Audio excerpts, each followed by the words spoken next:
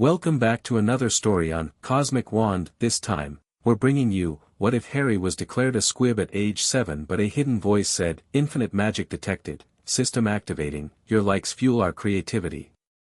Subscribe and stay tuned. Here's the story.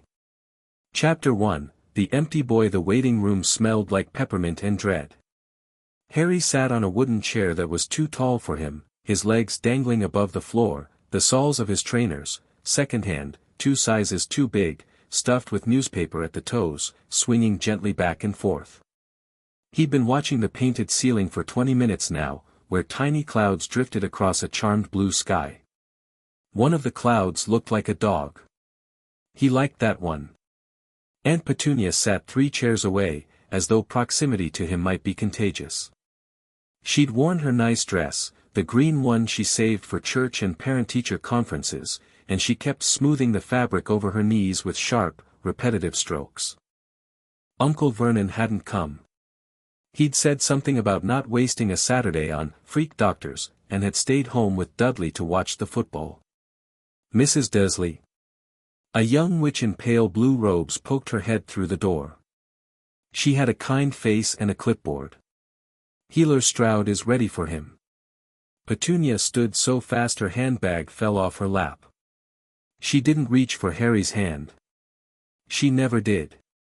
The examination room was smaller than Harry expected. A padded table sat in the center, covered in paper that crinkled when he climbed onto it.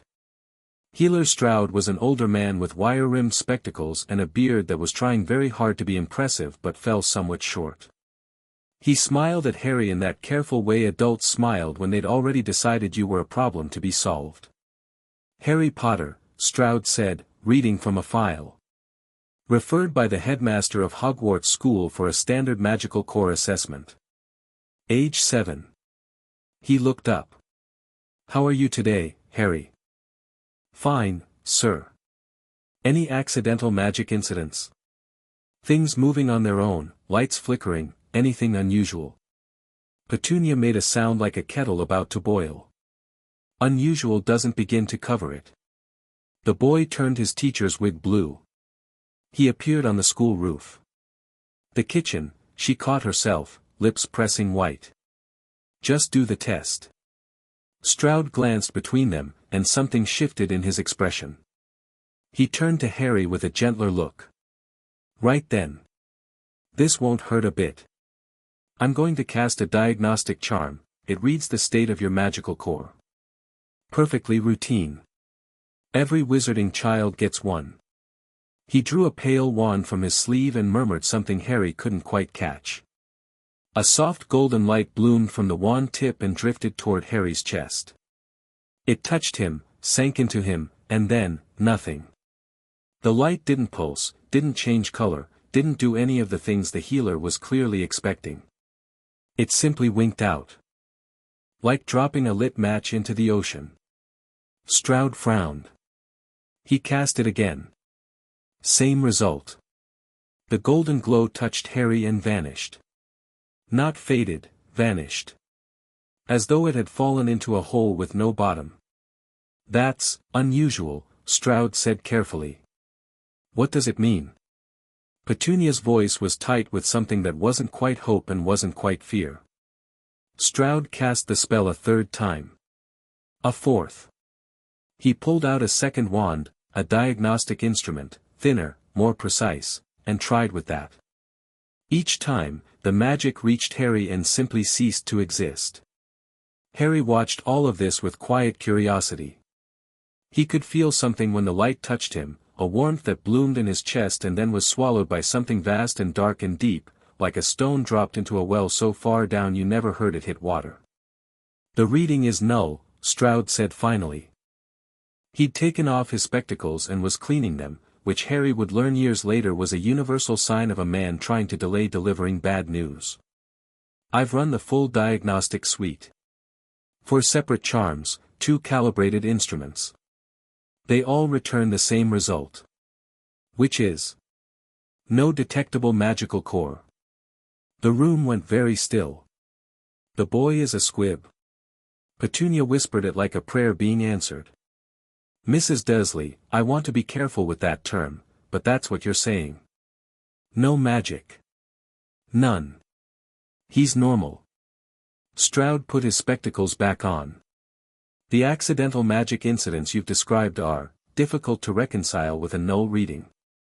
In exceptionally rare cases, residual environmental magic from the trauma that caused his scar could, so the freakish things were just leftovers, Petunia said. And they'll stop. In theory, yes. Over time, then we're done here. She was already standing, already reaching for her coat. She looked at Harry, and for the first time he could remember, she almost looked satisfied with him. Not proud. Not loving. Just the specific relief of a woman who'd been told a tumor was benign. Come along. Harry hopped down from the table. His trainers made a flat sound on the tile. At the door, he stopped and looked back at Stroud.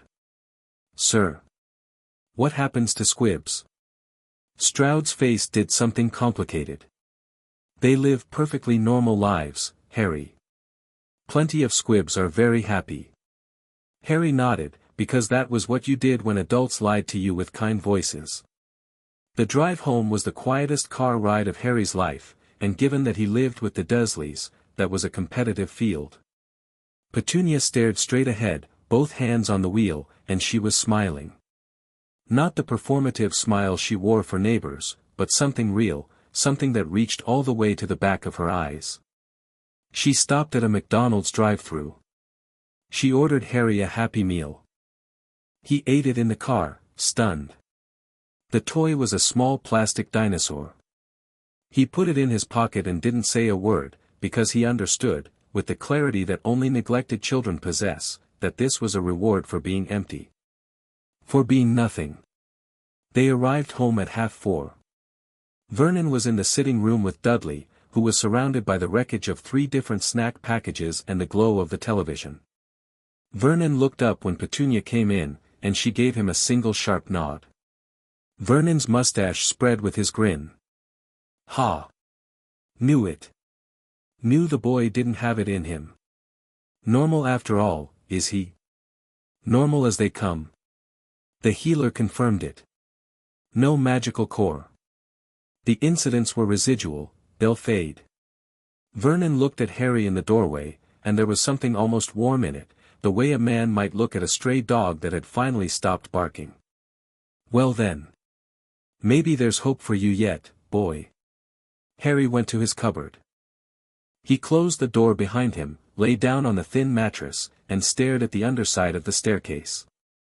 He could hear the Dursleys talking, the low rumble of Vernon's satisfaction, Petunia's clipped agreements, Dudley asking what a squib was and being told not to worry about it.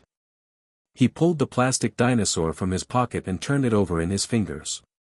Empty. That's what the golden light had said. He was empty. Except he didn't feel empty. He felt like he always felt, like there was something huge living in his chest, something pressed down and folded up and packed so tight it hummed. He'd felt it when the wig turned blue. He'd felt it when the roof caught him instead of the ground. He'd felt it every time Dudley's fists were coming and the world seemed to bend just slightly in Harry's favor. The golden light hadn't found anything because there was nothing to find. That's what the healer said. Harry closed his eyes. And the voice spoke. It didn't come from outside. It didn't come from the cupboard walls or the spiders in the corner or the gap under the door. It came from the place behind his heartbeat, from the deep well where the golden light had gone to die. Infinite magical core detected. Harry's eyes snapped open. All limiters absent. No binding detected. No suppression detected. Core status, boundless. He sat up so fast he cracked his head on the underside of the stairs. He barely felt it. System activating. Who? He whispered, and then clamped his mouth shut, because Vernon was just on the other side of the wall and the last time Harry had talked to himself he'd been locked in for 2 days. I am not an entity. I am the interface between your will and your magic.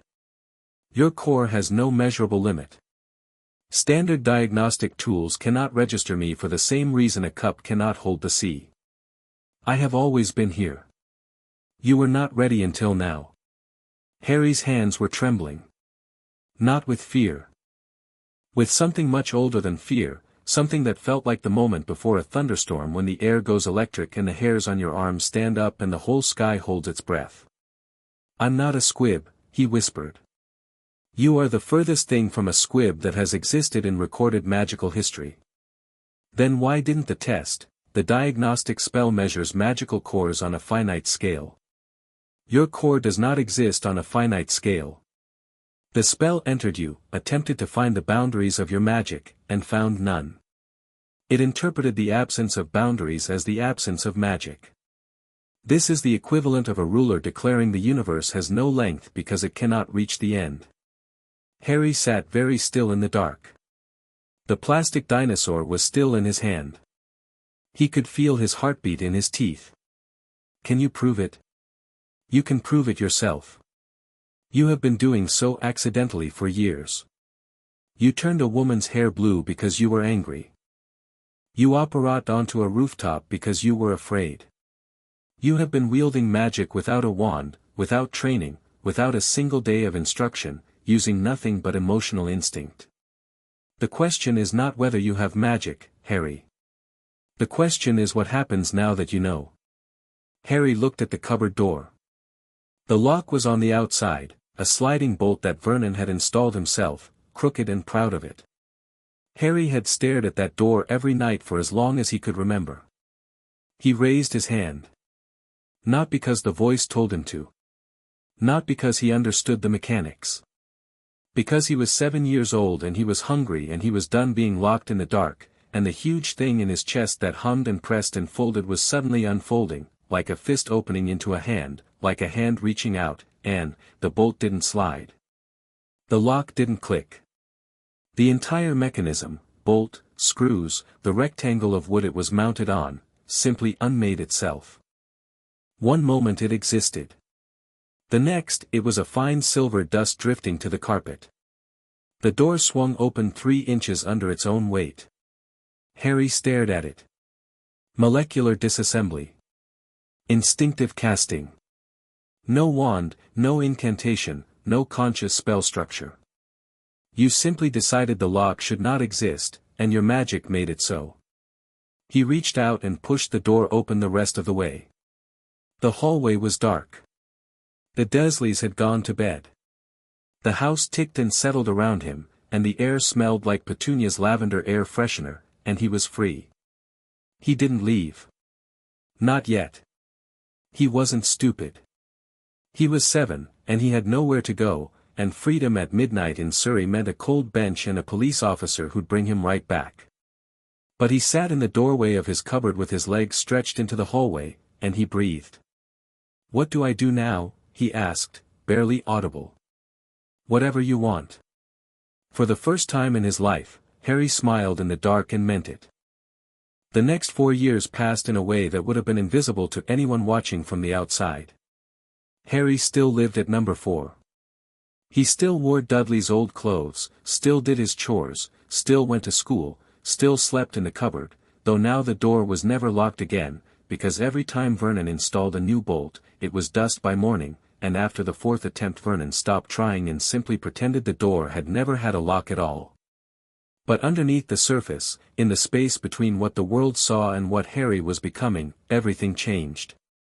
The system, he started thinking of it with a capital S, though it had never asked for a name, taught him the way water teaches stone.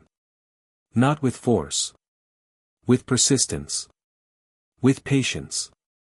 With the quiet certainty that the shape of things would change if you simply kept going. It started with control. You are currently a river without banks, the system told him one night in late November, a week after the assessment. He was lying in his cupboard, practicing. He discovered that if he concentrated, he could make the spiders on the ceiling rearrange themselves into patterns. They didn't seem to mind. Your magic responds to emotion because emotion is the only channel you've developed. Fear triggers defense. Anger triggers destruction. Joy triggers transformation. This is crude. Effective for survival, but crude. So teach me something better, Harry said. Close your eyes. Feel the magic in your chest. Not the emotion, the magic itself. They are not the same thing. Emotion is the match. Magic is the fire. You have been confusing the two. Harry closed his eyes. He reached inward, past the feelings, past the low constant anger that lived in his stomach, past the loneliness, past the stubborn spark of something that might have been hope, and found it. The fire. The vast, silent, endless thing that had no edge and no bottom and no top. It wasn't hot. It wasn't cold.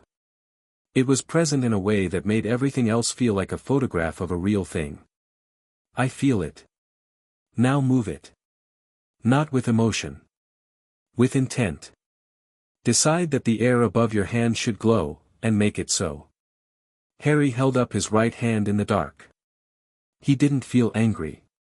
He didn't feel scared. He felt focused, the way he felt when he was reading a book he liked and the entire world fell away. Glow, he thought. Not a wish. A decision. Light bloomed above his palm. Soft, warm, golden, not like the healer's diagnostic spell, but something richer, something that pulsed gently like a living thing. It lit the cupboard in amber and threw his shadow across the wall, and it was the most beautiful thing he had ever seen. I did it, he breathed. You decided, and magic obeyed. This is the foundation. Everything else builds from here. He practiced every night. After chores, after dinner, or after not dinner, on the nights when Petunia decided he didn't deserve to eat, he would lie in his cupboard and work. The system guided him through exercises that no Hogwarts student would encounter until their 6th year, their 7th, their postgraduate studies, or never.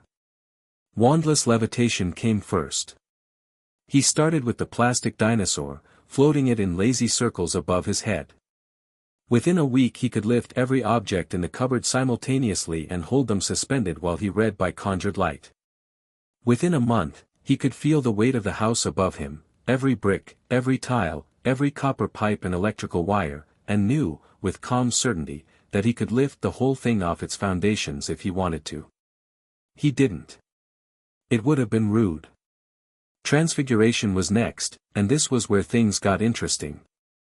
The system explained the theory, that all matter was, at its most fundamental level, just energy in different arrangements, and that magic was the ability to rearrange it, and Harry took to it like breathing.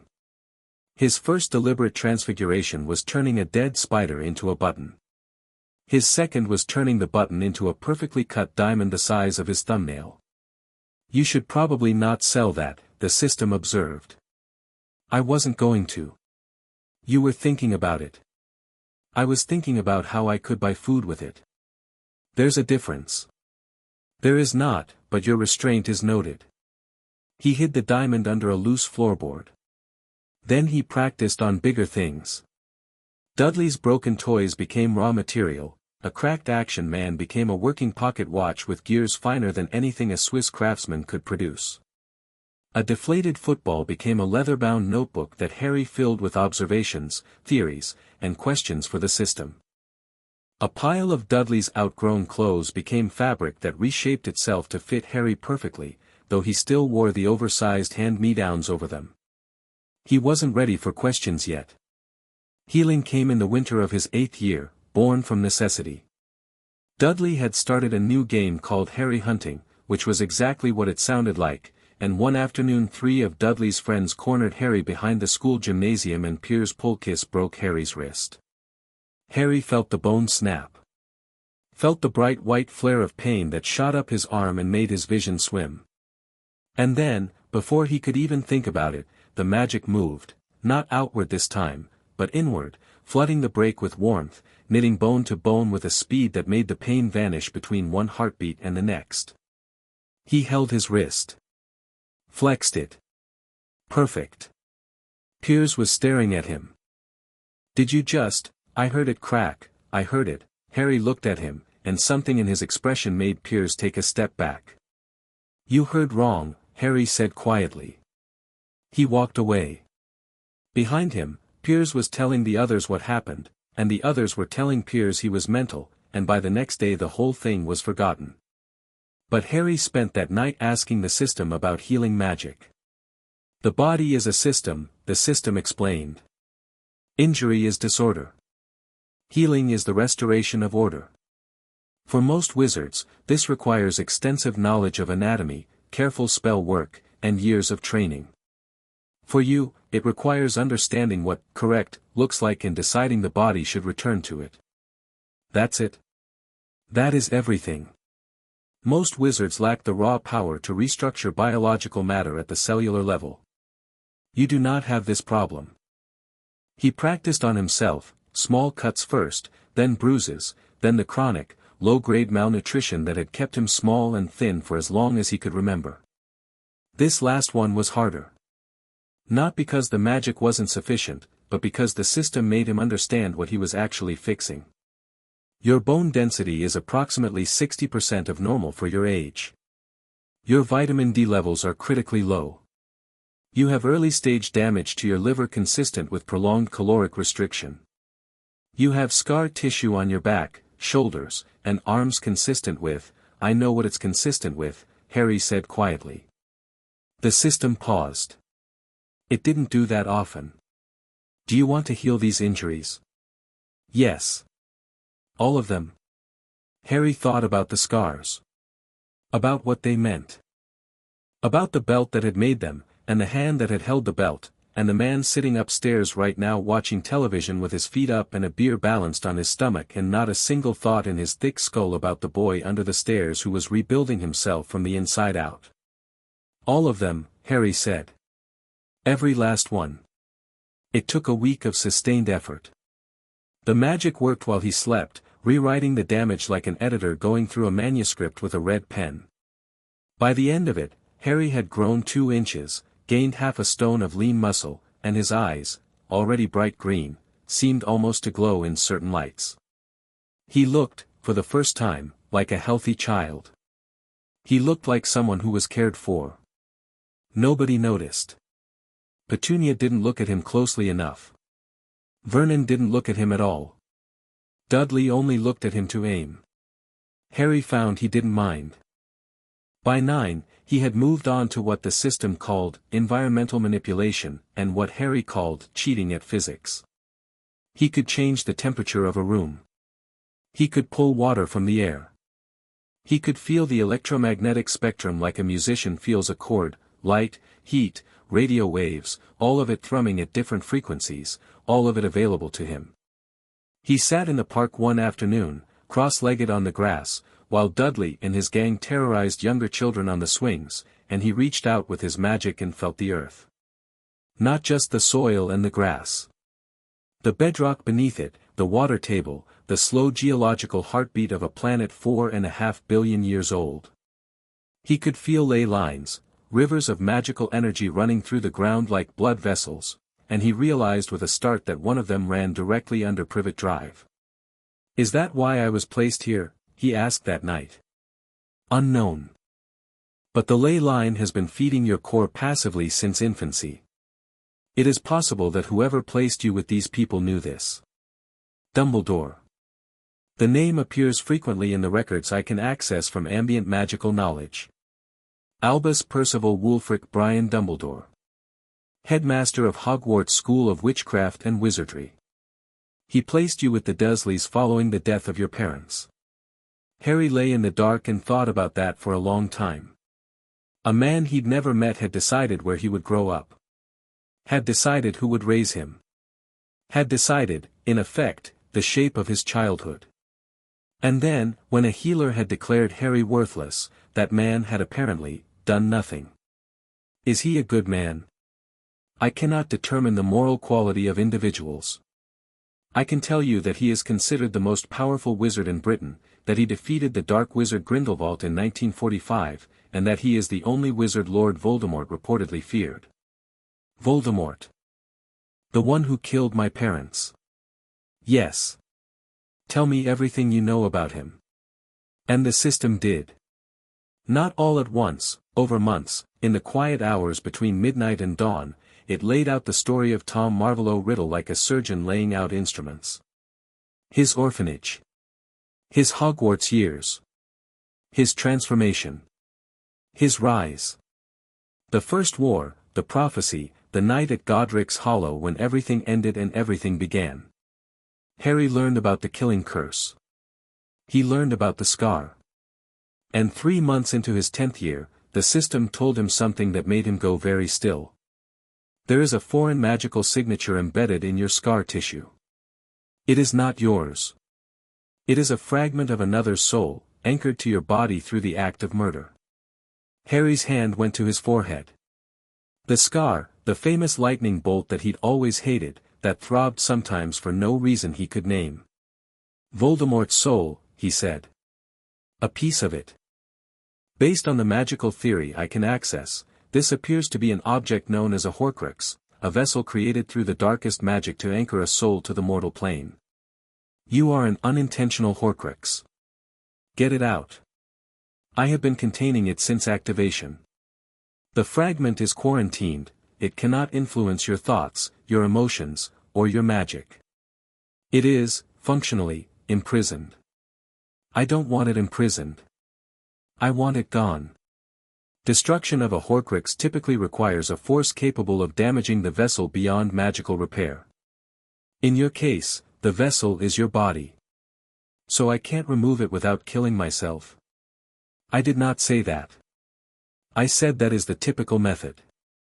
You are not typical.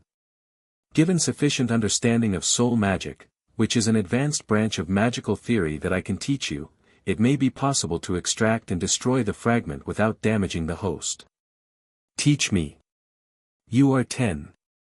Teach me anyway. The system, for the second time in their association, paused. Very well. Soul magic was hard. Not hard in the way that transfiguration was hard, or healing, which were difficult until they suddenly weren't. Soul magic was hard in a way that required Harry to confront things about himself, about life, about death, that most adults never grappled with. He spent 3 months just learning to perceive his own soul, to see it, feel it, understand it as a real and distinct thing separate from his body and his magic. When he finally saw it, he cried. Not because it was ugly. Not because it was damaged. Because it was enormous. A blazing white gold architecture of light and will and something that had no name in any language he knew. It filled him, and it exceeded him, and when he looked at the dark, shriveled thing clinging to the inside of his scar, the fragment of Tom Riddle's soul, twisted and screaming silently in its quarantine, the contrast was so stark it hurt. It's in pain, Harry said. It is a fragment of a soul that was mutilated by its owner through the act of murder. Pain is its fundamental state. Can I, Harry hesitated. When I remove it. Can I destroy it gently? The system was quiet for a very long time. You are asking me if you can show mercy to the remains of the man who murdered your parents. I'm asking if I can end something suffering without being cruel about it. There's a difference. Yes. There is. And yes, you can. He did it on a Tuesday night in June, 2 weeks before his 11th birthday. He lay in his cupboard, the same thin mattress, but it didn't feel small anymore because he didn't feel small anymore, and he reached into his own scar with hands made of magic and intent. The fragment fought. Not intelligently, it didn't have enough of a mind left for intelligence, but with the blind, thrashing panic of a cornered animal. Harry held it, contained it, and slowly, carefully, like untangling a knot in a fishing line, he separated it from his flesh and his bone and his blood. It came free with a sensation like peeling off a bandage that had been stuck to a wound for 10 years. The relief was so sudden and so total that Harry gasped. He held the fragment in his cupped hands, visible only to the magical perception the system had taught him, and looked at it. A wisp of dark smoke that had once been part of a boy named Tom. I'm sorry this happened to you, Harry said. The fragment couldn't hear him. He said it anyway. Then he poured his magic into it, not destructive, not violent, but warm, a sustained and implacable light, and the fragment dissolved. Not screaming. Not burning. Just fading, like a shadow at noon, until there was nothing left at all. Harry touched his forehead. The scar was still there, a physical mark that no magic could fully erase because it had been made by an act so dark it was etched into the structure of reality itself. But it was empty now. Just skin. Just a scar. Horcrux destroyed, the system confirmed. Soul integrity, complete. Foreign signatures, none. You are entirely yourself.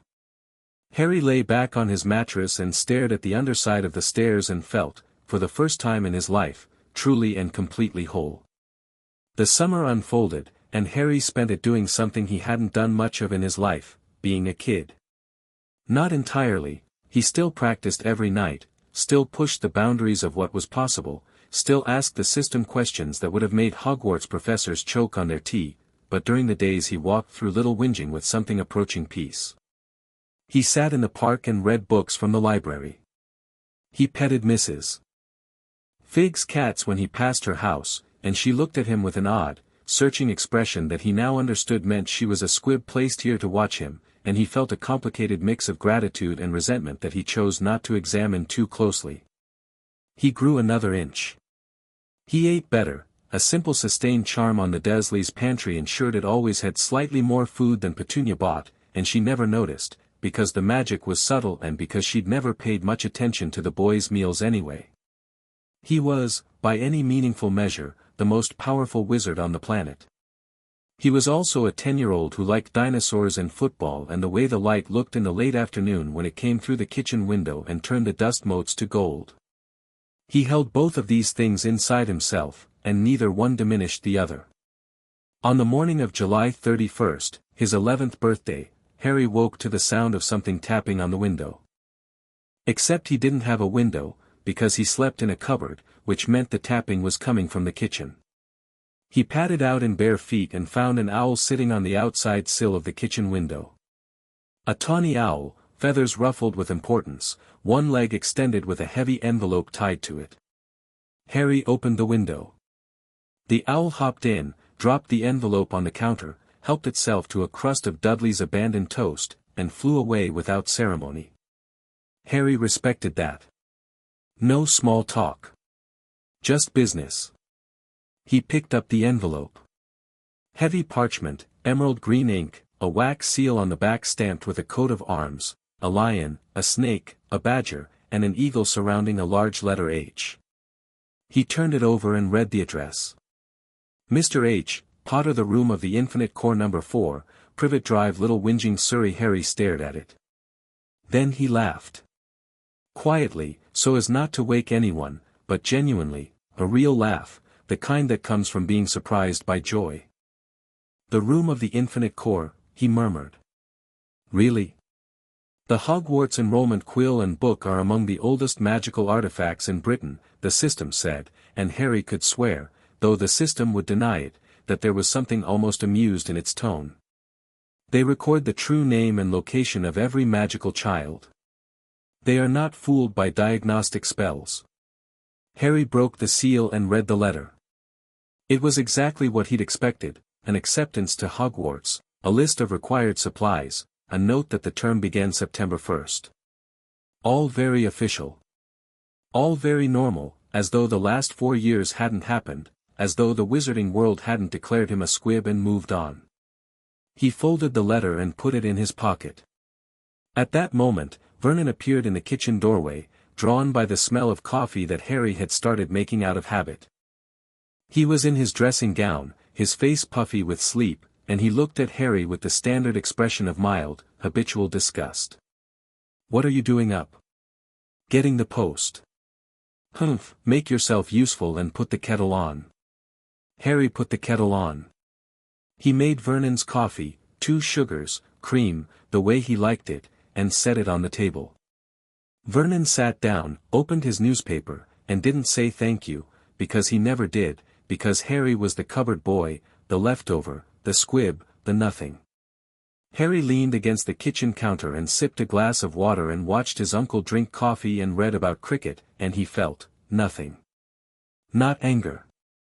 Not resentment. Not the old, familiar ache of wanting to be seen. Just a calm, vast, patient readiness. Like the ocean waiting for someone to try to measure it with a cup. The Hogwarts letter sat in his pocket, warm as a heartbeat. In a month he'd walk into a world that had given up on him, and that world was not ready for what walked back. But that was a problem for later. Right now, the morning light was coming through the kitchen window, and the dust motes were turning to gold, and Harry was 11 years old and whole and powerful and alive, and the kettle was whistling, and the day was beginning. He poured his uncle's second cup of coffee, and he smiled, and he waited. The owl came back 3 days later. Different owl this time, bigger, blacker, with an air of official impatience. It brought a second letter, identical to the first, because Harry hadn't sent a reply. He hadn't sent a reply because he'd been thinking. Not about whether to go, that was never in question. He'd spent 4 years preparing for a world he'd only touched the edges of, and curiosity alone would have driven him through the doors of Hogwarts even if he'd had nothing else pulling him there. No, he'd been thinking about how to go. What to show. What to be. You're overthinking this, the system said. Harry was sitting cross-legged on the roof of number 4, which he'd taken to doing on clear nights. He could feel the ley line pulsing beneath the house, a steady thrum of ancient power, and the stars were out, and the air smelled like cut grass and the Hendersons' barbecue 3 doors down. I'm thinking about it the right amount. You are considering whether to conceal your abilities. The answer is no. That's not what you are wondering if you should pretend to be normal. Pretend to struggle. Pretend to learn at the rate of your peers. You are wondering if visibility is dangerous. Harry pulled his knees to his chest.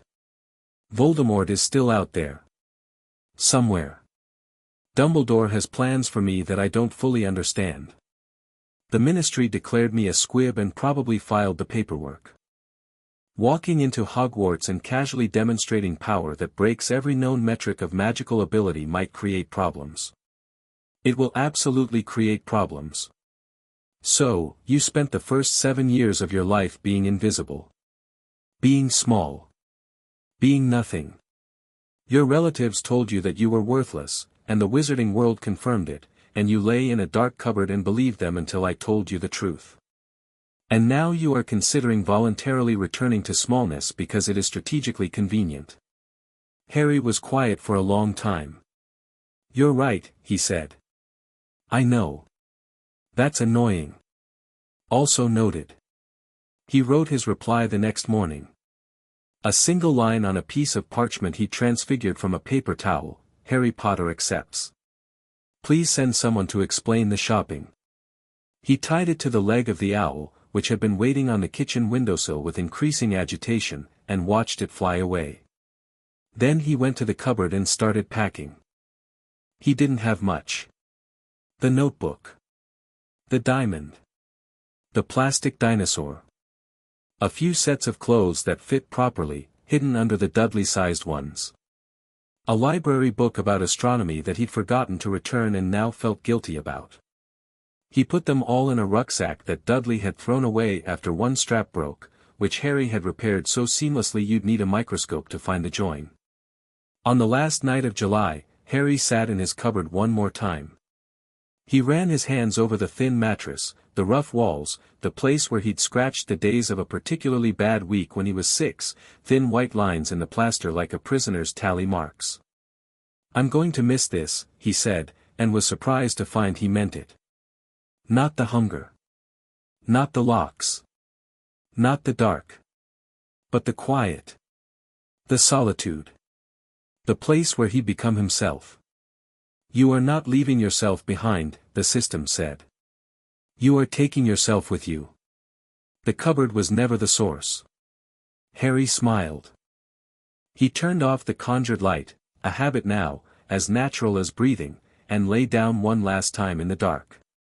Tomorrow, or the next day, or the day after that, someone from Hogwarts would come. And everything would begin. He closed his eyes. Above him, unnoticed, the air shimmered with the faintest golden light, the ambient overflow of a magical core so vast that even at rest, even in sleep, it leaked power the way the sun leaks warmth. The spiders on the ceiling had long since arranged themselves into a perfect constellation of Orion. They didn't mind. Chapter 2, Diagon Alley. And the wand that knelt. The doorbell rang at precisely 11 o'clock on a grey Tuesday morning, and the sound of it sent a small earthquake through number 4, Privet Drive. Not a literal earthquake, Harry could have managed one, but it would have been rude, but the social kind, the kind where Vernon's tea sloshed in its cup and Petunia's neck extended to its full periscope height and Dudley, sprawled across the sofa like a beached whale in a tracksuit, actually looked up from the television. "Who the ruddy hell is that?" Vernon grunted. Petunia was already at the window, twitching the curtain. Her face went the color of old milk. "It's, Vernon, it's one of them." Harry was in the kitchen, washing the breakfast dishes because that was Tuesday's job, and he set down the plate he was holding with a calm that didn't match the sudden acceleration of his heartbeat. Not fear. Anticipation. The way a runner feels in the blocks before the starting pistol. The doorbell rang again. Then a knock. Then a knock that made the whole door shudder in its frame, and Vernon was on his feet, mustache bristling, already building up the head of steam that preceded his very best tantrums. "I'll get it," Harry said. "You will not," but Harry was already past him, already in the hallway, already opening the door. The man on the doorstep was enormous.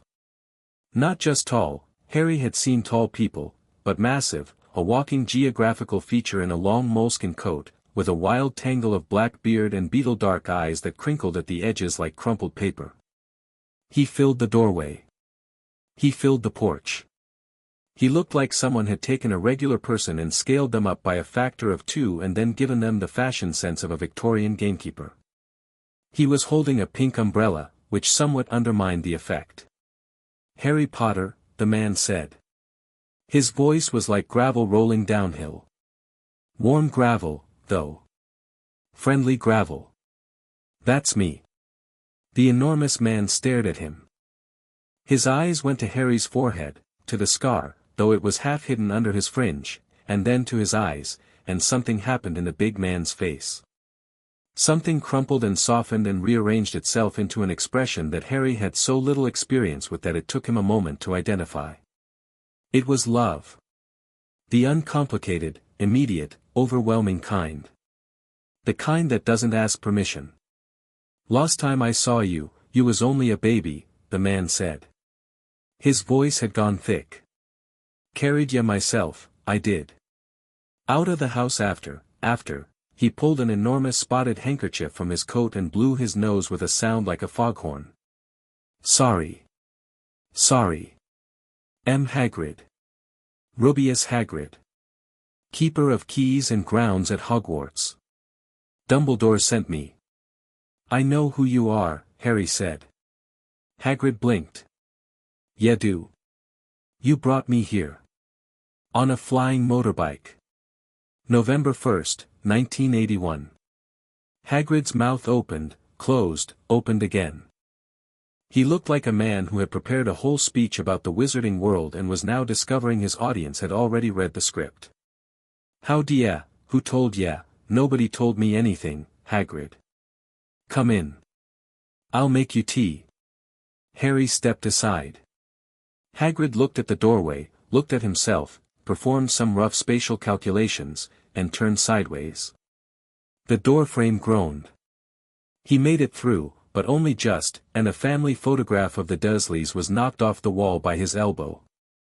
It hit the floor and the glass cracked right across Vernon's face, which Harry chose to interpret as a good omen. Vernon was standing at the end of the hallway, blocking the path to the kitchen with his body and his outrage. "Now see here. I don't know who you think you are, barging into a decent person's home. Name's Hagrid," Hagrid said pleasantly. "I've come to collect Harry Fair his school shopping. Hogwarts business." Vernon's face cycled through several colors, settling on a deep, unhealthy purple. "The boy isn't going to any school for freaks. he's a squib. The healer confirmed it. Normal as the day is long. We had the paperwork, Petunia, where's that paperwork, Vernon, Harry said. Something in his voice made Vernon stop. It wasn't loud. It wasn't angry. It was just final, in the way that gravity is final, in the way that the ground is final when you've been falling for a long time and the conversation about whether you'll hit it is over. Vernon looked at Harry, and for a moment, just a moment, something ancient and instinctive in the back of his brain, something left over from a time when humans were small and the things in the dark were big, told him to step aside. He stepped aside. Harry led Hagrid to the kitchen. He put the kettle on, the same kettle, the same motion, but everything was different now, and pulled out a chair that he subtly reinforced with a thread of magic because Hagrid would have reduced it to kindling otherwise. Hagrid sat. The chair held. Hagrid looked around the kitchen with undisguised curiosity, taking in the obsessive cleanliness, the refrigerator covered in Dudley's mediocre school artwork, the utter absence of any evidence that a second child lived in this house. So, Harry said, sitting across from him. Diagon Alley. Hagrid was still staring. Harry, Professor Dumbledore told me, he said yet been declared, that the assessment came back, Squib. Yes. The assessment was wrong. Wrong.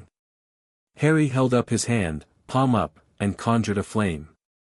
Not a big flame, nothing showy, nothing aggressive, just a small, steady, blue-white fire that danced above his skin without burning it. The kind of fire that most adult wizards couldn't produce without a wand, an incantation, and a good run-up. Hagrid stared at the flame. His mouth was open. His spotted handkerchief was halfway to his nose, forgotten. Harry closed his hand and the flame vanished. The diagnostic spell couldn't read my core. It's not that I don't have magic, Hagrid. It's that I have too much of it for the spell to measure. The healer saw a null reading and assumed it meant 0. It didn't. The kitchen was very quiet. The kettle was starting to hiss. From the sitting room came the faint sound of Dudley's television, explosions and laugh tracks bleeding through the wall. Blimey, Hagrid whispered. I've been practicing. On my own, for 4 years. Wandless magic, transfiguration, healing, basic enchantment work. I know about the wizarding world, I know about Hogwarts, I know about my parents, and I know about Voldemort. Hagrid flinched at the name so hard the table jumped. Sorry, Harry said. I know people don't like the name. But he killed my mum and dad, and I'm not going to give him the respect of being afraid to say it. Hagrid looked at Harry for a long, searching moment. Whatever he saw made his eyes go bright and wet again, but this time he didn't reach for the handkerchief. He just nodded, slowly, like a man watching a sunrise after a very long night. Your mum, Hagrid said softly. Yevi got her nerve, you know that? Lily never backed down from nothing. Not from anyone. The kettle boiled. Harry made tea. He poured 2 cups, one regular, one in the largest mug the Dursleys owned, which still looked like a thimble in Hagrid's hands, and they sat together in the clean, cold kitchen of the people who had tried to make Harry nothing, and they drank tea, and Hagrid told him stories about his parents that the system had never been able to provide. The way Lily laughed. The way James flew. The way they looked at each other across the great hall like no one else in the room existed. Harry listened to all of it, and the thing in his chest that wasn't magic, the other thing, the human thing, ached in a way that no amount of power could fix. Thank you, he said when Hagrid finished. For telling me. Hagrid blew his nose. Yeah, should have known all along. Yeah, should have, they should have told ya. He shot a venomous look toward the sitting room. Dumbledore said they'd be family. They were what they were. I survived it. Harry stood and picked up his rucksack from beside the door. Shall we go? Just like that. Don, ye need ter, pack, or, Harry slung the bag over one shoulder. This is everything I own. Hagrid looked at the rucksack. It was small. Pathetically, obviously small. His face went through something that might have been rage, and his hand tightened on the pink umbrella, and for a moment Harry felt a flicker of magic from the big man, wild, unfocused, heartfelt, and understood suddenly that the umbrella was not just an umbrella. "Right," Hagrid said thickly. "Right then. Let's go." They left without saying goodbye to the Dursleys. Harry didn't look back. London was loud and bright and tasted like exhaust fumes. Hagrid navigated the underground with the grace of a bear in a phone booth, apologizing repeatedly to commuters he accidentally crushed against the doors, and Harry found himself grinning for the first time in weeks. There was something deeply, fundamentally funny about a half-giant trying to use an Oyster card. "Ruddy Muggle contraptions," Hagrid muttered, feeding his ticket into the barrier for the third time. It spat it back. "Dumbledore loves says they're ingenious, but I can." Harry touched the barrier with one finger and it opened. Hagrid looked at him. Harry shrugged. It was stuck. They emerged at Charing Cross Road, and Hagrid led him to a pub that Harry almost walked past, because the magic woven into its facade was designed to make Muggle eyes slide right off it. But Harry wasn't a Muggle, and his eyes didn't slide, and he saw the leaky cauldron for what it was, a small, dark, wonderful pub crammed between a bookshop and a record store, vibrating with a low hum of magic that felt like the first note of a song. Inside, it was dim and warm and smelled like pipe smoke and something herbal that Harry couldn't identify. A few old witches sat in the corner drinking something that steamed purple. A man in a top hat was reading the Daily Prophet upside down. The barman, a stooped, bald fellow, looked up as they entered and his eyes went straight to Hagrid. "The usual, Hagrid." "Not today, Tom. On official Hogwarts business. Tuck-in, young Harry here to get his supplies." Tom the barman's gaze shifted to Harry, and Harry watched the man's eyes travel upward to his forehead with the inevitability of a compass finding north. "Bless my soul," Tom whispered. "Harry Potter." The pub went silent. Not gradually, instantly, the way a room full of people goes silent when someone fires a gun. Every head turned. Every eye found him. Harry could feel the weight of their attention like a physical thing, pressing against his skin. And then the whispers started. "Harry Potter, did he say Harry Potter? The boy who lived, here, in the, but I thought he was, didn't the prophet say, Squib, they said he was a squib, doesn't look like a squib to me." A woman in a violet cloak actually stood up, knocking over her drink.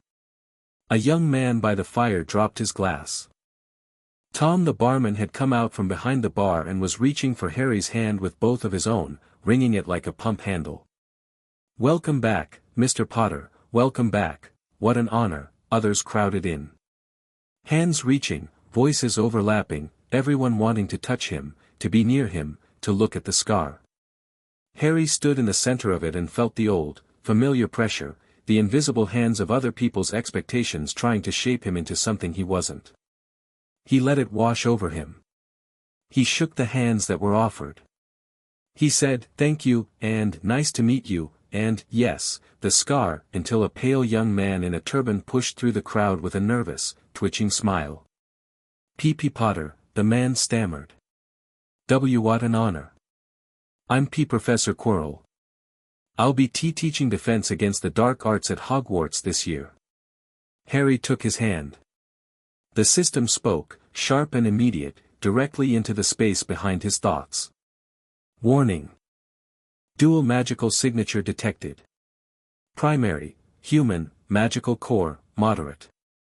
Secondary, parasitic entity, magical signature consistent with fragmented soul. Classification, possessed. The entity is aware of you. It is looking at you right now through this man's eyes." Harry didn't flinch. Didn't freeze. Didn't pull his hand away. He looked into Quirrell's watery eyes and felt, behind them, something cold and familiar, the same flavor of magic as the Horcrux he'd pulled from his own scar 6 months ago. Not identical, but from the same source. The same broken soul. Voldemort. Or what was left of him. Wearing a man like a coat. Professor Quirrell, Harry said, and his voice was perfectly pleasant. I look forward to your class. Quirrell's smile flickered. Something moved behind his eyes, a flash of interest, a flicker of predatory attention, and then it was gone, buried under the stammer and the turban and the performance of weakness. "Ve very kind. Ve very kind indeed." Harry released his hand and turned to Hagrid, who was beaming at the crowd with the pride of a man who'd brought a celebrity to the party. "Shall we?" They pushed through to the back of the pub, and Harry filed the information about Quirrell in the place where he kept things that were important, and he said nothing, because there was nothing to say yet. The man was going to Hogwarts. So was Harry. The issue would resolve itself, one way or another. Hagrid tapped the bricks behind the pub with his umbrella, 3 up, 2 across, and the wall rearranged itself into an archway, and Harry stepped through into Diagon Alley. He'd been prepared for it. The system had described wizarding commerce, magical architecture, the general layout of the alley. He'd thought he knew what to expect. He was wrong. Diagon Alley was alive. Not metaphorically, the buildings themselves pulsed with enchantment, facades shifting and shimmering, signs that moved and shouted and occasionally insulted passers-by. Owls circled overhead. A stack of cauldrons outside a shop was rearranging itself by size without anyone touching it. 2 children pressed against the window of a broomstick shop, pointing at something called a Nimbus 2000 with the reverence of pilgrims before a shrine.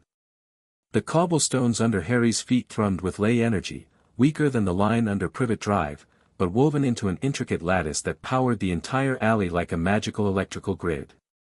He could feel everything. Every enchantment, every ward, every charm on every shop, the anti-theft hexes, the preservation spells, the structural reinforcements that kept buildings standing at angles that would have given an architect a stroke. The whole alley was a symphony of magic, thousands of individual pieces working in concert, and Harry stood in the middle of it and heard every note. Magnificent, isn't it? Hagrid was watching his face, grinning. Yeah, Harry said, and meant it honestly. It really is. They went to Gringotts first.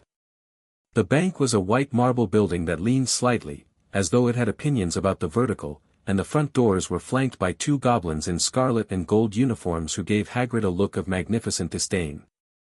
A second set of doors, silver, bore an engraved warning about thieves that Harry read with interest, and the system annotated with technical details about the enchantments involved. The security architecture here is impressive. Multi-layered ward scheme, dragon-class biological deterrence, time displacement traps on the lower vaults. Robust by any standard. How robust? You could breach it. That wasn't the question. The question was unnecessary. You are not going to rob a bank. The interior was a long marble hall filled with goblins sitting behind a high counter, weighing coins and examining gemstones and writing in enormous ledgers. Hagrid approached the nearest free goblin and cleared his throat. Mr. Harry Potter wishes to make a withdrawal from his vault. The goblin looked at Harry over half-moon spectacles. And does Mr. Harry Potter have his key? Hagrid patted his coat pockets. A cascade of objects fell out, dog biscuits, balls of twine, a copper kettle, something that might have been a live mouse, before he produced a tiny golden key and handed it over. I should probably have that, Harry said. The key.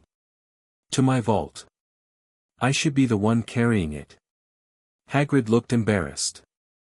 Right, well, Dumbledore had it fair safekeeping, see, and now I'd like to keep it safe myself. It wasn't rude. It wasn't aggressive. But it was clear, and Hagrid heard it, and after a moment he nodded. Fair enough. Course. You're right. The goblin, whose nameplate read Griphook, led them through a door and into a stone passage, where a cart waited on rails that descended into darkness. The ride was extraordinary, half roller coaster, half nightmare, plunging through tunnels that twisted and spiraled and at one point past a lake of actual fire, and Hagrid turned green within the first 30 seconds and spent the rest of the trip making sounds like a man trying not to die. Harry loved every second of it. The system was mapping the tunnel system in real time, building a three-dimensional model of the underground architecture, and Harry let it work while he leaned into the turns and felt the wind on his face and grinned. Vault 687 was a small green door in the rock wall. Griphook opened it, and Harry stepped inside, and stopped. Gold. Mountains of it. Gold galleons heaped in piles, silver sickles cascading across the floor, bronze nuts scattered like gravel. The vault wasn't enormous, but it was full, and the torchlight made everything glow with a warmth that had nothing to do with temperature. "Your parents left it fair, yeah," Hagrid said quietly from behind him. The Potters were well off.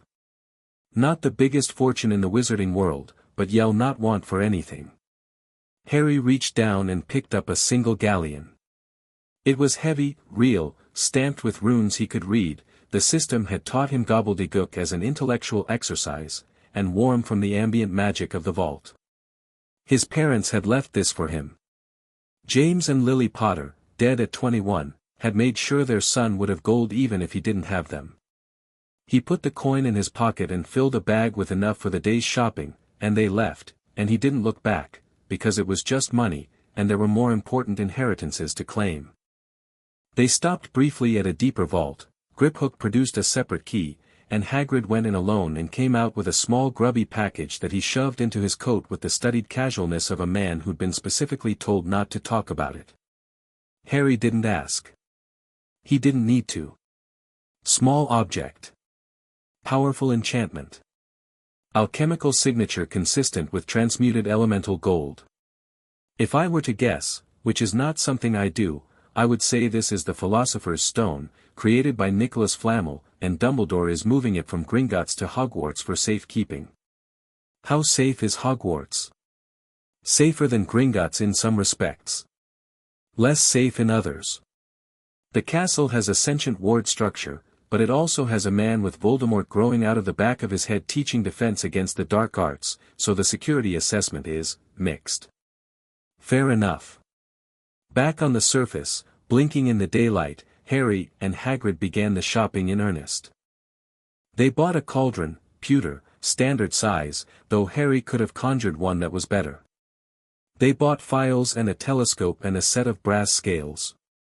They bought potion ingredients at the apothecary, where Harry spent 20 minutes examining the stock and quietly identified 3 mislabeled jars, 2 contaminated samples, and 1 ingredient, labeled powdered moonstone, that was actually ground fluorite, and he told the shopkeeper, who went very pale and offered him a 10% discount. Harry declined but appreciated the gesture. They bought robes at Madame Malkin's. This was where things got interesting. The shop was busy, start of term rush, first years and their parents filling every fitting stool. Madame Malkin herself, a squat witch in mauve, directed Harry to a stool at the back of the shop and began pinning his robes with flying measuring tapes that moved of their own accord. The boy on the next stool was pale, blonde, and pointed in a way that suggested generations of careful breeding toward an aesthetic that was just slightly too sharp. He had the bored, superior expression of someone who'd been told since birth that the world was arranged for his convenience, and he looked at Harry with the casual, evaluating gaze of a buyer at an auction. "Hogwarts too?" the boy said. "Yep. My father's next door buying my books and my mother's up the street looking at wands. Then I'm going to drag them off to look at racing brooms. I don't see why first years can't have their own. I think I'll bully father into getting me one and I'll smuggle it in somehow." Harry said nothing. The boy reminded him of Dudley, not in body, but in the fundamental assumption that the world would rearrange itself around his desires. But where Dudley was blunt, this boy was polished. Sharper tools, same workshop. "Have you got your own broom?" the boy asked. "No. Play Quidditch at all?" "Haven't had the chance." "I do, father says it's a crime if I'm not picked to play for my house, and I must say, I agree." "Know what house you'll be in yet?" "Not yet." The boy gave him a long look. Something was calculating behind those gray eyes, social algebra, working out where Harry fit in the hierarchy.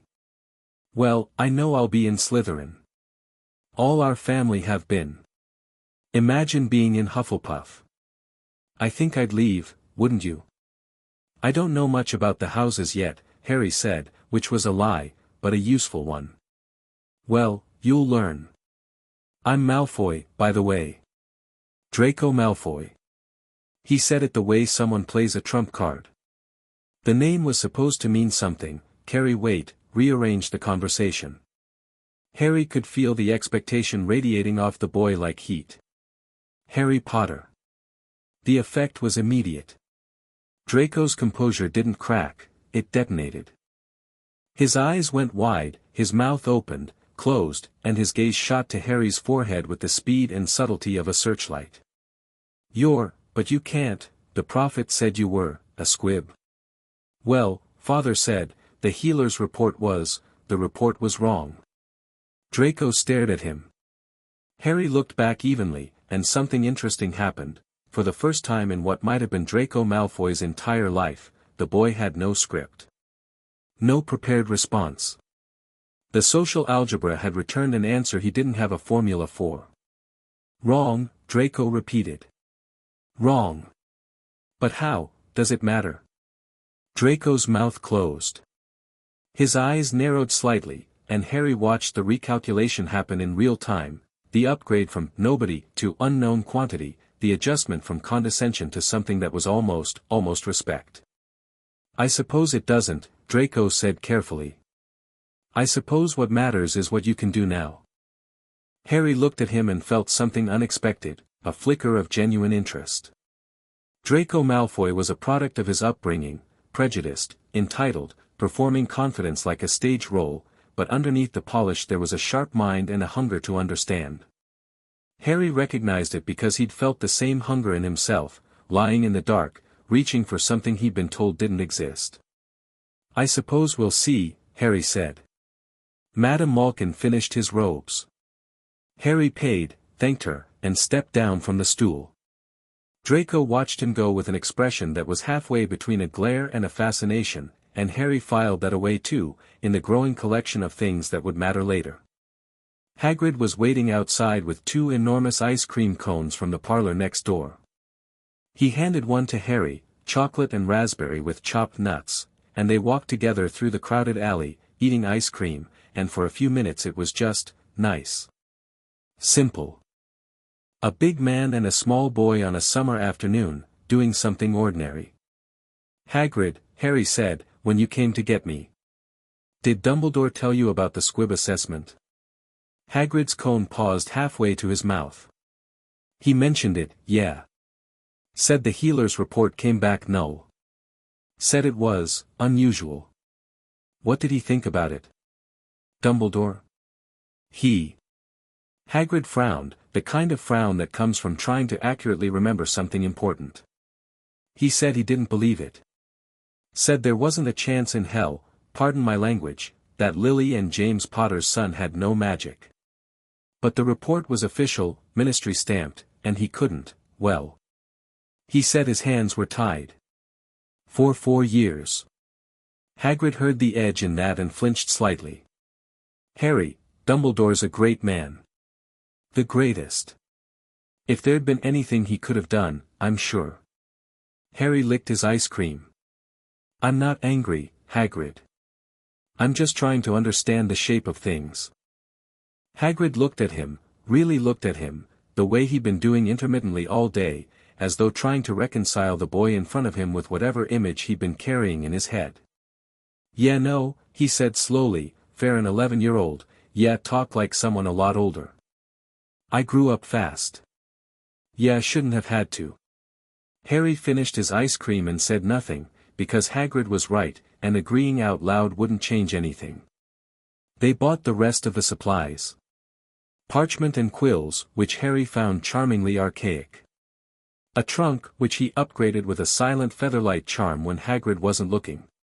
A copy of the Standard Book of Spells, Grade 1 by Miranda Goshawk, which Harry opened to a random page, read the instructions for the levitation charm, and thought about the fact that he'd been doing this wandlessly since he was 8. Then Hagrid said, "Still need your wand," and something shifted in the air. Ollivanders occupied a narrow shop at the far end of the alley. The sign above the door read Ollivanders, makers of fine wands since 382 BC, and the paint was peeling in a way that suggested not neglect but age, the kind of decrepitude that comes from being genuinely, impressively old. Hagrid stopped outside. "I'll wait here, if ye don't mind. Ollivander gives me the creeps." Harry pushed open the door. A bell rang somewhere in the dusty depths of the shop. The interior was narrow and tall, lined floor to ceiling with thousands of narrow boxes stacked on shelves that stretched back into shadows. The air was thick with something that wasn't quite dust and wasn't quite magic but lived somewhere in between. "Good afternoon," said a soft voice. Harry didn't startle. He'd felt the man's presence the moment he walked in, a bright, precise magical signature tucked into the corner like a spider in its web. Ollivander emerged from the shadows between the shelves. He was old, very old, with wide pale eyes that caught the light like moons. "I wondered when I'd be seeing you, Mr. Potter." Ollivander moved closer, and those moon eyes fixed on Harry's forehead. "It seems only yesterday your mother and father were in here buying their first wands. Your mother, willow, 10¼ inches, swishy. Excellent for charm work. Your father, mahogany, 11 inches, pliable. A powerful wand for transfiguration." "I know," Harry said. "You remember every wand you've ever sold." Ollivander's eyebrows rose slightly. "You've done your research." "I've had time." The old wand maker studied him, and something in his expression shifted, the polite mask of the shopkeeper thinning, letting through something sharper and more attentive.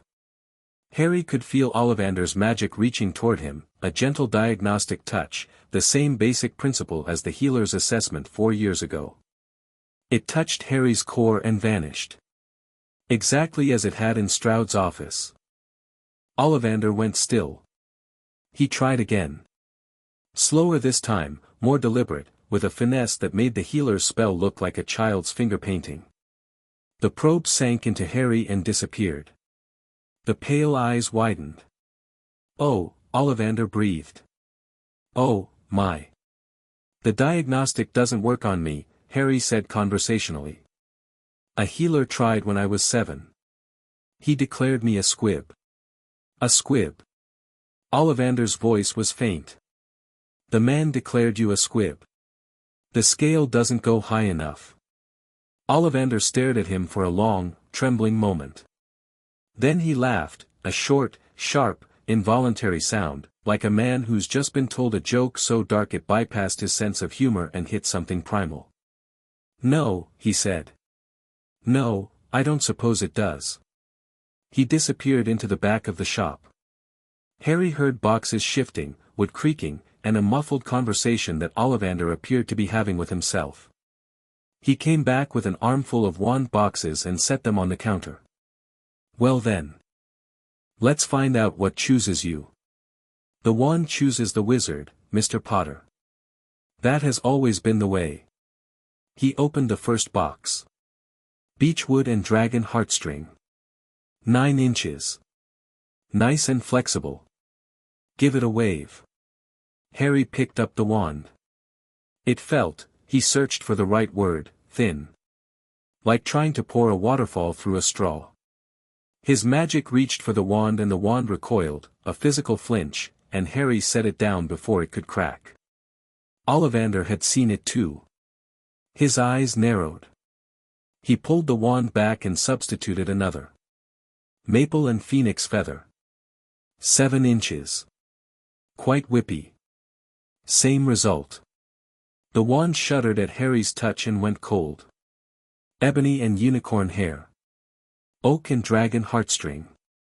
Holly and, no, let's try, the pile of rejected wands grew. 5. 10. 20. 40. With each one, Harry felt the same thing, a mismatch so fundamental it was like trying to plug a generator into a nightlight. The wands weren't bad. They weren't weak. They simply couldn't contain what he was offering them. Ollivander had stopped chattering. He was working in focused silence now, pulling boxes from higher shelves, deeper in the shop, older stock. His hands moved with the precision of a surgeon, but Harry could see the slight tremor in his fingers. Not fear, exactly. Something adjacent to it. The response of a craftsman confronting something outside his craft. At wand 73, Ollivander stopped. He stood in the middle of the shop floor, surrounded by open boxes and discarded wands, and looked at Harry with those pale, luminous eyes. "I wonder," he murmured. "Yes. I wonder." He went to the very back of the shop. Harry heard a ladder scraping, a box sliding from a high shelf, and then Ollivander returned, moving slowly, carrying a single dusty box in both hands. "Holly and phoenix feather," he said. 11 inches.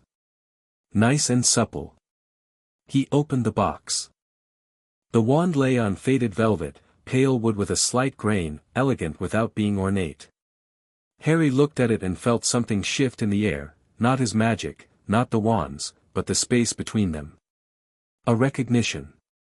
"It is curious," Ollivander said softly, "that you should be destined for this wand, when its brother gave you that scar. The phoenix feather core.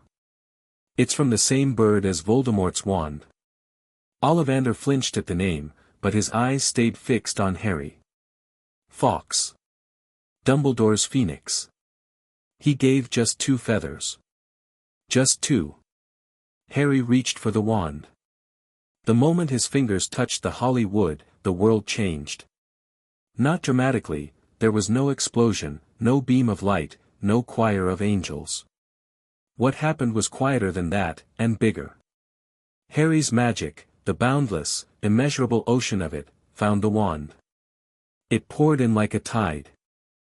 And the wand, this 11-inch piece of holly with a feather at its heart, did something that no wand in Ollivander's long memory had ever done. It surrendered. Not broke. Not overloaded. Not burned out. It opened, like a flower, like a door, like a throat releasing a held note, and it took everything Harry gave it and somehow, impossibly, held. Not because it was strong enough. Because it was willing. The shop trembled. Not violently, gently, a fine vibration that ran through the shelves and the boxes and the ancient floorboards, and every wand in every box began to hum. Thousands of wands, centuries of craftsmanship, all resonating in sympathy with what was happening on the shop floor. Boxes rattled. Dust fell from the ceiling in silver curtains. The windows fogged from the inside. Ollivander took 3 steps backward. His back hit the counter. His pale eyes were wider than Harry had thought eyes could go. Harry raised the wand. Not to cast a spell, he didn't need to. The wand was singing. He could feel it in his bones, a pure, clear note that was the sound of a partnership being formed, of a tool meeting the hand it was made for. Warmth flooded through his fingers, up his arm, into his chest, and the golden light that spilled from the wand's tip was the same color as the light in the healer's office, the light that had tried to measure him and failed. Except now it wasn't trying to measure anything. It was just being, radiant and enormous and free. The light faded. The humming stopped. The shop settled. Harry stood in the middle of Ollivander's with a holly wand in his hand and a silence so complete it felt sacred. Ollivander was gripping the counter behind him. His knuckles were white. "Mr. Potter," he said, and his voice was not steady. "In my family's 2,400 years of wand craft, across 112 generations of wand makers, I have never," he stopped. Swallowed. Started again. "The wand chooses the wizard. That is the oldest law of my craft. But what just happened, that wand did not choose you, Mr. Potter. That wand knelt." Harry looked at the wand in his hand. It felt right. It felt like the last piece of a puzzle that he hadn't known he was solving. "How much?" he asked. Ollivander let out a breath that was halfway to a laugh. 7 galleons. Harry paid. He slid the wand into his belt. The system was already suggesting modifications to his robes to include a wand holster, and turned to leave. "Mr. Potter." Harry looked back. Ollivander had regained some of his composure, but his eyes were still doing that wide, luminous thing, and his voice had the quality of a man choosing his words with extreme care. He who must not be named did great things. Terrible, yes. But great. And his wand's brother has just submitted to you in a way that I have never seen a wand submit to anyone. The old wand maker paused. I think we must expect great things from you. You can expect whatever you like, Harry said. I'm not doing it for the expectations. He left the shop. The bell rang behind him. Hagrid was waiting on the bench outside, and he took one look at Harry's face and said, Blimey, what happened in there? Found my wand. Yeah, look like you've seen a ghost. I look like I found something I didn't know I was missing. Hagrid smiled at that, a huge, warm, uncomplicated smile, and clapped Harry on the back hard enough to stagger a horse. Harry barely swayed. He'd reinforced his skeletal structure months ago out of habit. They finished the shopping. There was one more stop, the bookshop, Flourish and Blots, where Harry bought his required textbooks and then spent 45 minutes in the advanced theory section while Hagrid waited with patient bewilderment. He picked up 3 extra books, Magical Theory by Adalbert Waffling, A History of Wandless Magic in the Ancient World by Gormlaith Vance, and The Architecture of Enchantment by Arturo Cephalopoulos. Light reading, he told Hagrid. If ye say so. On the way out, Hagrid stopped at the Magical Menagerie and bought Harry a birthday present, a beautiful snowy owl with amber eyes and a dignified expression. Harry named her Hedwig, after a saint he'd read about in one of Mrs. Figg's books, and she sat on his shoulder as they walked back through the leaky cauldron, and her weight was warm and real, and she was his, and he'd never owned anything alive before. Thank you, Hagrid, he said, and the big man went red and mumbled something about it being nothing. They parted at King's Cross, where Hagrid handed Harry a ticket for the Hogwarts Express, platform 9 3/4, September 1st, and then stood on the pavement looking like he wanted to say something important and couldn't find the shape of it. Harry, he said finally. Whatever ya are. Whatever that test got wrong. Your parents would be proud of ya. I know that fair certain. How? Because I'm proud of ya, and I only met ya this morning. Harry looked up at this enormous, kind, impossible man, and the thing in his chest, the human thing, not the magic, swelled in a way that had nothing to do with power.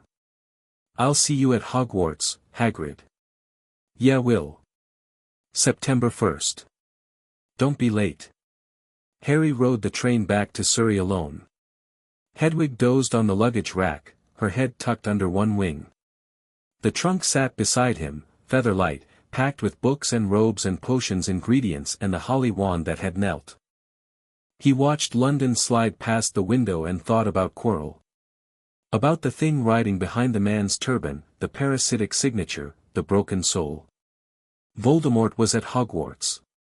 Or he would be, come September. Hiding behind a stammer and a smell of garlic, wrapped around the back of a man's head like a tumor. Assessment, Harry said quietly.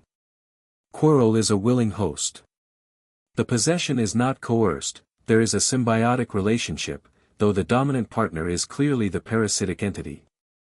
Voldemort's shade is weak, far weaker than a full soul, but still dangerous. He will be seeking a means of returning to physical form. The stone. The philosopher's stone can produce the elixir of life. For a disembodied soul fragment with a willing host, the elixir could serve as a catalyst for corporeal restoration.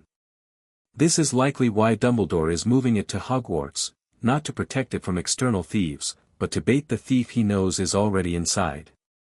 Harry leaned back in his seat. Dumbledore knows about Quirrell. Almost certainly. The man is not a fool. He is using the stone as a lure and the school as a controlled environment. He wants to draw Voldemort into a confrontation on his terms. Using a school full of children as the arena. Yes. Using me as, what? A weapon? A test? Unknown. But you are a variable he did not account for. He expected a traumatized boy raised by abusive relatives, desperate for approval, grateful for rescue. He expected someone he could shape. He got you instead. Harry smiled. It wasn't a warm smile. The train rattled through the suburbs. Hedwig slept. The holly wand rested against Harry's hip, warm and patient and ready. In 32 days, he would walk through the barrier at platform 9 3/4 and board a scarlet steam engine bound for a castle in Scotland. He would sit in a great hall under an enchanted ceiling and let an ancient hat look into his mind. He would attend classes designed for children who had never touched magic, taught by professors who thought they understood the limits of the possible. And somewhere in that castle, a dead man wearing another man's skull would be hunting for a stone that could give him back his body, and an old man with half-moon spectacles would be watching it all unfold like a chess game, and neither of them, knew what was coming. Harry closed his eyes and felt the wand hum against his side, a quiet, steady vibration, like a heartbeat. Like a promise. The train carried him home through the fading afternoon, and the light through the window turned the dust motes to gold, and Hedwig dreamed of mice, and Harry Potter sat in silence and waited for September with the patience of a rising tide. The remaining weeks of summer passed in a blur of preparation and unexpected peace. Harry read his textbooks, all of them, cover to cover, in 3 days, and then read them again, cross-referencing with his advanced texts and the system's commentary. The standard book of spells was quaint. The potions textbook was genuinely interesting, Severus Snape's subject, the system noted, and the chemistry of magical ingredients was a field where raw power mattered less than understanding, which made it one of the few areas where Harry might actually learn something new. He practiced with the wand every night. Not because he needed it, he could still do everything wandlessly, and in many cases the wandless casting was faster and more precise, but because the wand was a tool, and tools deserved to be understood. The holly wand was extraordinary. It amplified his magic without distorting it, focused it without constraining it, and it seemed to learn from him, adapting to his casting style with a fluidity that made the hair on the back of his neck stand up. "It's sentient," Harry said one evening, turning the wand over in his fingers. "Not fully. But there's something in there. The phoenix feather core retains a connection to the bird it came from. Fawkes is an immortal magical being. A piece of him lives in that wand, and it has been waiting a very long time for someone who could match it. Is that why the other wands couldn't handle me? No phoenix feather. The other wands couldn't handle you because they were built for finite cores. This wand was built for something extraordinary, and even it didn't expect you. It adapted. It chose to grow rather than break. I respect that," Harry said, and meant it. The night before September 1st, Harry sat on the roof of number 4 for the last time. The stars were out, Orion climbing the eastern sky like a hunter who'd never given up the chase. Below, the Dursleys slept in a thick, untroubled sleep of people who had never once wondered whether they were living their lives correctly. Harry held the holly wand and pointed it at the sky. Not casting, not aiming. Just feeling the connection between himself and the tool and the vast, ancient magic that connected everything to everything else. "I'm ready," he said. And the system, which had spoken to him nearly every day for 4 years, which had taught him and guided him and been, in some ways, the closest thing he had to a parent, said, "I know." Tomorrow he would enter a new world. Tomorrow, everything would change. Harry climbed down from the roof, went to his cupboard one last time, and slept soundly until dawn. Chapter 3, Sorting in First Blood. Platform 9 3/4 was chaos dressed in scarlet. Harry stood on the magical side of the barrier. He'd walked through it without breaking stride, the brick dissolving around him like smoke, while a family of redheads behind him was still coaching their youngest through the process, and took in the scene with the measured calm of someone arriving at a party where he knew no one but everyone knew him. The Hogwarts Express was enormous. A scarlet steam engine belching white clouds into the vaulted ceiling of a platform that shouldn't exist, surrounded by hundreds of students and parents in a swirling mass of trunks and owls and shouted goodbyes and last-minute reminders about clean socks. The noise was staggering. The magic was staggering too, hundreds of active cores in a confined space, all radiating their own frequencies, overlapping and clashing and harmonizing. Harry's senses rang like a bell. He'd come alone. No one had offered to bring him, and he hadn't asked. The night bus had been an experience, a violently purple triple-decker that drove like a drunk on a dare, but he'd survived it, and his trunk was featherlight, and Hedwig was on his shoulder, and he was here. He moved through the crowd toward the train, and the crowd moved around him without noticing him, because he was just a thin boy with messy black hair and glasses and a trunk, and nobody was looking at the scar because nobody expected the squib to show up. He liked that. It wouldn't last, but he liked it. He found an empty compartment near the back of the train, stowed his trunk, and settled Hedwig's cage by the window. She hooted once, imperiously, and he opened the cage door so she could come and go as she pleased. She elected to stay, tucking her head under her wing with the air of someone who'd already dealt with enough today. The train lurched into motion at 11 o'clock precisely. London began to scroll past the window, the grimy backs of buildings giving way to suburbs and then to fields, and Harry watched it go and felt the particular sweetness of leaving a place you don't need to return to. The compartment door slid open about 20 minutes into the journey. A round-faced boy with sandy hair and panicked eyes stood in the doorway, clutching a toad to his chest like a lifeline. "Sorry, have you seen a— Oh, I've got him, actually, he just— Sorry, could I sit here?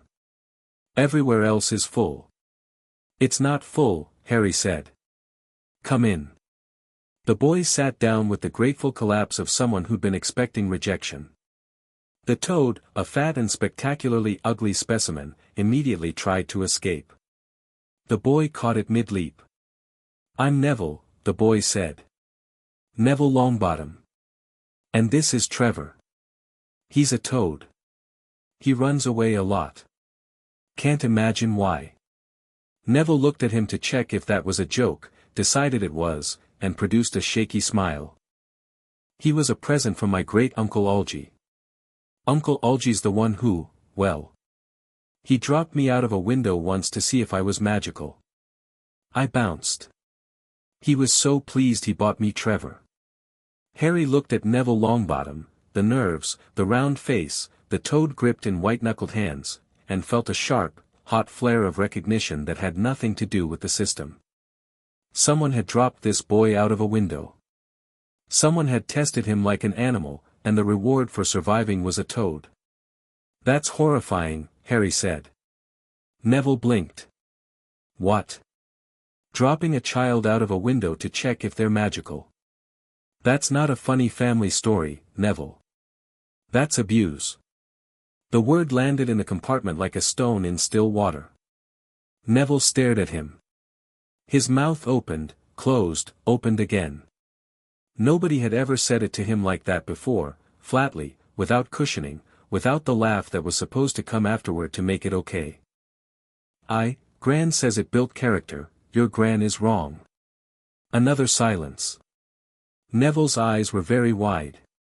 Trevor took the opportunity to make a second escape attempt, and this time Harry caught the toad without looking, his hand moved on instinct, guided by a whisper of magic, and Trevor was suddenly sitting on his palm looking confused about how he'd gotten there. "How did you?" Neville started. Quick reflexes. Harry handed Trevor back. "I'm Harry, by the way. Harry Potter." Neville's face went through the same journey Draco Malfoy's had in Madame Malkin's, but with less calculation and more raw shock. "Harry Potter. But, I thought you were, Gran said you were, a squib." "Yeah, I've been getting that a lot. But you caught Trevor, you moved so fast I didn't even— I'm not a squib, Neville. The test was wrong. It's a long story, and I'll tell you someday if you want, but the short version is, I'm a wizard, I'm going to Hogwarts, and your toad is making another break for it." He was. Harry caught him again. Neville took Trevor back with an expression of dazed wonder, and for the next hour they talked, about Hogwarts, about houses, about Neville's parents. Neville told that story quietly, staring at his hands. Frank and Alice Longbottom, tortured into insanity by Death Eaters, living permanently in St. Mungo's, unable to recognize their own son. Neville visited them every Christmas. His mother gave him gum wrappers. He kept every one. Harry listened without interrupting, and when Neville finished, the compartment was very quiet, and outside the window the countryside was rolling past in shades of green and gold, and Harry said, "We have something in common, then." "What?" "Parents who were destroyed by Voldemort's people. Parents who can't be there for us. And a world that looks at us and sees what we lost instead of what we are."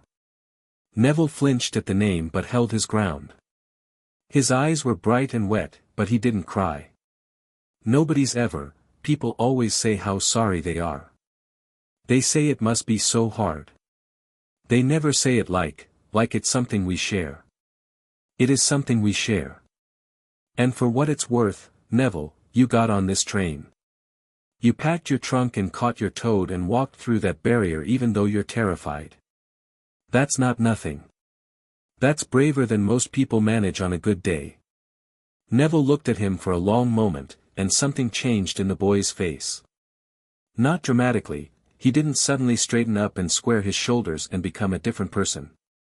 But something settled. Something that had been shaking went still. "Thanks, Harry," he said. "Don't mention it." The compartment door slid open again. A girl with bushy brown hair and front teeth slightly too large for her face appeared, radiating an energy that was somewhere between frantic and formidable. "Has anyone seen a toad?" "A boy named Neville's lost one, oh." She spotted Neville. She spotted the toad. "You found him." "Harry caught him," Neville said. "Twice." The girl's gaze locked onto Harry with a focus that was almost physically tangible. "You're reading magical theory." She was staring at the book on the seat beside him, the advanced text he'd bought at Flourish and Blotts. "That's not on the first-year reading list. That's not on any Hogwarts reading list. My mum and dad are dentists, they're muggles, and when I got my letter I bought all the books I could find, and even I didn't. Is it good? It's dense. The theory of magical transference in Chapter 7 is outdated, but the foundational work on intent-based casting is solid." The girl stared at him. Then she sat down without being invited, which Harry respected, because it showed exactly the kind of person she was, someone who would rather ask forgiveness than permission. "I'm Hermione Granger," she said. "And you are?" "Harry Potter." Her eyes went wide. Not to his scar, to his face. "Harry Potter. I've read about you. You're in modern magical history and the rise and fall of the dark arts and, wait, but the supplementary material in Great Wizarding Events of the 20th century said you were assessed as a squib." "Yes. But you're here." "I am." "And you're reading postgraduate magical theory." "Yes." "And you caught a toad without a wand and without looking." "Also yes." Hermione Granger leaned forward. Her eyes were brown and sharp and burning with the kind of curiosity that starts wars and topples empires. "Tell me everything." Harry laughed. He couldn't help it, it came out before he could catch it, genuine and surprised. "I'll make you a deal. You tell me what you know, and I'll fill in the gaps. I know everything that's in the books. Then you know everything that's wrong." Hermione's expression shifted, not offended, but challenged, which was, Harry was beginning to understand, her favorite state of being. She settled back in her seat, folded her arms, and said, "Prove it." So he did. Not with a demonstration, not yet, but with a conversation that lasted the next 2 hours and covered magical theory, the history of wandless casting, the political structure of the ministry, the flaws in standardized testing, and the fundamental question of what magic actually was. Hermione argued with him on nearly every point, demanded sources, challenged his reasoning, and twice forced him to reconsider positions he'd held for years. She was brilliant. Not powerful, her magical core was above average but not exceptional, but her mind was a precision instrument, the kind of intellect that could take apart a complex idea the way a jeweler takes apart a watch and lay every gear on the table for inspection. Harry hadn't talked to anyone like this. Ever. The system was a teacher, not a sparring partner. Hagrid was kind but not intellectual. The Dursleys were furniture. Hermione Granger was the first person who had engaged with his ideas on their merits and found them wanting and told him so to his face. Your theory about emotional casting being crude is elitist, she said at one point, jabbing a finger at him. Emotion is a valid magical catalyst. Half the most important breakthroughs in magical history came from moments of extreme emotional response. I didn't say it was invalid. I said it was imprecise. There's a difference between a controlled burn and a wildfire. And there's a difference between precision and sterility. If you strip all emotion from magic, you lose the thing that makes it human. Harry opened his mouth, closed it, and thought about that for a full 10 seconds. You might be right, he said. Hermione looked startled. Did you just concede a point? You made a good argument. People don't usually say that to me. People are usually wrong. She stared at him, and for a moment the relentless engine of her intellect stuttered, and what showed through was something younger and more vulnerable, a girl who'd been told she was too much, too intense, too everything, for her entire life, sitting across from someone who thought that was exactly the right amount. You're very strange, Harry Potter, she said. I've been told. Neville, who had been following the conversation with the expression of a man watching a tennis match played at the speed of light, said, I didn't understand any of that, but it was brilliant. They changed into their robes as the sky outside darkened.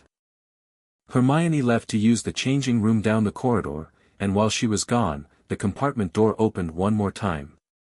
Draco Malfoy stood in the doorway, flanked by two boys who were built like small refrigerators. He'd found his composure since Madame Malkin's, the pointed face was smooth, the grey eyes confident, the posture carefully calibrated to project authority. They're saying Harry Potter's on the train, Draco said.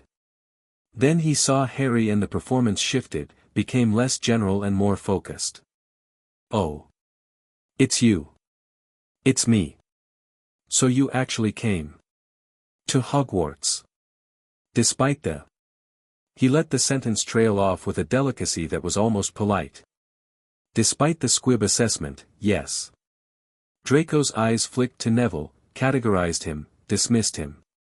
You'll find some wizarding families are better than others, Potter. I can help you there. What does that mean, exactly? Better? It means some of us come from lines that go back centuries. Some of us have connections, resources, influence. Some of us understand how things work. He extended a hand. You could do worse than having me as a friend. Harry looked at the hand. Then at Draco. Then at the two boys behind him, who were trying to look menacing and mostly succeeding in looking like they'd been told to stand there and be large. I'll pick my own friends, Draco. Based on who they are, not what their last name is. If that includes you someday, it won't be because you offered me connections. It'll be because you showed me something real. The compartment went very quiet. Draco's hand hung in the air, and his face did something complicated, a flash of anger, a flicker of something that might have been hurt, and then the smooth mask sliding back into place. You'll regret that, he said. But there was no heat in it. It was a line from a script, delivered out of obligation. Maybe. But I'll make my own mistakes. Draco looked at him for one more beat, then turned and left without another word. His two bookends followed. Neville let out a breath he'd apparently been holding since Draco walked in. That was Malfoy. His father is, I know who his father is. He looked like he wanted to hex you. He looked like he wanted to understand me and didn't know how. There's a difference. The train began to slow. Outside the window, darkness had fallen completely, and in the distance, lit by 1,000 floating candles, Hogwarts Castle rose against the sky like a dream made of stone. Harry felt it before he saw it. The castle's magic hit him like a wave, ancient, enormous, layered over centuries by thousands of witches and wizards, woven into the very bedrock. The wards were alive, semi-sentient, a vast immune system protecting the school and everyone in it. They washed over him as the train pulled into Hogsmeade Station, and for a moment, just a moment, the wards paused. "The castle is scanning you," the system said. "I know. It has not encountered a signature like yours before. It is curious." The wards resumed. But Harry could feel it, a thread of connection, delicate and new, between himself and the ancient magic of the castle. As if Hogwarts had found something it recognized and didn't want to let go of. The first years were herded off the train by Hagrid, whose enormous silhouette was visible at the far end of the platform, lantern held high, bellowing, "Furs years. Furs years over here," with a volume that made the owls scatter. "All right, there, Harry." Hagrid beamed at him over the heads of the other students. "All right, Hagrid." They crossed the lake in small boats, 4 to a boat, and Harry shared his with Neville, Hermione, and a quiet Irish boy named Seamus Finnegan who had a tendency to make things explode. The castle grew as they approached, its reflection shimmering in the black water, and when they rounded the final bend and saw it full on, towers and turrets and bridges and the great arched entrance lit from within, even Harry, who had spent 4 years preparing for this moment, felt something catch in his chest. It was beautiful. Not just architecturally, not just magically, but in the way that something can be beautiful because it represents an idea, a place built specifically for the purpose of teaching children to do impossible things. Whatever its flaws, whatever political games were played within its walls, Hogwarts had been built with love. Harry could feel it in the stones. They climbed out of the boats and were led through a massive oak door into an entrance hall so large it could have contained the entire Dursley house twice over. A stern-looking witch in emerald robes was waiting for them at the top of a marble staircase. She had a tight bun, thin lips, and the bearing of someone who could silence a room by raising an eyebrow. "Welcome to Hogwarts," said Professor McGonagall. "The start of term banquet will begin shortly, but before you take your seats, you will be sorted into your houses. The sorting is a very important ceremony because, while you are here, your house will be something like your family," she continued, but Harry was only half listening. He was watching the doors behind her, the ones that led to the Great Hall, and feeling the density of magical presence beyond them. Hundreds of witches and wizards, students and staff. And among them, one signature that burned cold, Quirrell, and the thing behind his face. They were led into the Great Hall, and even Harry had to pause. For long tables stretched the length of the room, packed with students in black robes. Above, the ceiling was enchanted to mirror the night sky, stars glittering, clouds drifting, and thousands of candles floated in mid-air, casting warm, shifting light over everything. At the far end, a high table held the staff, and Harry's eyes found Dumbledore immediately. He was impossible to miss. Tall, thin, ancient, with a silver beard that reached his waist and half-moon spectacles that caught the candlelight. He was watching the first years file in with an expression of benevolent attention, the kindly grandfather presiding over the family dinner. Harry met his eyes across the length of the Great Hall. Just for a second. Just long enough. And Dumbledore's expression flickered. A micro-shift, invisible to anyone who wasn't looking for it, a tightening around the eyes, a slight forward tilt, the response of a man who expected to see one thing and saw something else entirely. Harry looked away first. Not because he was intimidated. Because he'd seen what he needed to see. Dumbledore recognizes that something is different about you, the system noted. His magical perception is exceptionally refined. He cannot read your core, no one can, but he can sense the absence of a readable signature, and he knows what that absence meant the last time someone tested you. Good, Harry thought. Let him wonder. McGonagall placed a stool at the front of the hall and set a battered, patched wizard's hat on top of it. The hat sat still for a moment, then a rip near the brim opened wide like a mouth, and it began to sing. Harry listened to the Sorting Hat's song, a cheerful, rambling account of the 4 houses and their qualities, and watched the other first-years' faces. Neville was green with nerves. Hermione was mouthing something that looked like a memorized list of historical sortings. Draco looked bored, but his hands were clenched at his sides. The song ended to applause, and McGonagall began calling names. Abbott, Hannah. A girl with blonde pigtails stumbled forward, sat on the stool, and disappeared under the hat. A moment's pause, then, Hufflepuff. The table on the right erupted in cheers. Hannah ran to join them, flushed with relief. The names continued. Bones, Boot, Brocklehurst. Each sorting took between 10 seconds and a minute. Harry watched and felt the hat's magic each time it touched a student's head, a gentle, probing intelligence, old and patient, reading the qualities of each child and making its determination. Granger, Hermione. Hermione nearly ran to the stool. The hat dropped over her eyes. Harry watched, and felt the hat's magic engage, and, this one took longer. Nearly 4 minutes. Harry could feel the hat working, sorting through a mind that was probably giving it more data than it usually received in a full evening. Gryffindor. Hermione beamed and headed to the Gryffindor table. Harry caught her eye and nodded, and she grinned at him with the radiant, uncomplicated joy of someone who'd just been told she belonged somewhere. Longbottom, Neville. Neville tripped on the way to the stool. Trevor escaped for the 12th time.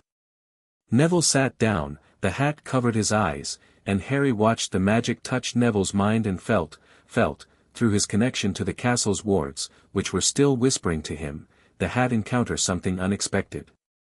Not raw power. Something quieter. Deeper. The hat deliberated for nearly 5 minutes. Then, Gryffindor. Neville ran to the table still wearing the hat. He had to jog back to return it, face burning, and the Gryffindors cheered for him, and Hermione pulled out the chair beside her, and Harry watched Neville sit down next to the first person who'd ever saved him a seat and felt something warm that had nothing to do with magic. Malfoy, Draco. The hat barely touched Draco's head before screaming, Slytherin. Draco strutted to the Slytherin table with the satisfied air of a man whose reservation had been honored. More names. Parkinson. Patil. Patil again. Potter, Harry. The great hall, which had been murmuring throughout the ceremony, went dead silent. Not the gradual hush of fading conversation, the sudden, violent silence of a collective intake of breath. Harry walked to the stool. He could feel every eye in the room. He could hear the whispers starting, a growing tide of them, Potter. Harry Potter. I thought he was, the Squib. He can't be, look at the scar, it is him. He sat on the stool. McGonagall lowered the hat onto his head, and the brim slid down over his eyes, and the great hall disappeared, and Harry was alone in the dark with something very old. Well, said a small voice in his ear. Not the system, something older, something woven into fabric and enchantment. Harry Potter. I've been looking forward to this. I know, Harry said.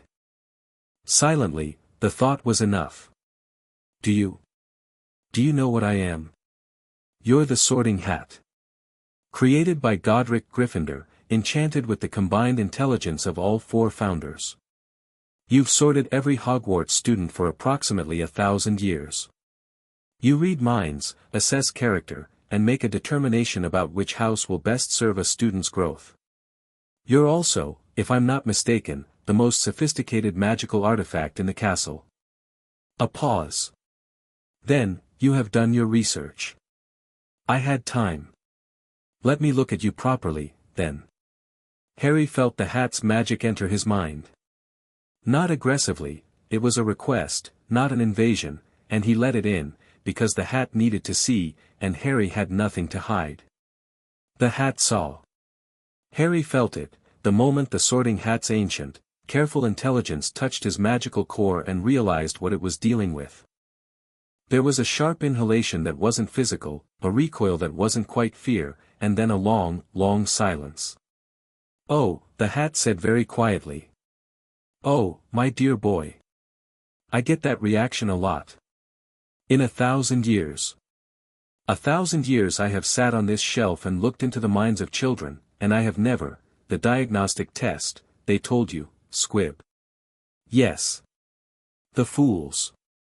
Real anger, hot and sharp. The absolute fools. This is, you are, I don't have a frame of reference for what you are. The closest I can find in a millennium of memories is Merlin himself, and even that comparison feels inadequate. I don't need comparisons. I need a house. The hat laughed. An actual, audible laugh, which Harry suspected was unusual. Yes. Yes, I suppose you do. Let me see, then. Where to put you? Wherever you think is best. Wherever most students have opinions. Demands, even. Not Slytherin, anything but Slytherin. I'm not most students. You've been doing this for 1,000 years. I trust your judgment. Another pause.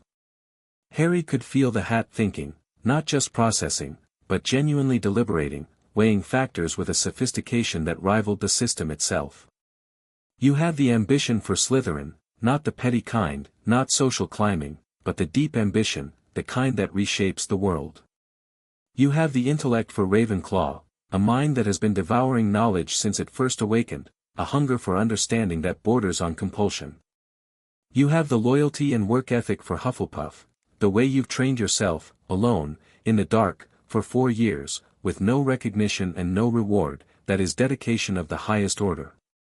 But at your core, and I don't mean your magical core, I mean the heart of you, you are someone who walks toward danger. Not because you enjoy it. Not because you're reckless. Because there are people behind you, and the danger will reach them if you don't meet it first. That is the quality Godric valued above all others. Not fearlessness. Willingness. Gryffindor, then. Yes. But Harry, may I tell you something? Of course. The man at the high table. The one with the long beard and the kind eyes. He will try to use you. Not maliciously, he genuinely believes he is acting for the greater good. But he sees pieces on a board, and you are the piece he has been watching for 11 years. Do not let him move you. I don't intend to.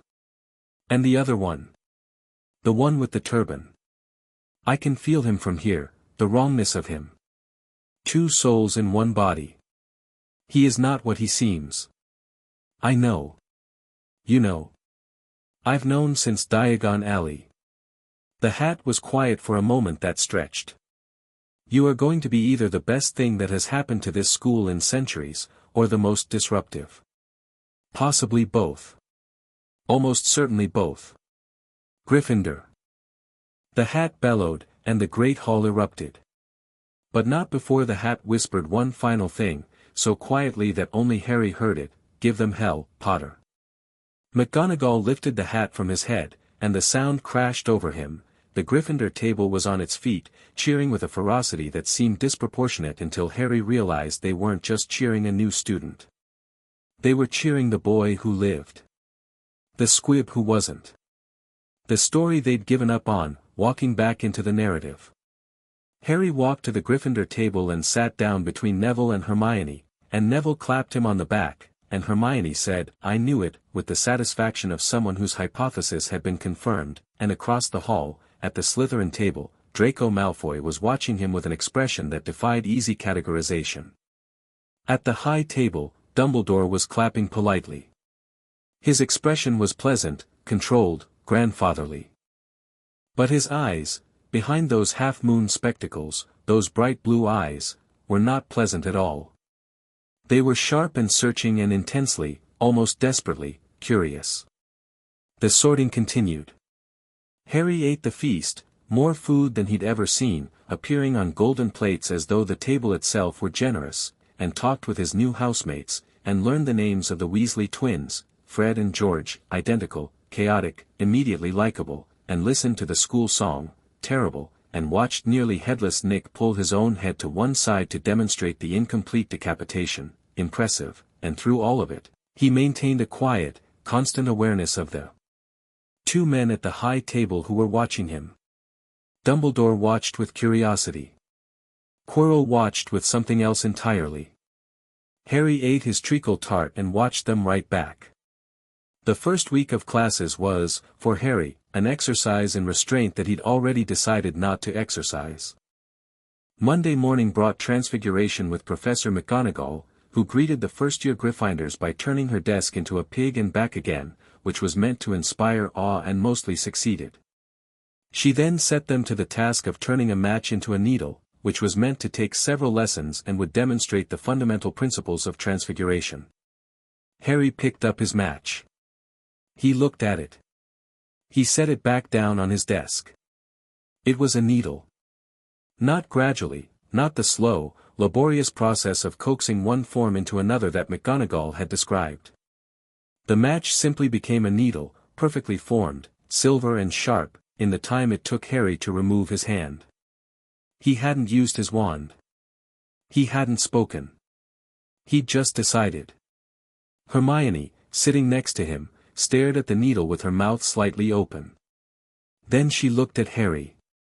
Then back at the needle. Then she raised her hand. Professor McGonagall. McGonagall turned. Her eyes found Harry's needle.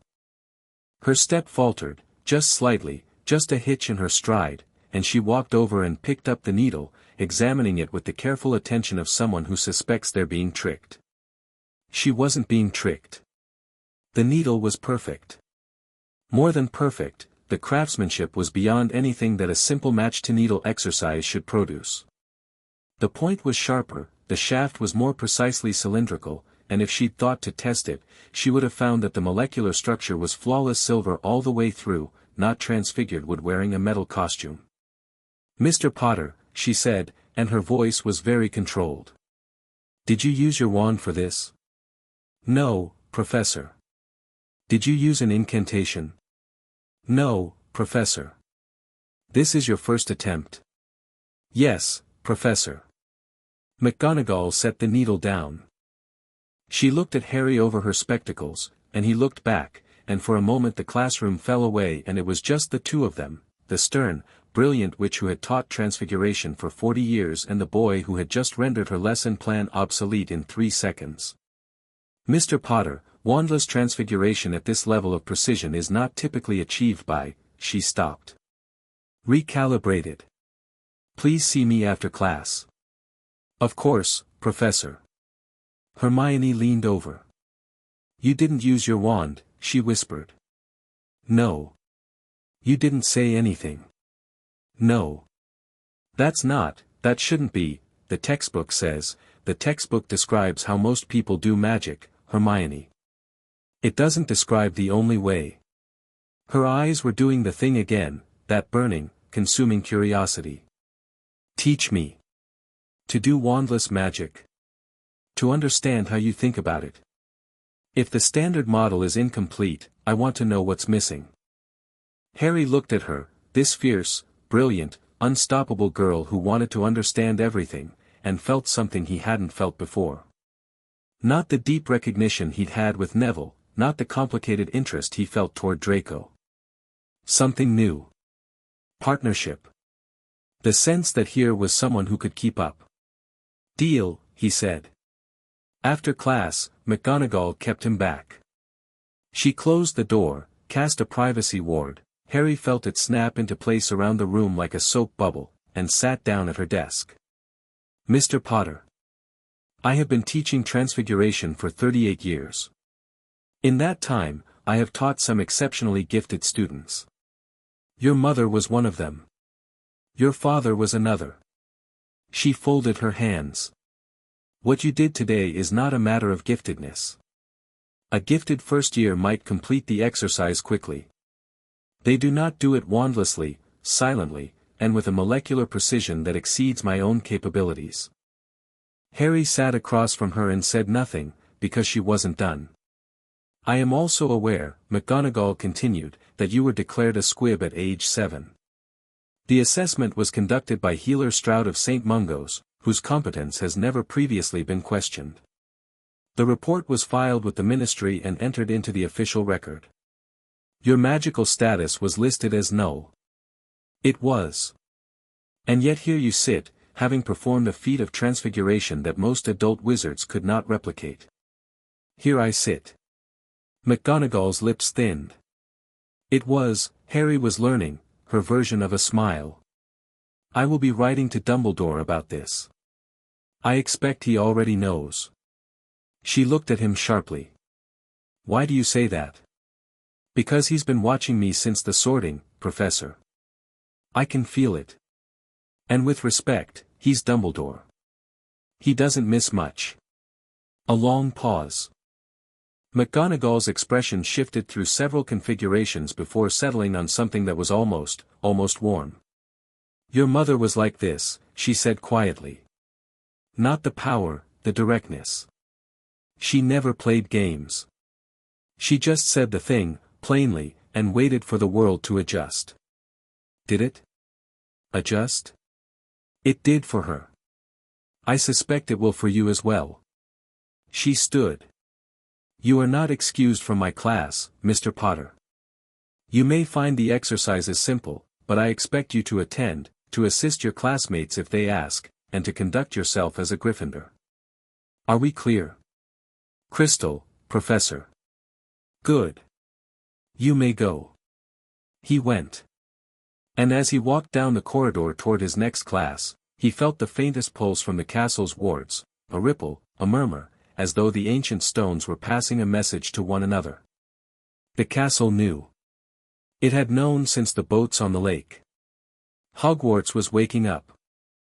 Charms was next, taught by a tiny wizard named Professor Flitwick who stood on a stack of books to see over his desk and who fell off those books when he reached Harry's name on the roll call. Harry Potter. Oh, how wonderful. I must say, we'd heard, but here you are, marvelous, marvelous. Harry liked Flitwick immediately.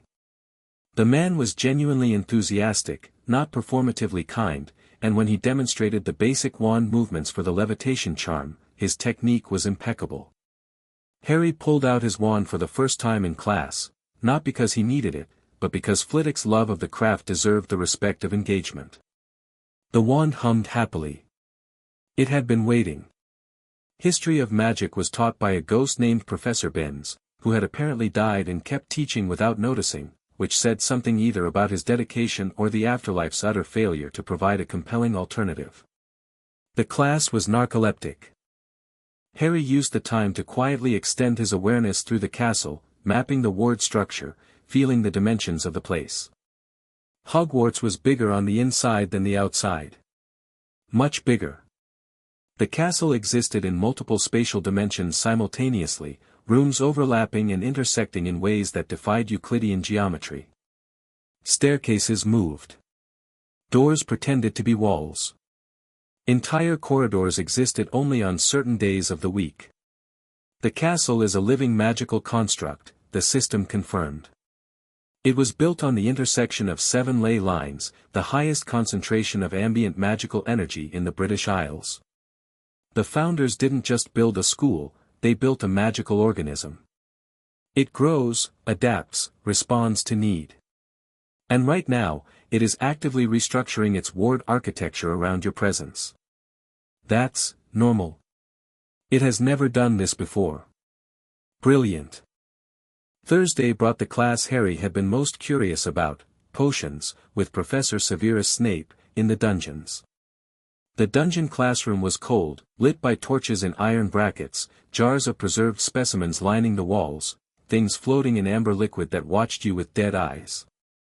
The Gryffindors filed in alongside the Slytherins, and the two groups arranged themselves on opposite sides of the room with the wary precision of rival armies establishing a demilitarized zone. Snape entered like a thunderstorm in a black cloak. He didn't walk, he swept, robes billowing, and the door didn't close behind him so much as slam with a finality that suggested conversations were over and obedience had begun. He was pale, hook-nosed, and looked at the class the way a man looks at something unpleasant stuck to the bottom of his shoe. He took the register. His voice was barely above a whisper, but it filled the room, a trick of the dungeon acoustics that Harry suspected was deliberate. "Potter, Harry. Here." Snape looked up from the register. His dark eyes found Harry, and Harry felt it, not just the gaze, but the magic behind it. Snape was a skilled legilimens. Not attacking, not yet, but probing, the mental equivalent of pressing on a door to see if it was locked. Harry's mental defenses were not a door. They were a wall. They were the Great Wall of China, if the Great Wall were made of diamond and backed by the combined magical output of an infinite core. Snape hit the wall. His expression didn't change, but Harry felt the impact, the recoil, the sharp withdrawal, and behind the dark eyes, something shifted. Surprise. Reassessment.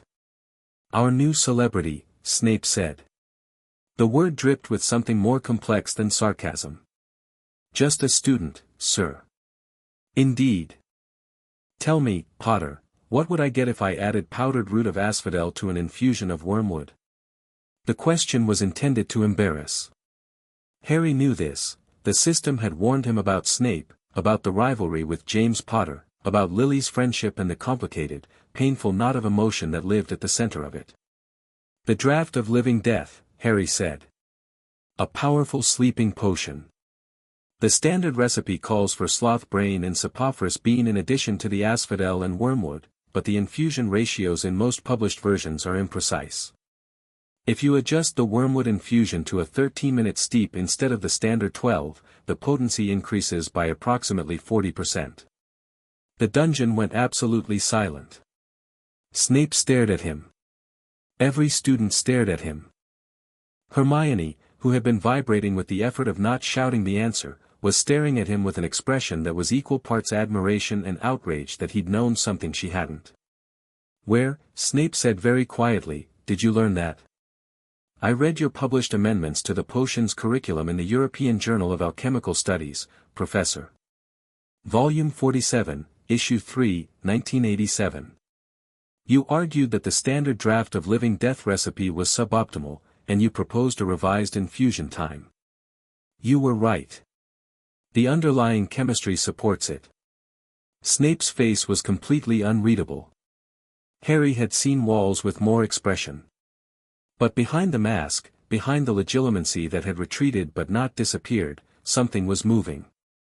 Something that had not expected this boy, Lily's boy, James's boy, to walk into his classroom and quote his own research back at him with casual precision. 5 points, Snape said.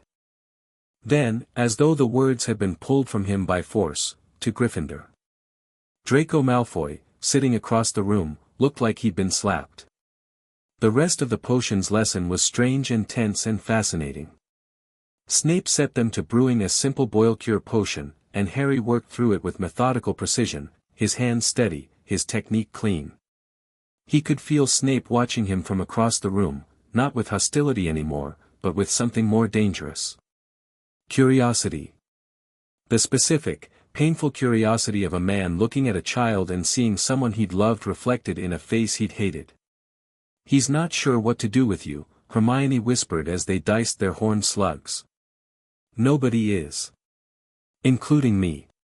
That's why I like you." She flushed slightly and went back to her slugs with aggressive focus. The first week culminated in something unexpected. Friday afternoon, Defense Against the Dark Arts, with Professor Quirrell. Harry had been waiting for this. The classroom smelled overwhelmingly of garlic, which Quirrell claimed was to ward off a vampire he'd met in Romania. The real reason, Harry suspected, was that Voldemort's presence created a spiritual stench that garlic partially masked. Quirrell stammered through a lecture on basic defensive theory. It was, objectively, terrible. The man was performing incompetence so thoroughly that it circled back to being almost impressive, a master class in misdirection, the brilliant wizard hiding behind the buffoon. Harry sat in the front row and looked at Quirrell and felt the thing behind the turban looking back. "The entity is aware of you," the system said. "It has been aware since Diagon Alley. It is, cautious." Cautious? It expected a child. It felt your core in the leaky cauldron and has been recalculating since. It does not understand what you are, and this frightens it. Good. The class ended. Students filed out. Harry took his time packing his bag, and when the room was empty, he looked up to find Quirrell watching him from behind his desk. The stammer was gone. The nervous smile was gone. What remained was a sharp, calculating intelligence operating a body that wasn't entirely its own. An interesting first week, Mr. Potter. Quirrell said. No stutter. The voice was different, quieter, smoother, a silk glove over a razor. Very interesting, Professor. I've heard remarkable things. Professor McGonagall was quite animated at dinner last night. I turned a match into a needle. Wandlessly. Silently. On the first attempt. Quirrell tilted his head. For a boy who was declared a squib, you are full of surprises. Harry slung his bag over his shoulder. I'm full of a lot of things, Professor. Have a good weekend. He left. Behind him, he felt the cold presence shift and sharpen, and the thing behind Quirrell's turban whispered something that Harry heard not with his ears but with his magic, hiss, a vibration, a promise of future attention. Harry walked down the corridor and did not look back. The troll came on Halloween. Harry had known it was coming. Not the specifics, the system couldn't predict the future, but the shape of the event, the way the threads of the year were converging. Quirrell had been growing bolder, his probing of the castle's defenses less subtle. The third-floor corridor, the one Dumbledore had cheerfully warned students away from on pain of death, radiated protective enchantments that even a first year could detect, which was either a failure of security or an invitation. Harry suspected the latter. Halloween dinner was spectacular, the great hall decorated with live bats and floating pumpkins, the feast enormous, and Harry was enjoying it, genuinely enjoying it, sitting between Neville and Hermione and eating pumpkin pasties and listening to the Weasley twins describe their attempt to bewitch the school's suits of armor into performing a synchronized dance routine, when Quirrell burst through the doors. Troll. In the dungeons. Thought you ought to know. He fainted. Or pretended to. The distinction was academic. The hall exploded into panic. Dumbledore fired a cannon blast from his wand and ordered the prefects to lead students back to their dormitories, and in the chaos, the screaming, the stampeding, Harry went still. Hermione, he said. Neville looked at him. What about, oh no. Hermione hadn't been at dinner. She'd been in the girls' bathroom on the first floor, crying, because Ron Weasley had said something cruel about her during Charms class that afternoon, and she didn't know about the troll, and the first-floor bathroom was between the dungeons and the Gryffindor Tower. Harry stood up. Harry, wait, Neville started. Come with me or don't, Neville. But I'm going. He was already moving, cutting against the flow of students heading for the exits, pushing toward the first-floor corridor. Neville hesitated for exactly 2 seconds. Then he was up and following. Trevor clutched to his chest like a talisman, his face white but his jaw set. They smelled the troll before they saw it. A rank, eye-watering stench that reminded Harry of every bad thing he'd ever smelled concentrated into a single source. Then they heard it, a low, grunting roar and the crash of something heavy hitting stone. The first-floor corridor was destroyed. Flagstones cracked, torches scattered, a suit of armor reduced to scrap. And at the end of the corridor, trying to force its way through a door that was too small for it, was the troll. 12 feet tall. Granite gray skin. A tiny, stupid head on a body built like a malformed boulder. It was holding a club the size of a tree trunk, and it was smashing the doorframe of the girls' bathroom with the methodical enthusiasm of something too dumb to know it should try the handle. Hermione screamed from inside. Harry didn't run. He walked. The troll heard his footsteps and turned. Its tiny eyes found him, this small human approaching down the corridor with the unhurried gait of someone on a morning stroll, and what passed for its brain tried to process the information. Harry looked at the troll. The troll looked at Harry.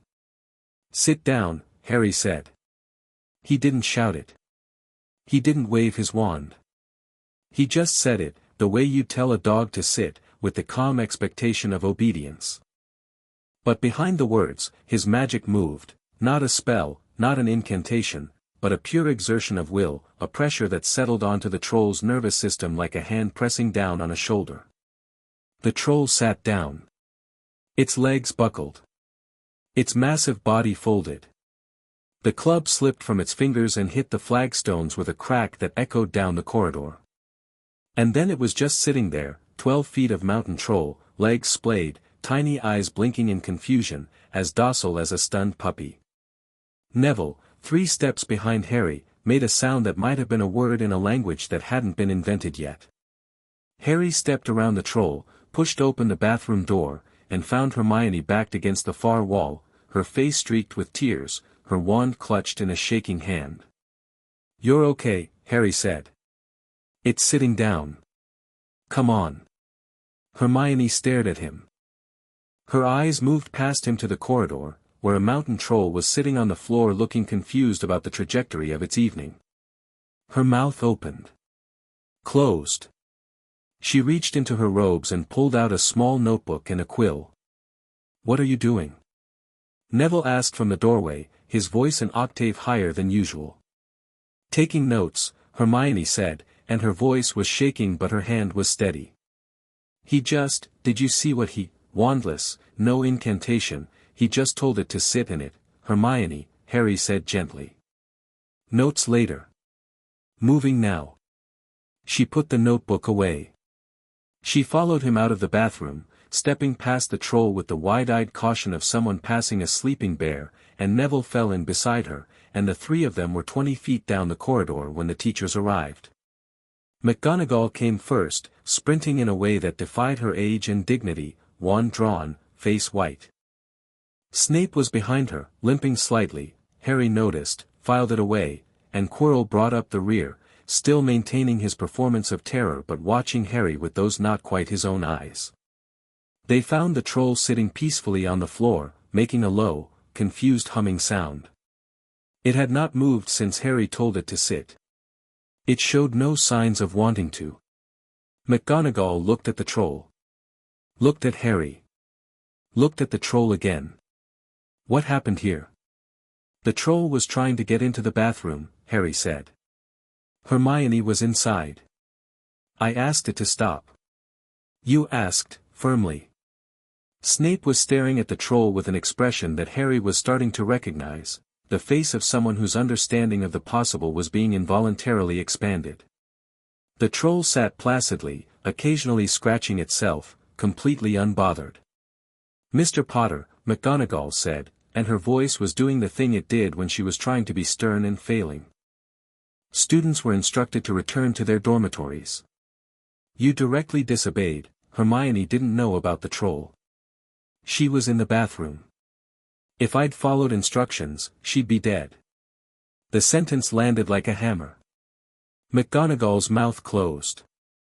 She looked at Hermione, who was standing behind Harry with tears still drying on her face and a notebook still half visible in her pocket. 5 points from Gryffindor, McGonagall said. For disobeying a direct instruction. Then, after a pause that lasted exactly long enough, and 30 points to Gryffindor. For Mr. Potter and Mr. Longbottom. She gestured at the troll, which had started licking the flagstones. For that. Harry nodded. Neville beamed. Hermione, behind them, was already writing in her notebook. They walked back to Gryffindor Tower together.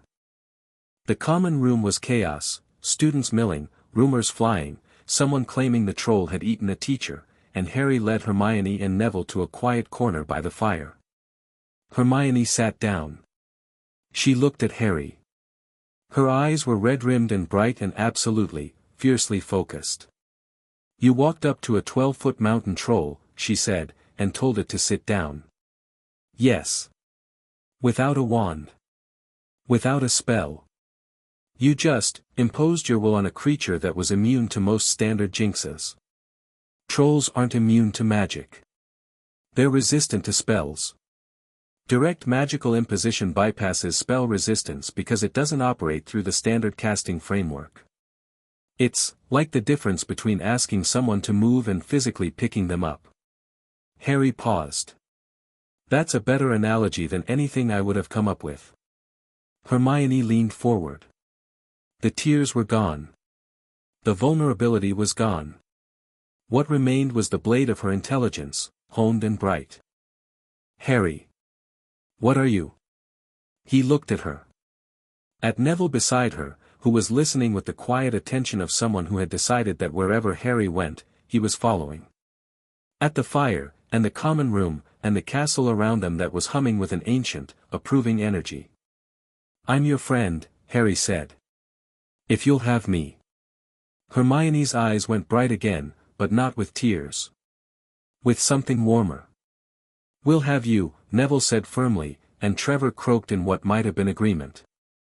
That night, Harry lay in his four-poster bed in the first-year dormitory and stared at the canopy and listened to the breathing of the other boys, Ron Weasley's snoring, Seamus Finnegan's mumbling, Dean Thomas's restless shifting, and thought about the day. The troll had been a distraction. He was sure of it. While the school panicked and the teachers mobilized, someone had used the opportunity to probe the defenses on the third-floor corridor. He'd felt it, a cold, careful touch on the wards, testing, measuring, planning. Quirrell. And the thing that wore him. The entity made a reconnaissance attempt tonight, the system confirmed. It tested the outermost layer of protection on the third-floor corridor. It did not breach it, but it gathered significant intelligence about the ward structure. How long until it tries for the stone? Based on the complexity of the remaining defenses and the entity's current power level, I estimate several months. It is weakened and cautious. It will wait until it has mapped every obstacle. And Dumbledore? Dumbledore is aware. He allowed the troll into the castle, or at minimum, failed to prevent it, because it served his purposes. The troll was never the threat. It was the smoke screen. Harry turned on to his side. Through the window, the grounds of Hogwarts stretched away under moonlight, the lake silver, the forbidden forest dark. He's playing a game, Harry said. Dumbledore. He's set up the defenses. He's let the fox into the henhouse. He's watching to see what happens. Yes. And he expects me to be part of the game. The boy hero. The child who stumbles into danger and triumphs through luck and love and the magic of friendship. Based on the archetype he has been constructing around you since infancy, yes. Harry smiled in the dark. It was the same smile he'd smiled in the cupboard, 4 years ago, when the lock turned to dust and the door swung open. He's going to be disappointed. Why? Because I don't play games. I finish them. The castle hummed around him, ancient stones singing to each other in frequencies below human hearing, and Harry closed his eyes, and slept, and dreamed of nothing at all, because the boy who had everything didn't need dreams. He had plans. Chapter 4, The Dog, the Mirror, and the Man with Two Faces. November bled into December, and Hogwarts settled into the rhythm of the school year like a heart finding its resting beat. Classes, meals, homework, Quidditch matches on weekends, the ordinary architecture of childhood, built on top of a foundation that was anything but. Harry used the time. Not passively, he wasn't the kind of person who waited for events to come to him, but strategically, with the patient focus of someone who understood that the right action at the wrong time was just a different kind of failure. The Philosopher's Stone was behind the trapdoor on the third-floor corridor. Quirrell was circling it like a shark in a holding pattern. Dumbledore was watching both of them with those blue eyes. And Harry was watching all three. But he was also doing something that none of them expected, something that had nothing to do with Dark Lords or ancient artifacts or the chess game being played above his head. He was making friends. Not strategically. Not as assets. Making friends because he was 11 years old and he'd never had any, and the ache of that absence was the one wound his magic couldn't heal. Hermione was the easiest, because Hermione operated on the same frequency he did. She wanted to understand everything, fix everything, master everything, and the fact that Harry could do things that shattered her understanding of the possible didn't intimidate her. It motivated her. She spent hours in the library after their conversations, cross-referencing his claims, testing his theories, and coming back with arguments so sharp they drew blood. Your model of intent-based casting assumes a direct relationship between willpower and magical output, she told him one Wednesday afternoon, spread across a library table buried in books. But that doesn't account for the GAMP exceptions. You can't conjure food, even with infinite willpower. There are hard limits on Transfiguration that don't bend to intent alone. GAMP's exceptions aren't hard limits, Harry said. They're descriptions of thresholds. The amount of energy required to conjure organic matter with full nutritional value is so enormous that no normal magical core can supply it. It's not that magic can't do it. It's that the cost is prohibitive. Hermione's quill stopped. Her eyes narrowed. Are you saying you could conjure food? I'm saying the theoretical framework allows for it. Have you tried? I've been eating the school's food. It seemed rude to bring my own. She threw a balled-up piece of parchment at him. He caught it without looking. She threw another one. He caught that too. You're impossible, she said, but she was smiling. Neville was different. Neville didn't engage with theory or debate methodology. Neville was quiet, uncertain, still carrying the weight of a lifetime of being told he was almost not enough, almost a squib, almost a disappointment, almost worthy of the Longbottom name if only he could do this one more thing. Harry recognized that weight because he'd carried it himself, and he knew that words alone wouldn't shift it. So he didn't use words. He used proximity. He sat next to Neville in every class. He included him in every conversation. When Neville struggled with a spell, and he struggled often, his grandmother's wand fighting him like a borrowed tool, because it was a borrowed tool and Harry could feel the mismatch every time Neville cast, Harry didn't fix it for him. He sat with him. He waited. He said things like, again, and, slower this time, and, you're closer than you think. And slowly, incrementally, Neville began to change. Not into a different person, into more of the person he already was. The first time Neville successfully cast a levitation charm in class, the feather rising shakily but rising, Neville looked at Harry with an expression of such stunned, grateful wonder that Harry had to look away because the alternative was embarrassing both of them. I did it, Neville whispered. I know. It went up. I saw. Harry, it went up. Neville, if you don't stop talking and start doing it again, you'll convince yourself it was a fluke and you'll freeze up. Cast it again. Right now. Neville cast it again. The feather rose higher. Steadier. Hermione, watching from 2 seats over, caught Harry's eye and mouthed, "You're a good teacher." Harry shook his head. He wasn't teaching. He was just refusing to let someone stay smaller than they were. The friendship with Neville and Hermione solidified into something structural, a triangle of mutual support and affection that became the foundation of Harry's life at Hogwarts. But it wasn't the only relationship that was developing. Ron Weasley was a complication. Red-haired, freckled, loud, and deeply insecure in the way that comes from being the 6th son in a family of overachievers, Ron had attached himself to Harry's orbit on the first day and had been bouncing between admiration and resentment ever since. He wanted to be Harry's best friend. He also wanted to be the hero of his own story. And the gap between those two desires, the gap between standing next to Harry and standing in Harry's shadow, was something Ron hadn't figured out how to navigate. Harry saw it happening. He wasn't cruel about it, but he wasn't going to perform smallness to make Ron comfortable, and he told Ron as much, plainly, one evening in the common room. "I'm not going to pretend to be less than I am," Harry said. "That's not fair to either of us. But I don't need you to be something you're not. You're funny, you're loyal, and you're the best chess player in this tower by a factor of 10. Those aren't small things, Ron." Ron went red. "I'm not, it's just chess, strategy. Pattern recognition. The ability to think 6 moves ahead. That's not just anything. Dumbledore plays chess with the real world and he's considered a genius. You do the same thing on 64 squares and you call it nothing. Stop that. Ron stared at him. Something complicated moved behind his eyes, the stubborn, proud, defensive machinery of a boy who'd never been told his particular talents mattered, and then it shifted, and what replaced it was something quieter and more real. "You're a weird bloke, Harry," Ron said. "I've been told. Want to play a game? You'll destroy me. Obviously. But you might learn something." Harry lost 17 consecutive chess matches to Ron Weasley over the next 2 weeks, and each one taught him more about strategy than any book ever had, because Ron didn't play from theory.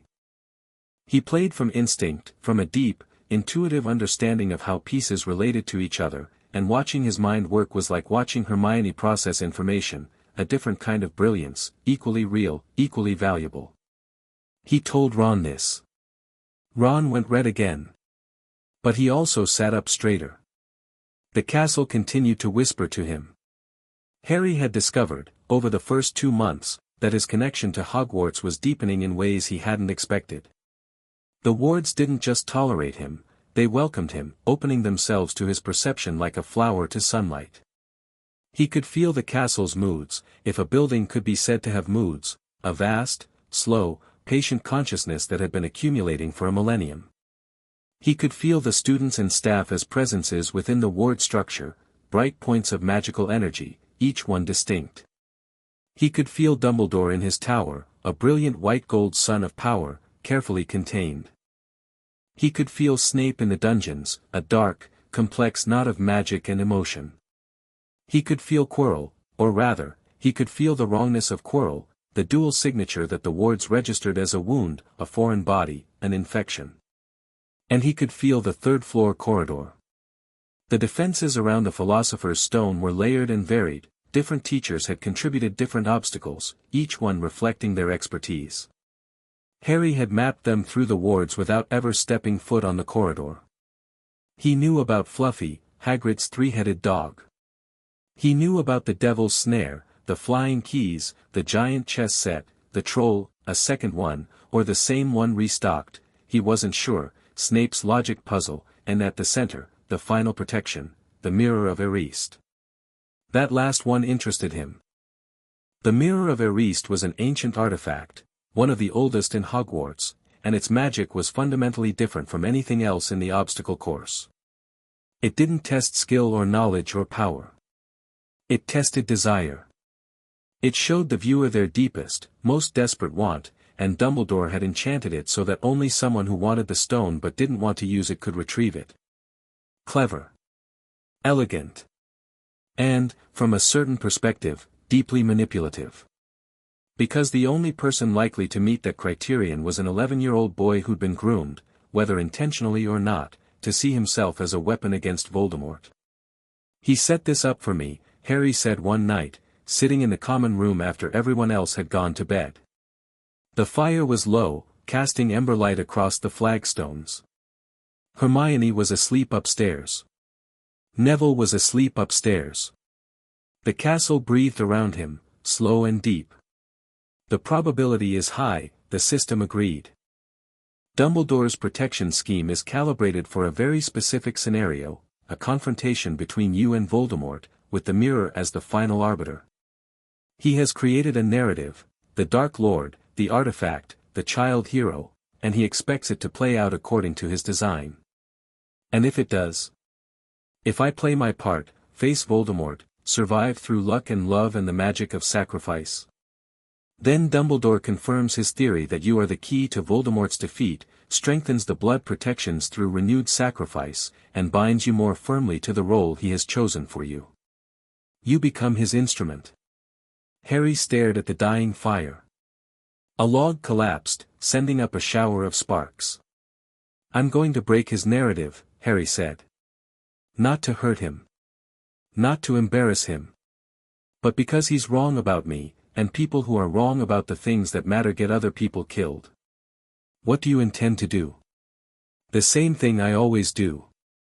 I'm going to walk straight at the problem and deal with it directly. But I'm going to do it on my terms, not his. When? Soon. Quirrell is almost ready. I can feel him, the probing has stopped, which means he's mapped the defenses. He's waiting for an opportunity. I'm going to give him one. That sounds like a trap. It is a trap. Dumbledore's been laying one all year. The difference is, I'm not the bait. I'm the one springing it. Harry went to the third-floor corridor on a Saturday night in late January. Not because he had to. Not because events forced his hand. He went because Quirrell was going to make his attempt within the week. Harry could feel it, the way you could feel a storm building in the pressure of the air, and Harry wanted to see the defenses firsthand before the confrontation. He went alone. He'd considered bringing Hermione and Neville, they would have come without hesitation, both of them, but this was reconnaissance, not combat, and he wouldn't risk them for information. He slipped out of Gryffindor Tower at midnight. The fat lady's portrait was snoring. The castle corridors were dark and empty, lit by occasional torches that flickered in the cold air. Harry walked through the school like he belonged in the shadows. Not hidden, he'd decided long ago not to hide, but quiet, his footsteps making no sound, his presence registering on the castle's wards as something the castle accepted. No alarm. No alert. Hogwarts knew he was there, and Hogwarts didn't mind. The third-floor corridor was long, dark, and smelled like wet dog. The door at the end was locked, a simple allohammer would open it, which was either a design flaw or a test of the first layer. Harry didn't bother with the lock. He didn't bother with the door. He extended his awareness through the ward structure and felt everything beyond it in perfect detail. Fluffy was asleep. All three heads were snoring, a rumbling, rhythmic sound that made the stone floor vibrate. Beneath the dog, a trapdoor led down to the devil's snare, a massive plant that would constrict anything that moved and release anything that relaxed.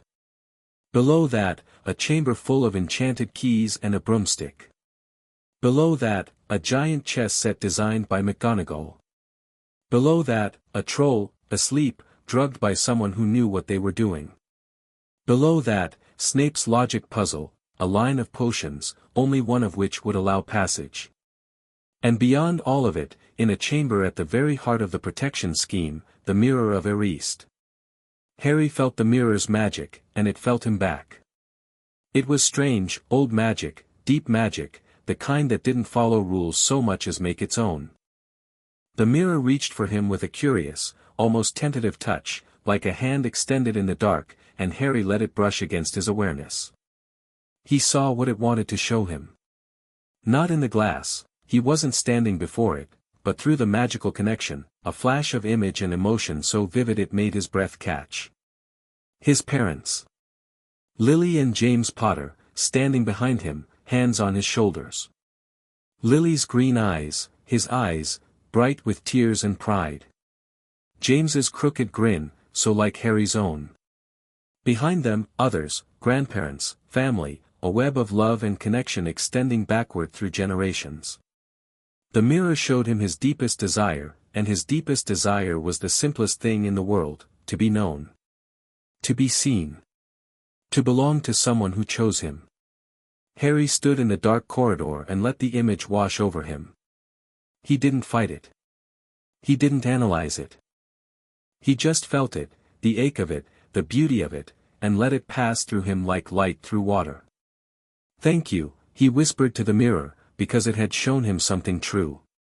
Then he turned away from it, because truth and obsession are different things, and the mirror's trap was not in what it showed but in the inability to stop looking. He walked back to Gryffindor Tower and slept soundly. 2 weeks later, Quirrell made his move. Harry felt it at dinner. A subtle shift in the castle's ward structure, a distraction, a misdirection, and then the cold, purposeful movement of Quirrell's dual signature toward the third-floor corridor. Voldemort had stopped waiting. Harry set down his fork. Hermione. Neville. They looked up. Something in his tone, the gravity of it, the readiness, told them everything. Tonight? Hermione whispered. Right now. We're coming with you, Neville said. It wasn't a question. His face was pale, but his voice was steady, and his hand was already on his wand.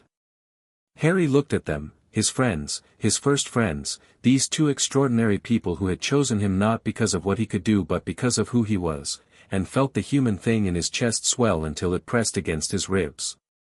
You're coming with me as far as the obstacles, he said. The final confrontation is mine. Harry, I'm not being noble. I'm being tactical. Quirrell, or the thing inside him, is a fragment of Voldemort's soul possessing a human body. This isn't a fight you can help with. What I need you to do is get Dumbledore. Hermione's jaw tightened. She wanted to argue.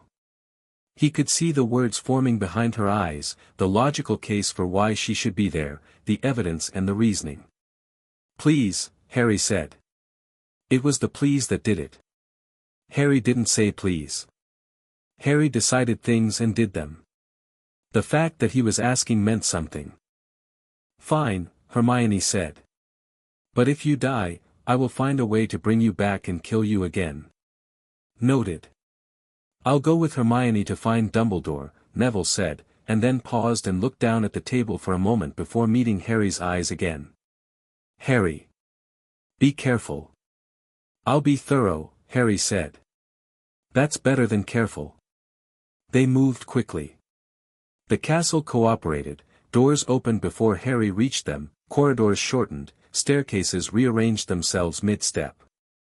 Hogwarts knew what was happening under its roof, and it was angry. Harry could feel the wards bristling, the ancient protection straining toward the intruder, held back only by the limitations of their design. At the third-floor corridor, Harry stopped. Here's where we split. Dumbledore's office, the gargoyle on the second floor, the password changes, but, lemon sherbet, Hermione said. I overheard McGonagall last week. I have a good memory. You have the best memory I've ever encountered. Go. Hermione grabbed his hand, squeezed it once, hard, and then she and Neville were running, their footsteps echoing down the corridor, and Harry was alone. He turned to the door. Behind it, he could feel Fluffy, awake now, agitated, sensing the wrongness that had passed through the room. Below, the defenses were in various states of disruption. Quirrell had already passed through them.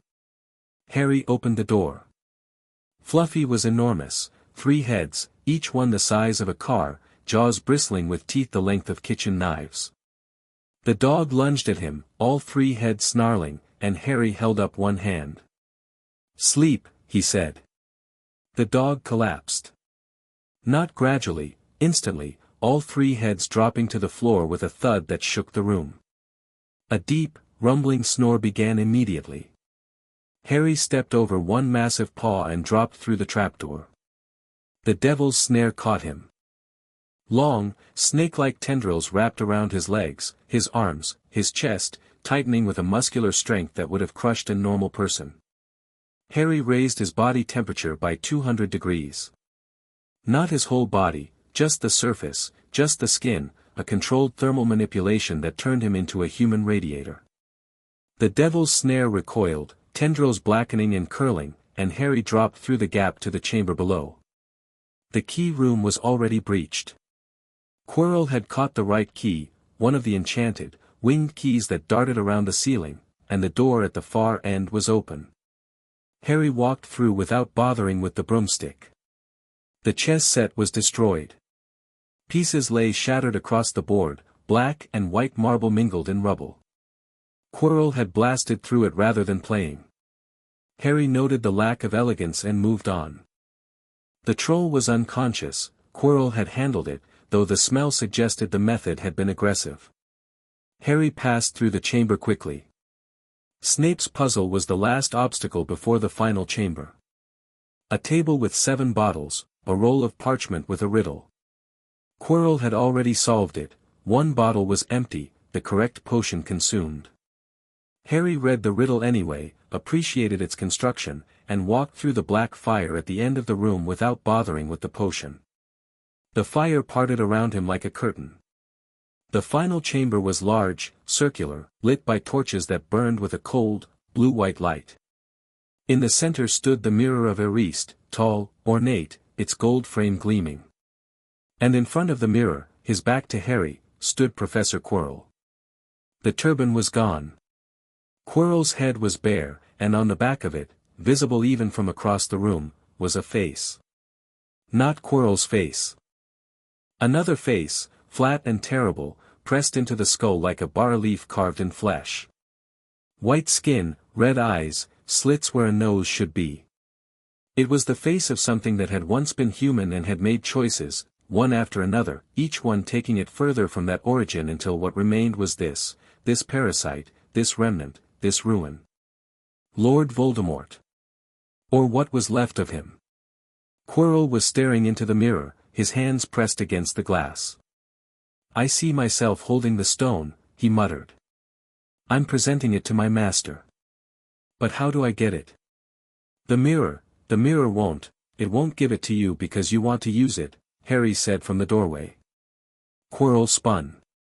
His face was slick with sweat, his eyes wide, the careful performance of incompetence completely abandoned. Behind his head, the other face shifted, red eyes finding Harry. "Potter," Quirrell said. "No stammer. How did you? The defenses weren't designed for me. They were designed for you." Harry walked into the chamber. His footsteps echoed in the silence. Dumbledore set all of this up, the obstacles, the protections, the mirror, as a trap. Not for me. For you. Or rather, for the thing you're carrying. Quirrell's eyes darted. Calculating. Behind his head, the face of Voldemort was very still, those red eyes fixed on Harry with an intensity that had weight. "Let me speak to him," whispered the face. "Master, you are not strong enough, I am strong enough for this." Quirrell turned slowly, presenting the back of his head. Voldemort's face looked at Harry across 10 feet of torchlit chamber, and the air between them crystallized with cold. "Harry Potter," Voldemort said. His voice was a whisper that filled the room, a sound like dry leaves scraping stone. "The boy who lived. Come to die." "No," Harry said. "Come to talk." A flicker in those red eyes. Surprise. Not much, Voldemort had been surprised by very few things in his existence, but enough. "Talk," he repeated. "You're possessing a professor at a school to steal an alchemical artifact because you're a disembodied soul fragment with no other options. You've been reduced from the most feared wizard in Britain to a parasite on the back of a man's head. I think you've earned a conversation before I end this." The chamber went very cold. The torches dimmed. Quirrell was trembling, not with fear of Harry, but with the strain of containing something that was suddenly, violently angry. "You dare, you, a child, you presume to. I removed your Horcrux from my scar 6 months ago," Harry said conversationally. "The one you put there the night you murdered my parents. It's gone. Destroyed. I pulled it out and dissolved it with raw magical energy. It took about 20 minutes. Silence. Absolute, ringing silence. Voldemort's red eyes were wide. Wider than they'd been, wider than Harry suspected they ever went. Because the Horcrux in Harry's scar was supposed to be a secret, one of the deepest, darkest secrets in the world, and the boy standing in front of him had just mentioned it the way someone might mention taking out the trash. "That is, not possible," Voldemort whispered. "And yet. The Horcrux was anchored to your soul. Removing it should have killed you. The magic required was beyond anything you can conceptualize. I know. The healer who tested me at age 7 had the same problem. His diagnostic spell couldn't read my core. He declared me a squib." Harry took a step closer. The cold intensified. Quirrell's body was shaking now, his hands clenched at his sides, and the face on the back of his head was staring at Harry with something that might have been the first genuine emotion Voldemort had felt in decades. "Fear. My magical core has no measurable limit," Harry said. Every test that's been applied to it returns a null reading, because the instruments can't find the edges. I've been teaching myself magic since I was 7, wandless, silent, in a cupboard under the stairs, without a single day of instruction from another human being.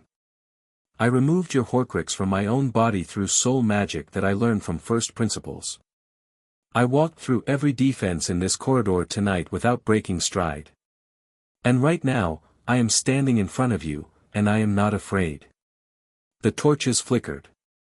The mirror of Eriste reflected the scene, 2 figures in the chamber, one vast and terrible and crumbling, one small and still and certain. What are you? Voldemort whispered, and the question was genuine, stripped of posturing, the raw inquiry of something that had lived for decades and never encountered what it was looking at. I'm the thing you made, Harry said. Not the Horcrux. Not the scar.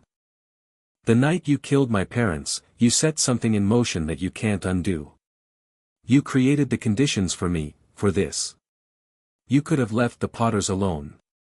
You could have ignored the prophecy. Instead, you chose murder, and murder has consequences. He took another step.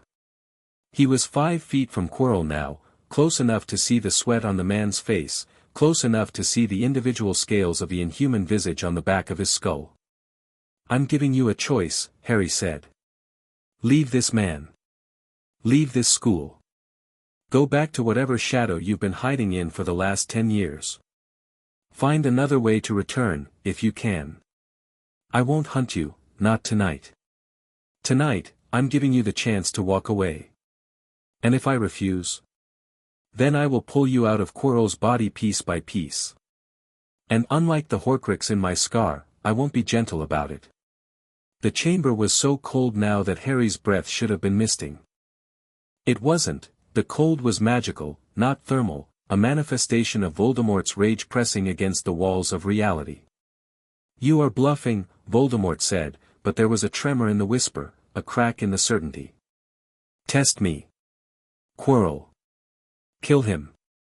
Quirrell moved. Fast, faster than a man under that much strain should have been able to, his wand sweeping up, green light already forming at the tip, the killing curse building with the ease of muscle memory. Harry didn't dodge. He didn't shield. He raised his right hand, palm out, and caught the spell. The killing curse, the Avada Kedavra, the unblockable, unshieldable death sentence that had murdered his parents and 1,000 others, struck his palm and stopped. Not deflected. Not absorbed.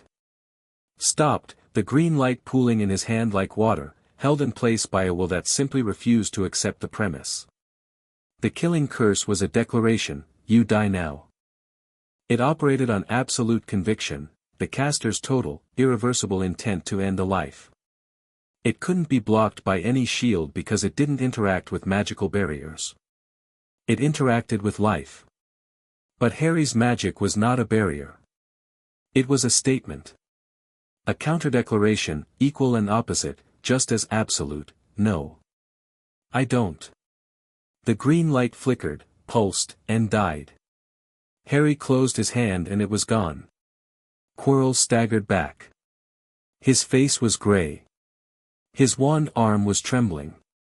Behind his head, Voldemort's face was, for the first time in its existence, blank. Completely, totally blank. The expression of something that had run out of paradigm. I asked you to leave, Harry said. His voice hadn't changed. Same tone, same volume, same calm. I'm asking again. This is the second time. There won't be a third. The chamber hummed. The castle hummed. The wards of Hogwarts, ancient and vast and suddenly very, very alert, pressed inward like the walls of a closing fist. Voldemort looked at Harry through Quirrell's skull, and something happened that had not happened since a prophecy was spoken in a room above a pub in Hogsmeade. Something shifted in the deep structure of magical fate, a pivot point, a hinge, the moment where one future ends and another begins. This is not over, Potter, Voldemort hissed. It will be. But not tonight, if you choose wisely. A long, terrible moment. The cold peaked, then broke, then receded. Quirrell screamed, a raw, animal sound, and his body convulsed, his back arching, his hands clawing at his own skull. Something dark and formless tore itself free from the back of his head, a shadow made of smoke and malice, and it hung in the air for a single heartbeat, those red eyes burning, before it fled. It passed through the chamber wall like a ghost. Through the stone, through the wards, which snapped at it, tore pieces from it, left it diminished and screaming, and out into the night. Gone. Retreating. Choosing, for the first time in its miserable half-existence, to run. Quirrell collapsed. Harry was at his side instantly, catching the man before his head hit the stone floor. Quirrell was convulsing, foam at his mouth, his magical cord guttering like a candle in a hurricane. The possession had been sustained for months, maybe longer, and the abrupt departure of the parasitic entity had left catastrophic damage. System, Harry said. Assessment. Severe magical core depletion. Neural damage from sustained possession. Organ failure beginning in the liver, kidneys, the parasite was using his body as fuel. He will die in approximately 4 minutes without intervention. Harry laid Quirrell flat on the floor. He placed both hands on the man's chest and pushed. Not physically, magically. Healing energy, vast and sustained, flooding into Quirrell's broken body like sunlight into a dark room. He rebuilt the man's organs. Repaired the neural damage. Stabilized the magical core, feeding it energy until it could sustain itself, like jump-starting a dead battery. It was the most complex healing he'd ever attempted on another person, and he did it on a stone floor in a dungeon by torchlight while the mirror of Eriste watched with its ancient, impassive glass. It took 7 minutes. When he was done, Quirrell was breathing. Unconscious, pale, damaged in ways that would take months to fully recover, but alive. Harry sat back on his heels and let out a long breath. "Sir, you have terrible taste in parasites," he told the unconscious man. "The Philosopher's Stone," the system said. Harry looked at the mirror. It stood in the center of the chamber, gleaming, waiting. He walked over to it and looked into the glass. He saw himself. Not his parents this time, himself. Alone, standing in the chamber, exactly as he was. No additions. No wishes. No desperate, aching want. But the reflection smiled at him, and reached into its pocket, and pulled out a small, blood-red stone, and placed it in its pocket. And Harry felt a weight appear in his own pocket, real, physical, heavy. He reached in and pulled out the Philosopher's Stone. It was smaller than he'd expected. Roughly cut, deep red, warm to the touch. He could feel the magic in it, old, dense, a lifetime of alchemical genius compressed into a crystal the size of a walnut. The elixir of life. The secret of transmutation.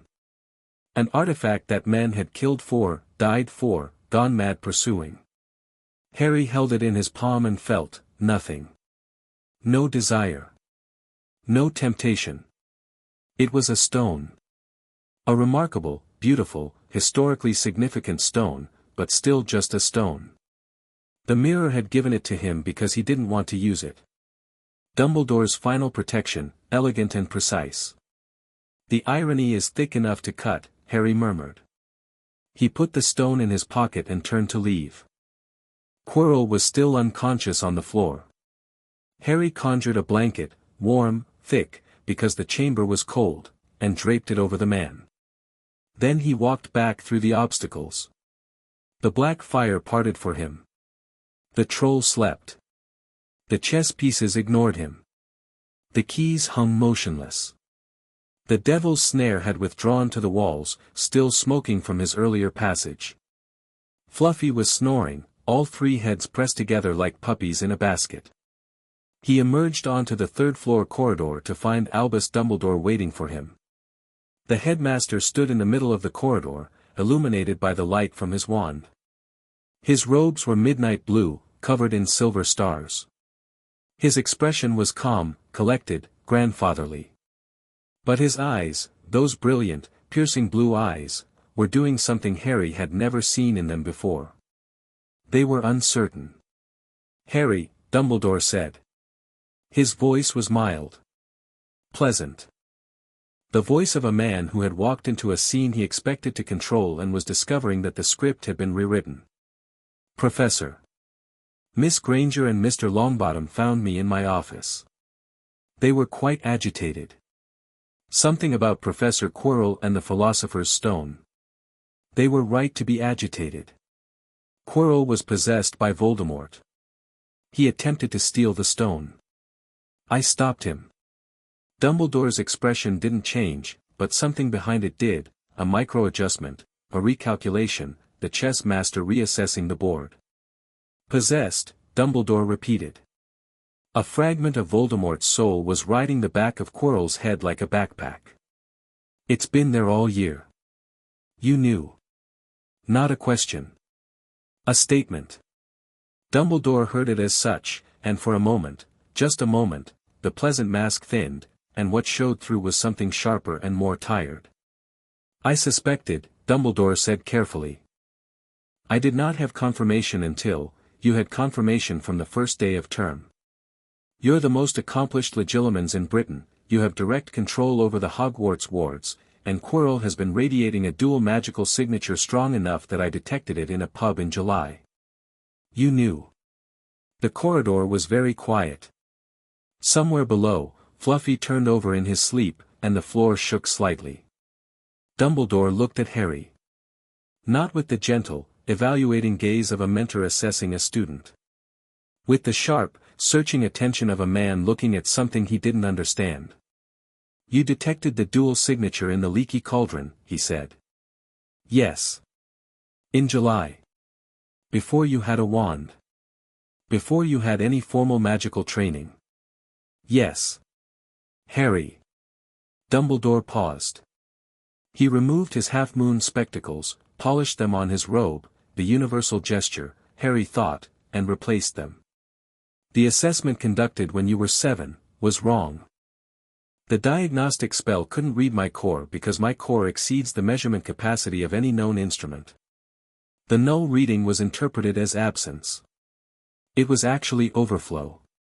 Dumbledore stared at him. For the first time in Harry's experience, and, he suspected, for the first time in a very long time, Albus Dumbledore was at a loss for words. "Healer Stroud's spell couldn't find the boundaries of your magic," Dumbledore said slowly, "because there are no boundaries." "Correct. And you've known this since you were 7. Something woke up in me that night. After the assessment. It's been teaching me ever since. Something. What kind of something? I'm not entirely sure. An interface. A connection to my own magic that operates at a level I don't have a complete framework for. It doesn't control me. It doesn't direct me. It shows me what I'm capable of, and I choose what to do with it." Dumbledore was quiet for a long time. The torchlight flickered. In the distance, the castle's wards hummed their ancient, patient song. "I owe you an apology," Dumbledore said. Harry hadn't expected that. "For what?" "For leaving you with the Dursleys. For accepting the Squib assessment, even though every instinct I had told me it was wrong. For designing the protections on the stone with the assumption that you would need to be guided to them gradually, heroically, according to a narrative that," he stopped. Took a breath. "I am a very old man, Harry. And I have spent a very long time believing that I know best. Tonight, you have shown me that in your case, at least, I was profoundly mistaken." Harry looked at the greatest wizard of the age, this brilliant, flawed, well-intentioned man who had spent a decade moving pieces on a board and had just discovered that one of his pawns was a player, and felt something complicated that took a moment to identify. Not anger. He'd expected anger, had prepared for it, had rehearsed the righteous confrontation in his head a dozen times. But standing here, looking at Dumbledore's face, the genuine regret in those blue eyes, the weight of a century of decisions pressing down on narrow shoulders, Harry found that anger had been replaced by something more useful. Understanding. "You did what you thought was right," Harry said. You were working with incomplete information, and you made choices based on assumptions that turned out to be wrong. I can forgive that. What I can't forgive, and what I won't accept going forward, is being managed. I'm not a piece on your board, Professor. I'm not a weapon to be aimed. If you want my help, and you're going to need it, because Voldemort is coming back, and next time he'll be stronger, then we work together. As allies. With honesty. Dumbledore looked at him for a long, waited moment. You're 11 years old, he said. I know. It's been a hell of a year. Dumbledore laughed. It was short, surprised, entirely genuine, the laugh of a man who'd been caught off guard by something human and good. Allies, then, Dumbledore said. With honesty. I can't promise perfection, old habits are remarkably persistent, but I can promise effort. That's enough. Harry reached into his pocket and pulled out the Philosopher's Stone. It glowed faintly in the torchlight, deep red, beautiful and dangerous. This should go back to Flamel, Harry said, handing it over. It's his. Not yours, not the school's, not a game piece. He made it, and he should decide what happens to it. Dumbledore took the stone. His long fingers closed around it, and something passed across his face, not desire, but memory. Old memory, old friendship, old shared wonder at the possibilities of magic. Nicholas will be pleased to hear that, he said quietly. And surprised. I don't think he expected a child to be the one to say it. I'm full of surprises. Yes. I'm beginning to appreciate that. They stood in the corridor, the old wizard and the young one, and the castle breathed around them, and the wards hummed, and somewhere in the night a broken fragment of the darkest wizard in history was fleeing through the darkness, diminished and furious and afraid. Quirrell is alive, Harry said. He's unconscious in the final chamber. The possession caused significant damage, but I healed the worst of it. He'll need St. Mungo's. Dumbledore's eyebrows rose. You healed him. He was dying. The parasite had been consuming him from the inside. When Voldemort left, it was like removing the plug from a drain, everything started shutting down. And you, repaired the damage. Wandlessly, I assume. I put my hands on his chest and rebuilt his organs. It's not complicated, it's just energy applied with precision. The human body wants to be whole. You just have to remind it how. Dumbledore closed his eyes briefly. When he opened them, there was something new in his expression, not calculation, not assessment, but awe. The real kind, unguarded, the response of someone who had spent a century studying magic and was seeing something that exceeded his understanding. Harry. In my lifetime, I have encountered exactly 2 wizards capable of healing at that level. One was Nicholas Flamel, after 600 years of practice. The other was Merlin, in the historical record. He paused. You are 11. I've been told age isn't everything. It isn't. But it puts things in perspective. They walked together back through the castle. Dumbledore sent a Patronus, a phoenix, silver and shining, to summon Madame Pomfrey for Quirrell. He walked Harry to the entrance of Gryffindor Tower, and they stood outside the portrait of the fat lady, who was pretending to be asleep but was clearly eavesdropping. One more thing, Harry said. The Horcrux. Dumbledore went very still. I beg your pardon. The fragment of Voldemort's soul that was embedded in my scar. You knew about it. You've known for years, maybe since the night my parents died. It's one of the reasons you left me with the Dursleys, isn't it? The blood protection, Lily's sacrifice, it was containment as much as it was protection. The silence that followed was the heaviest of the night. Dumbledore's face was a study in conflicting emotions, shock, guilt, the desperate calculation of a man whose deepest secret had just been spoken aloud by the child it concerned. You knew, Harry said again, gentle now. And you didn't tell anyone.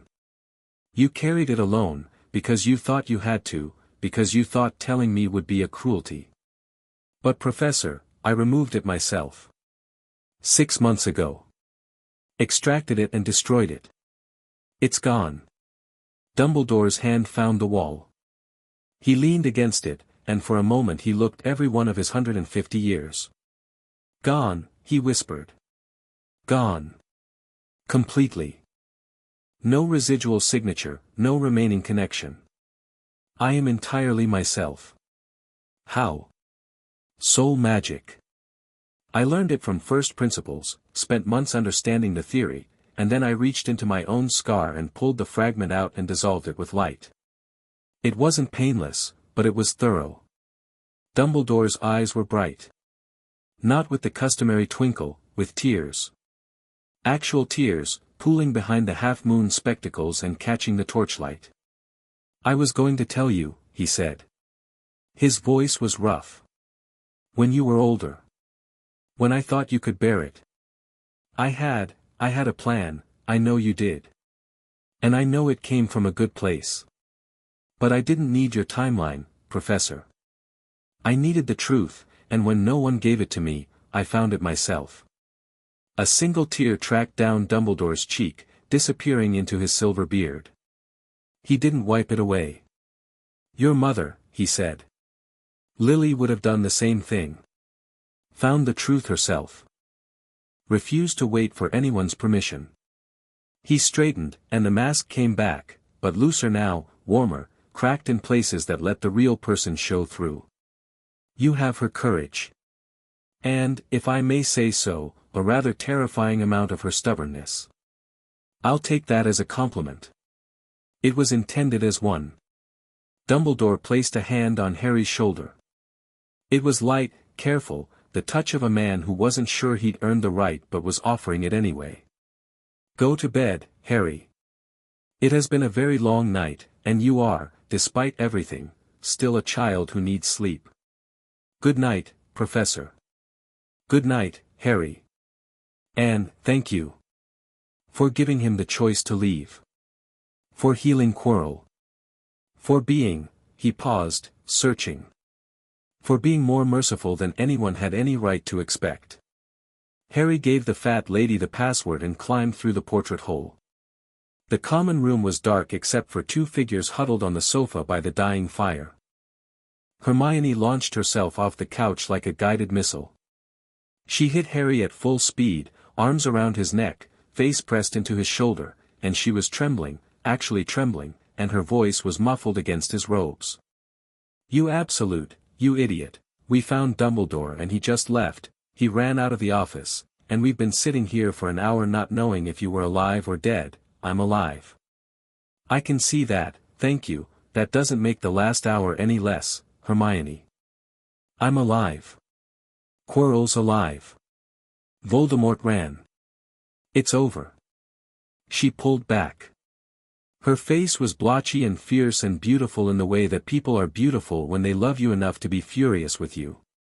Neville was standing behind her, and he wasn't crying, but his eyes were red, and Trevor was clutched against his chest with the grip of someone holding on to the only solid thing in the world. Is it really over? Neville asked. Harry thought about that.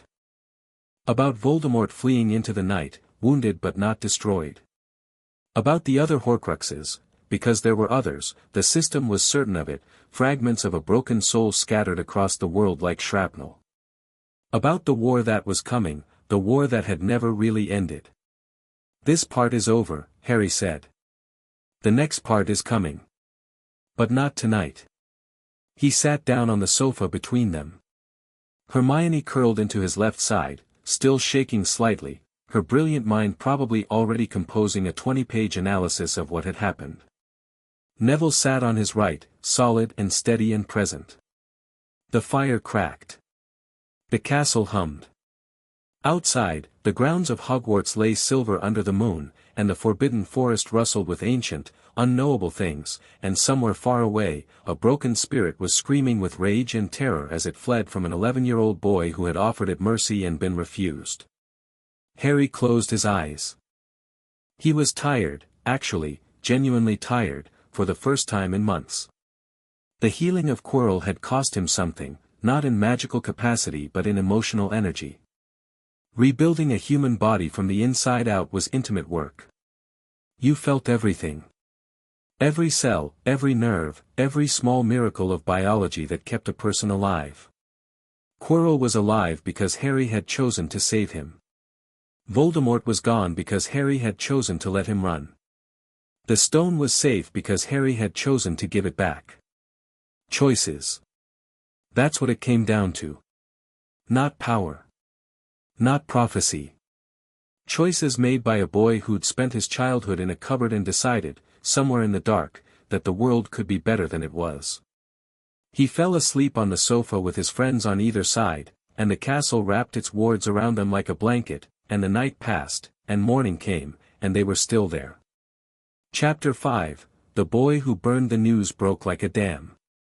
Not immediately, Dumbledore contained it for almost 48 hours, which was impressive given that the Hogwarts rumor mill operated at roughly the speed of light and with approximately the same energy.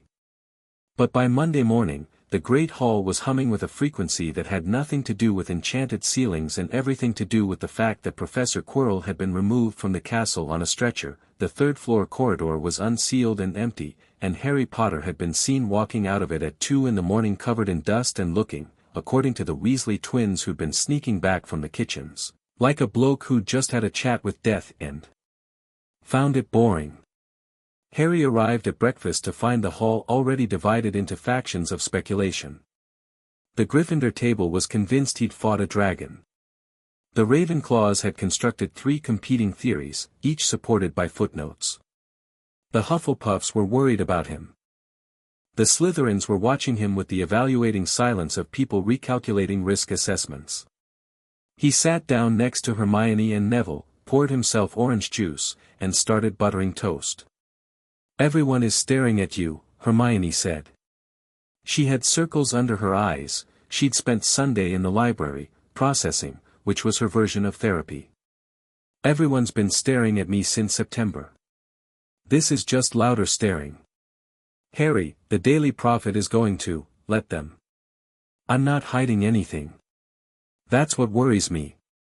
The owl post arrived in its usual avalanche of wings and parcels.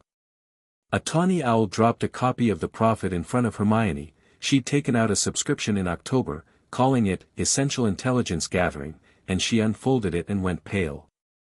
The headline was enormous. "Boy who lived confronts HEWHO must not be named at Hogwarts, Philosopher's Stone recovered, Professor possessed." Below it, a photograph of Harry from the start of term feast, looking calm and small and absolutely nothing like the boy who had caught a killing curse in his bare hand 12 hours ago. "Well," Harry said, reading over her shoulder. "At least they got the spelling right." "Harry. They're calling you." Hermione scanned the article, her eyes moving at a speed that would have impressed a court stenographer. "The most significant magical talent to emerge in a generation, unprecedented display of power, ministry sources expressing concern, they're afraid of you."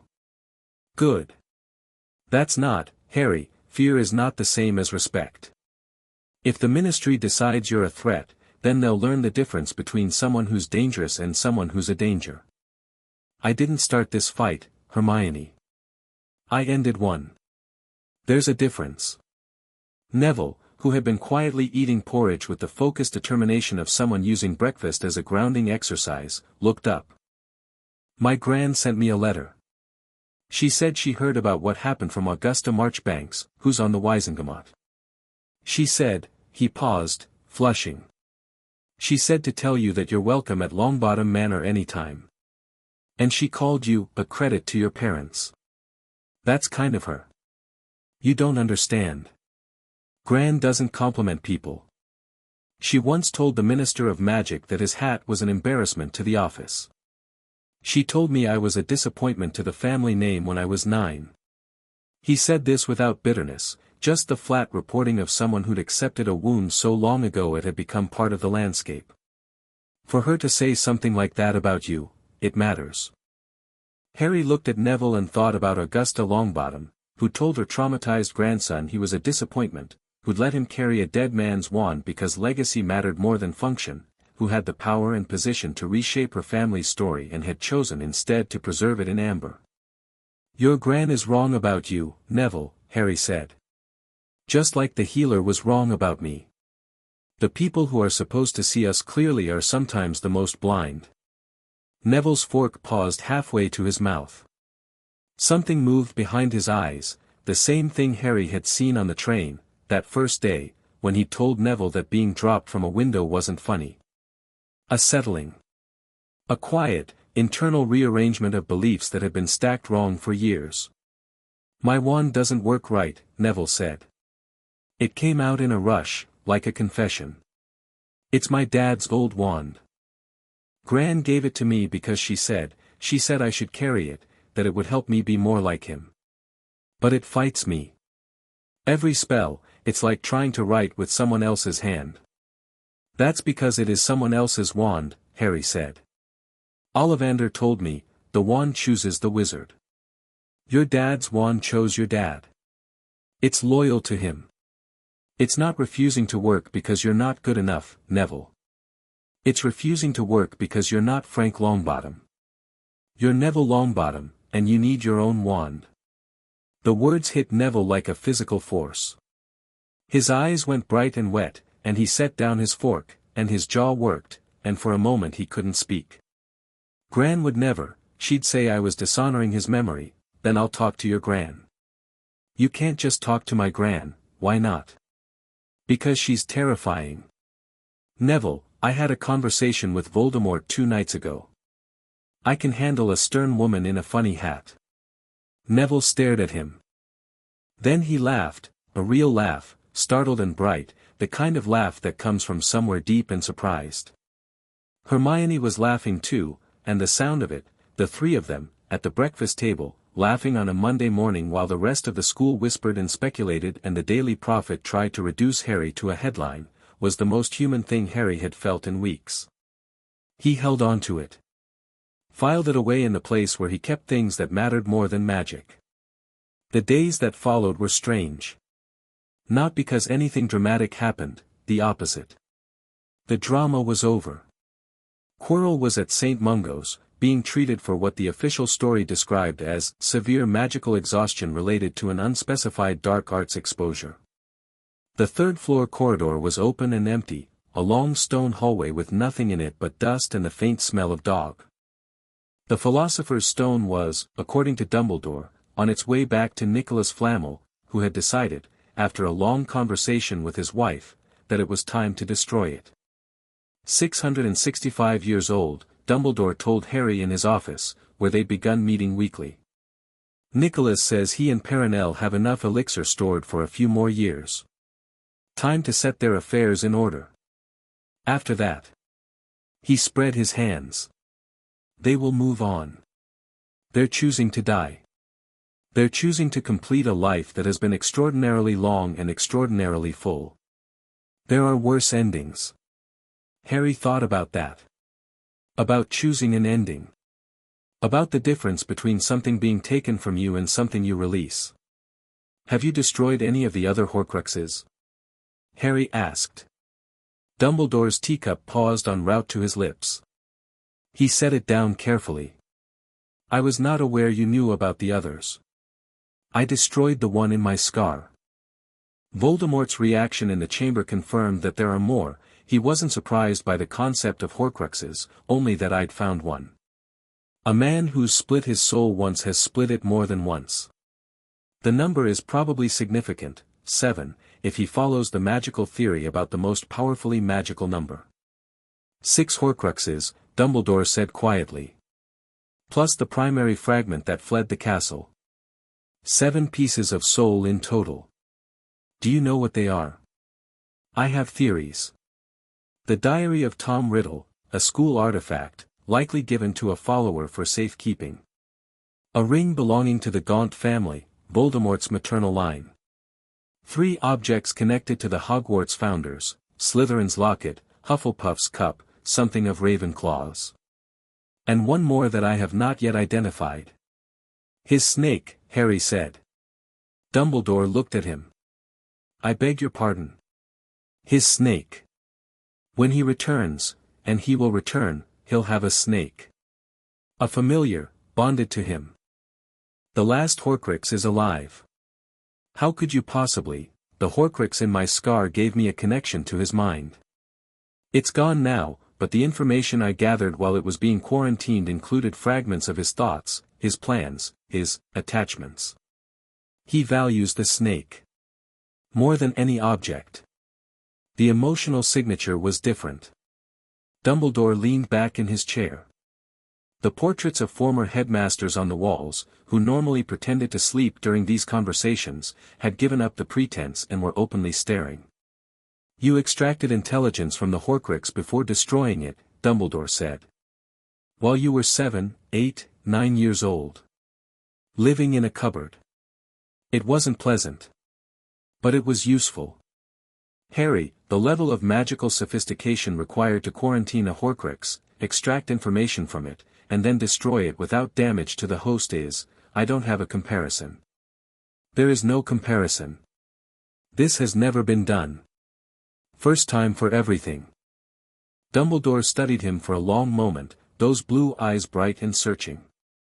Then he did something unexpected. He smiled, a real smile, warm and slightly sad, the smile of a man recognizing that the future had arrived ahead of schedule and was nothing like he'd planned. You remind me of someone, he said. My mother. Myself. At your age, I was convinced I was the most gifted wizard alive. I was very nearly right, which made me very nearly insufferable.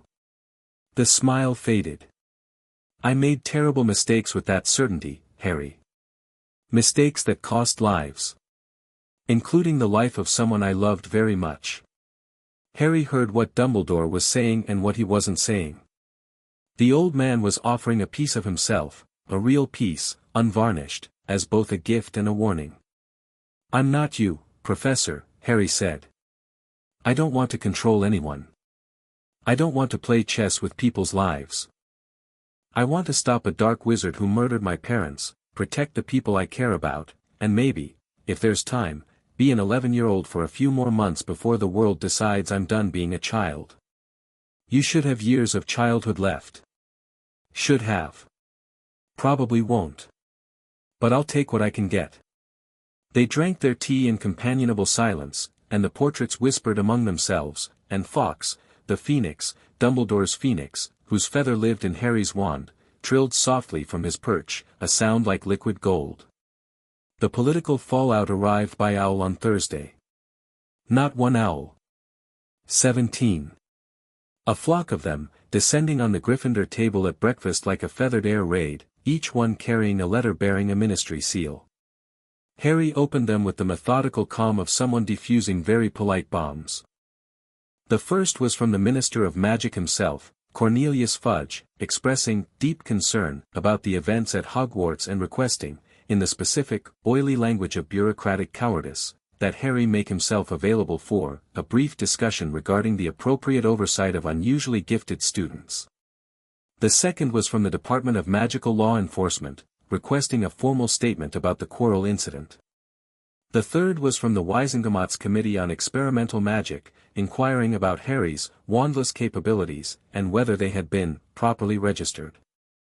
The 4th through 17th were variations on the same theme. The Ministry of Magic, which had declared Harry Potter a squib at age 7 and filed the paperwork with the cheerful efficiency of bureaucrats everywhere, now wanted to understand, contain, classify, and ultimately control the boy who'd made their assessment look like the joke it was. Harry read all 17 letters. Then he stacked them neatly, placed them in the center of the table, and set them on fire. Not dramatically.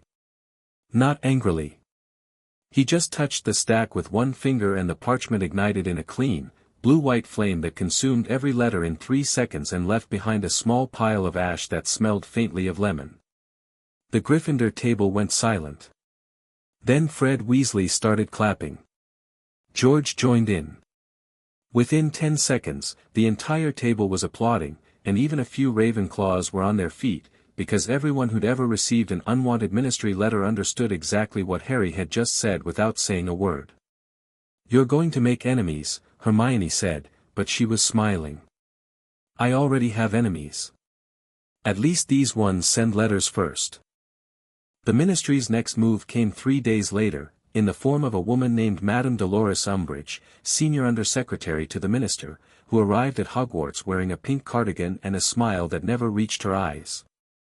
She sat in on Harry's classes for 2 days, taking notes on a clipboard with a quill that scratched like fingernails on a chalkboard. Harry ignored her completely. He attended his classes, performed the coursework, helped Neville with his levitation charm, debated theory with Hermione, lost at chess to Ron, and did not once acknowledge the pink-clad toad sitting in the back of every room making passive-aggressive notes about his unregulated magical output. On the second evening, she cornered him in the corridor outside the Great Hall. "Mr. Potter." Her voice was high and sweet, like sugar dissolved in poison. "A moment of your time." "Of course, Madame Umbridge. The ministry is very interested in your talents, dear. Very interested indeed. Minister Fudge has asked me to convey his personal admiration for your, shall we say, unique abilities. That's kind of him. He would very much like to arrange a meeting. An informal chat. Nothing to worry about. Just a conversation about how the ministry might best support your development. Support my development. Guide it, if you will. Channel it appropriately. Ensure that your remarkable gifts are put to the best possible use for the wizarding community." Harry looked at Dolores Umbridge. He looked at the sweet smile and the pink cardigan and the toad-like eyes that were calculating the angles even as her mouth produced platitudes. He looked at her, and he understood exactly what she was, not evil, not in the way Voldemort was evil, but something in some ways worse. A functionary. A system operator. Someone who would file the paperwork to lock a child in a cage and sleep soundly that night because the forms had been filled out correctly. "Madame Umbridge," Harry said. "I'm going to be direct with you, because I think you're a person who appreciates clarity. Of course, dear. The ministry declared me a squib when I was 7 years old. They filed an official assessment with a null magical reading. They stamped it, archived it, and forgot about me. For 4 years, I was nobody. I didn't exist in your system. No one from the ministry checked on me. No one asked if I was safe, or fed, or loved. I was a line in a file, and the line said null, and that was enough." Umbridge's smile had frozen. Not disappeared, frozen, like a pond in the first moments of winter, the surface intact but the warmth gone. "Now," Harry continued, "I walk into Hogwarts and do something that makes your assessment look foolish, and suddenly the ministry is very interested in my development. Suddenly I'm not a null reading, I'm a resource. An asset. Something to be guided and channeled and put to the best possible use." He paused. "I am not a resource. I am not an asset. I am an 11-year-old boy who survived your system's failure and taught himself magic in a cupboard because no one in your ministry cared enough to look twice at a piece of paper." The corridor was empty. Just Harry and Umbridge and the torchlight and the sound of dinner being served in the hall beyond the doors. Umbridge's smile had become something else, something rigid and flat, like a mask nailed in place. Behind it, her eyes were doing rapid, furious calculations. "The ministry has the authority, it's given by the people it serves. It does not have authority over me. Not legally, not magically, not morally. I am a student at Hogwarts, which is an independent institution with its own charter. My education is governed by the Board of Governors, not the minister's office. And my magic," he held up his hand, and a small, perfect flame danced above his palm, blue-white and steady. "Is mine." The flame reflected in Umbridge's eyes. Something moved behind them, not fear, exactly, but the cousin of fear. The recognition of something outside her category system, something that couldn't be filed or stamped or archived. "You may tell the minister," Harry said, "that I appreciate his interest. And that if he'd like to discuss anything with me, he can write to me at Hogwarts. I'll even read the letter before I burn it." He walked past her into the Great Hall, and she stood in the corridor for a long time, alone, and the torches flickered, and the castle's wards hummed with something that sounded remarkably like laughter. Umbridge left the next morning. She did not say goodbye. A week later, a small notice appeared in the Daily Prophet. The Ministry had quietly expunged Harry Potter's Squib assessment from the official record. His magical status was reclassified as indeterminate, exceeds standard measurement. It was the bureaucratic equivalent of throwing up your hands. Hermione cut out the notice and pinned it to the common room bulletin board. Below it, in her neat handwriting, she added, "When the cup can't hold the ocean, the cup is the problem." February brought snow and Quidditch and the slow, wonderful process of a school year finding its rhythm. The shadow of Voldemort's departure lingered, Dumbledore was more alert, the staff more watchful, the wards reinforced, but for the students, life went on. Homework was assigned. Exams were threatened. Neville's toad escaped. Hermione read 17 books about wandless magic and came to Harry with a 40-page analysis and a list of experiments she wanted to try. Harry let her try them. He sat in an empty classroom after hours and served as her test subject, control group, and theoretical sparring partner while she methodically deconstructed his abilities and tried to build a framework that could explain them. She couldn't. Not entirely. But she got closer than anyone else had. "It's not that you're more powerful than other wizards," she said one evening, surrounded by parchment and the remains of sandwiches that Neville had brought from the kitchens. "That's the wrong frame. More powerful implies the same thing, just bigger. You're not doing bigger versions of normal magic. You're doing something categorically different. Explain." Normal magic operates through a chain: intent, core, wand, spell, effect. Each link shapes and constrains the next. Your intent passes through a core that has no constraints, with or without a wand, with or without a spell. The chain doesn't shape your magic shapes the chain. It's like, she waved a hand, searching. Everyone else is making music by pressing keys on a piano. You're making music by being music. Harry turned that over in his mind. It was, he thought, the closest anyone had come to describing how it actually felt. "That's beautiful, Hermione. It's terrifying, is what it is." But she was grinning. The grin of a scientist who'd found something genuinely new. "Harry, if I'm right, and I think I am, then the standard model of magical education is fundamentally inadequate for you. Hogwarts can't teach you. Not because the teachers aren't good, but because the entire curriculum is built around a chain-based model that doesn't apply to you." "I know. Then why are you here?" Harry looked at her, this fierce, brilliant girl sitting cross-legged on a classroom floor with ink on her fingers and parchment in her hair, and smiled. "Because you're here," he said. "Because Neville's here. Because this morning Ron beat me at chess in 9 moves and then spent 20 minutes explaining why I'd lost, and I learned more about strategic thinking from that conversation than from any book. Because last week Hagrid showed me his pumpkin patch and I helped him enlarge them with a growth charm and he was so happy he cried into his beard. Because," he stopped. Collected himself. This was more than he usually said about things that mattered. "Because magic isn't the only thing worth learning," he said. "And power isn't the only thing worth having. I spent 4 years alone in a cupboard getting powerful. What I need now, what I actually need, is to learn how to be a person. A whole person. And I can't do that alone." Hermione's eyes were bright. She didn't say anything for a moment, which was unusual for her. When she spoke, her voice was quiet. "You're the most powerful wizard in the world, and you came to school to learn how to be a person. Is that stupid?" "It's the least stupid thing I've ever heard." She reached over and squeezed his hand, quickly, and then went back to her notes with aggressive focus, and Harry watched her work and felt the warmth of it, the simple, extraordinary warmth of being known.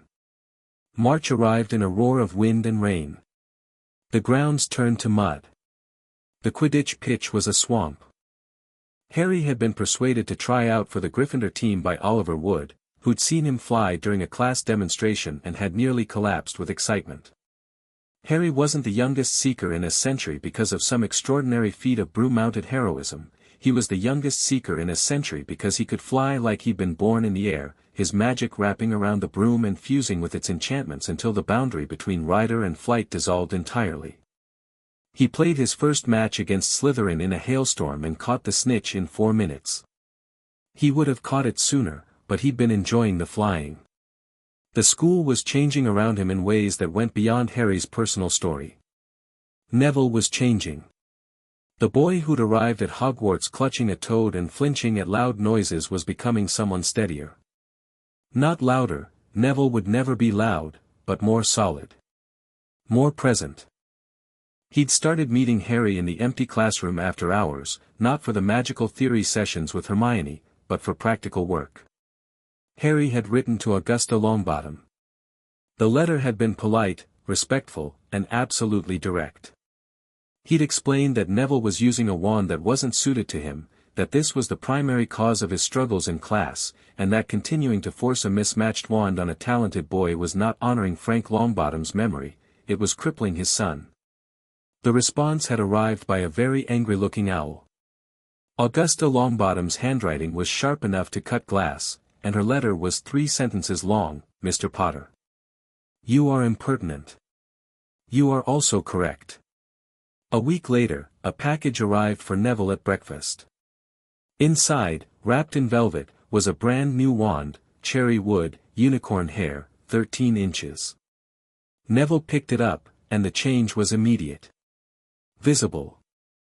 A warmth flooded his face, and a shower of red and gold sparks erupted from the wand's tip, and the great hall went quiet because everyone could see it, the moment a boy found the piece of himself that had been missing.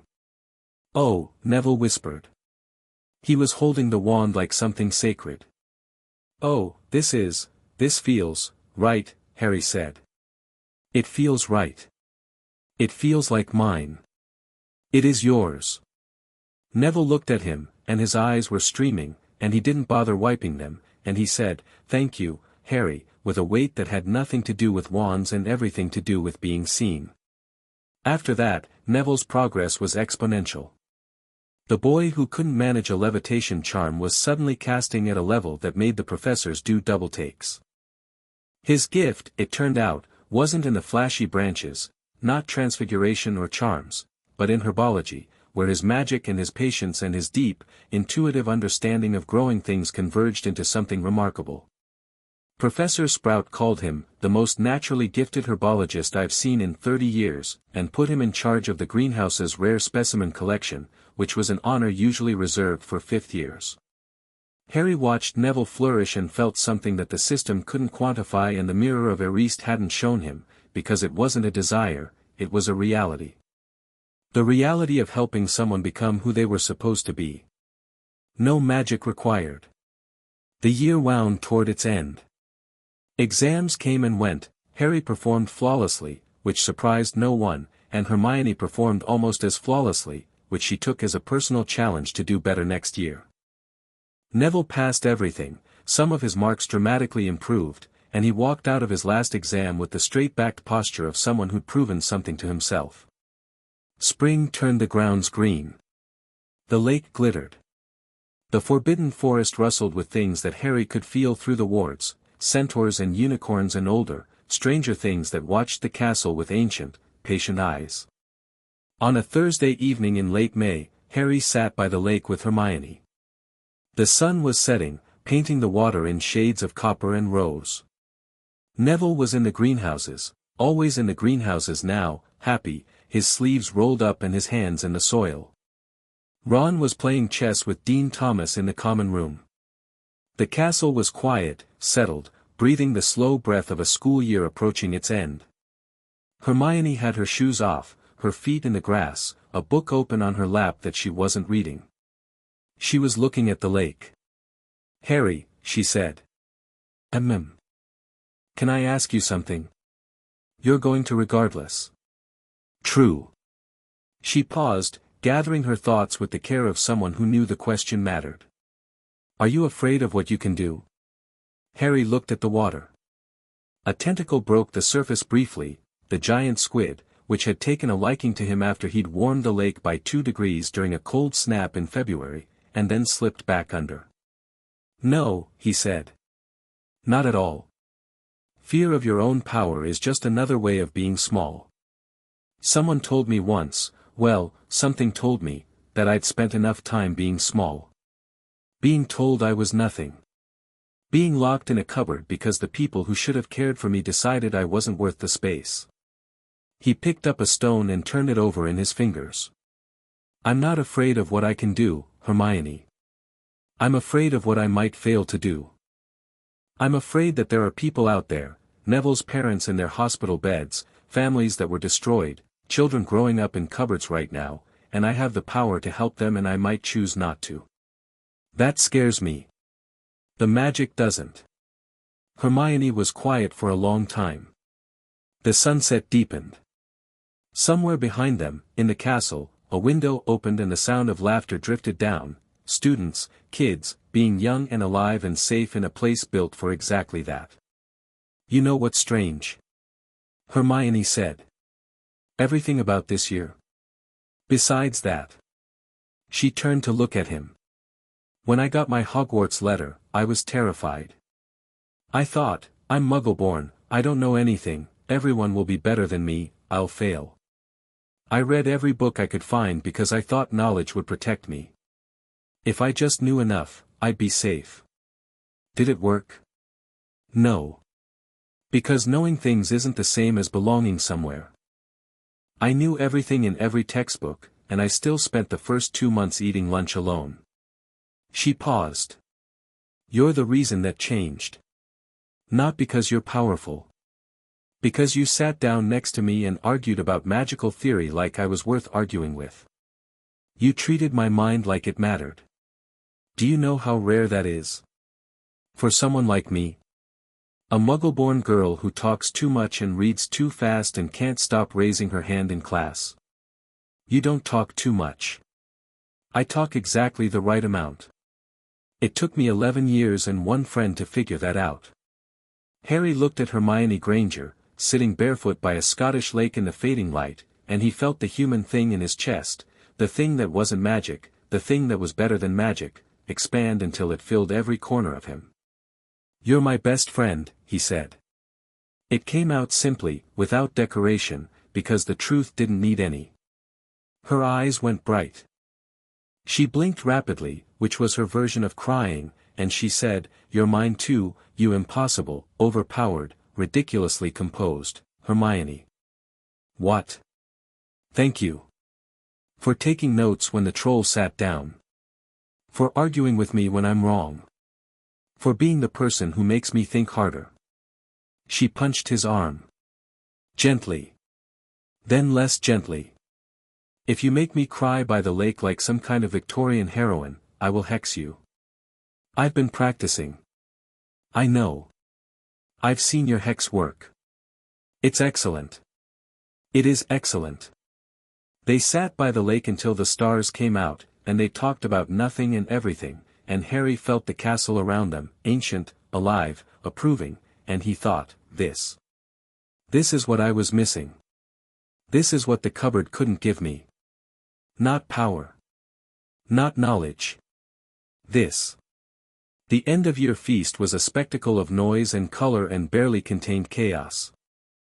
Gryffindor won the House Cup, boosted by a staggering number of points that Harry had accumulated through a combination of academic excellence, saving Hermione from a troll, facing down Voldemort, and, according to a beaming Dumbledore, services to the school that defy conventional scoring.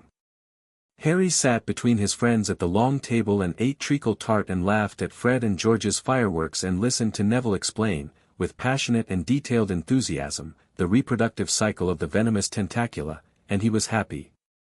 Simply, uncomplicatedly, thoroughly happy. After the feast, as students drifted toward their common rooms, Dumbledore caught Harry's eye across the hall and gave him a small nod. Harry nodded back. An acknowledgement. A partnership, still new and fragile, built on honesty instead of manipulation. Snape was at the high table, watching Harry with that complex, unreadable expression. He'd been different since the Quirrell incident, not warmer, exactly, never warmer, but less hostile. The snarling contempt had been replaced by something more careful.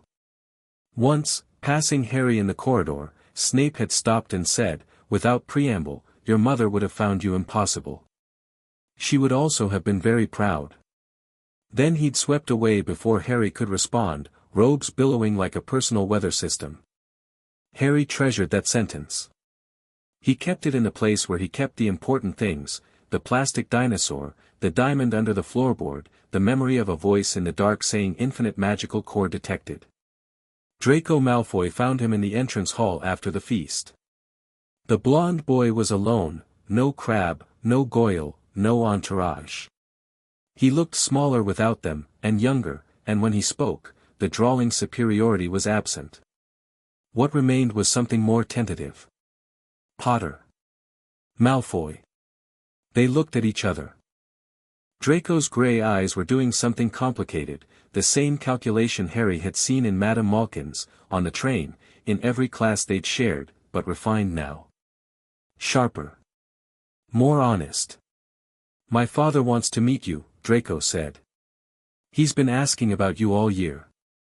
The things you've done, the troll, the stone, Quirrell, he doesn't understand you, and my father doesn't like things he doesn't understand." "What does he want?" "To figure out where you fit. In the system, in the politics, in the—" Draco waved a hand. "In the world he thinks he controls." "And what do you want, Draco?" The question stopped him. Harry could see it, the moment the script ran out and Draco had to think for himself. The moment he had to decide whether to answer as Lucius Malfoy's son or as himself.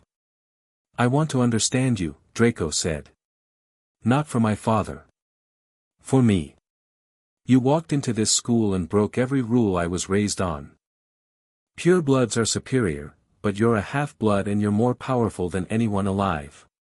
Connections and influence are what matter, but you burned the Ministry's letters at the breakfast table and nothing happened. The Dark Lord is the most dangerous wizard in history, but you faced him and gave him the option to run." He shook his head. "My entire worldview doesn't work anymore. And I need to figure out what does."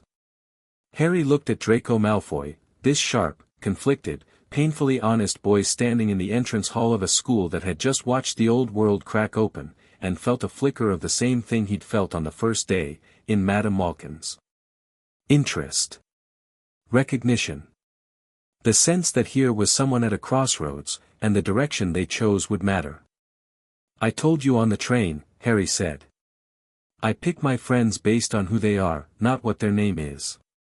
You want to understand me? Start by asking questions instead of making statements.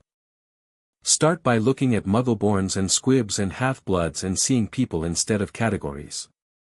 Start by being Draco instead of being a Malfoy. That's not easy. Nothing worth doing is." Draco looked at him for a long, still moment. Then he nodded, once, sharp, decisive, and walked away. Not toward the dungeons. Toward the courtyard, where the night air was cool and the stars were out and a boy could stand alone and think about the shape of his own future. Harry watched him go and thought, maybe. Give him time. Maybe.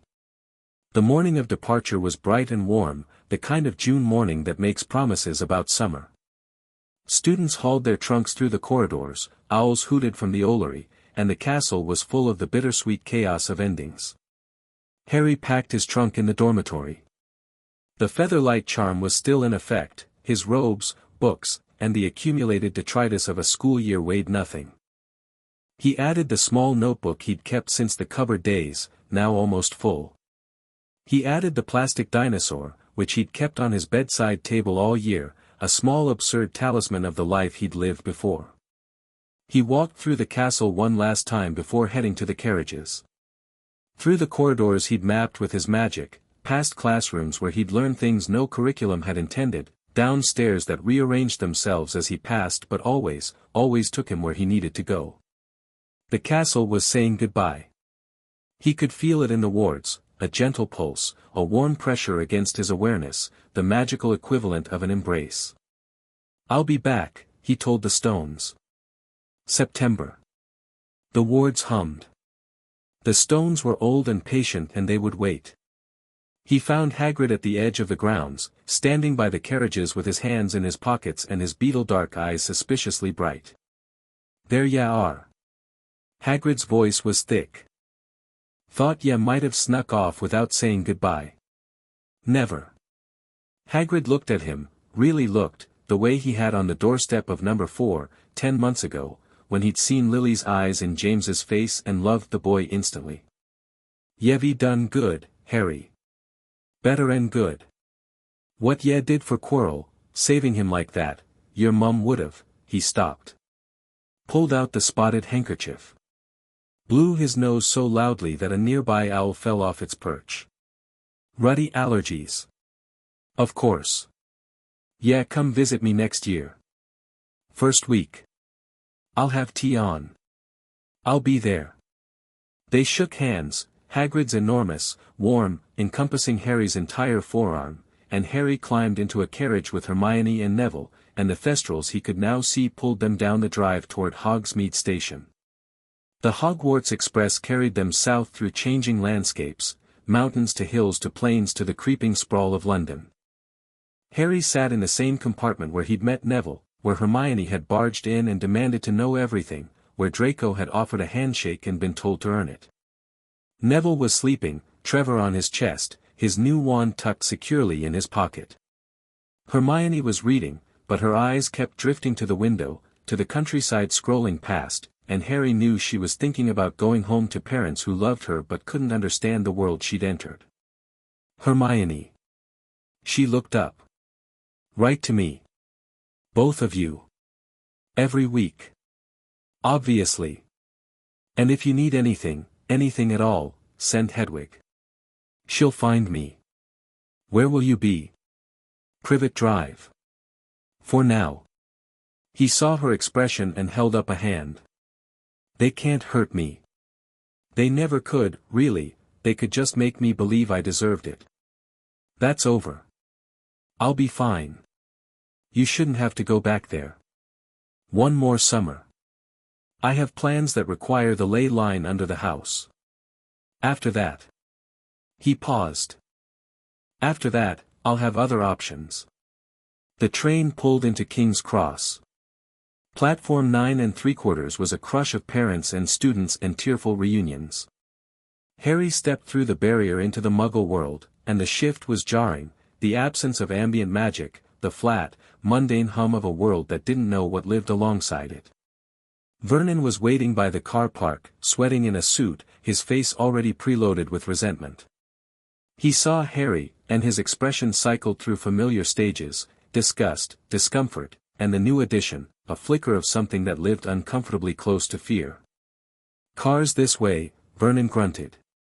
"And don't do any funny business, Vernon," Harry said.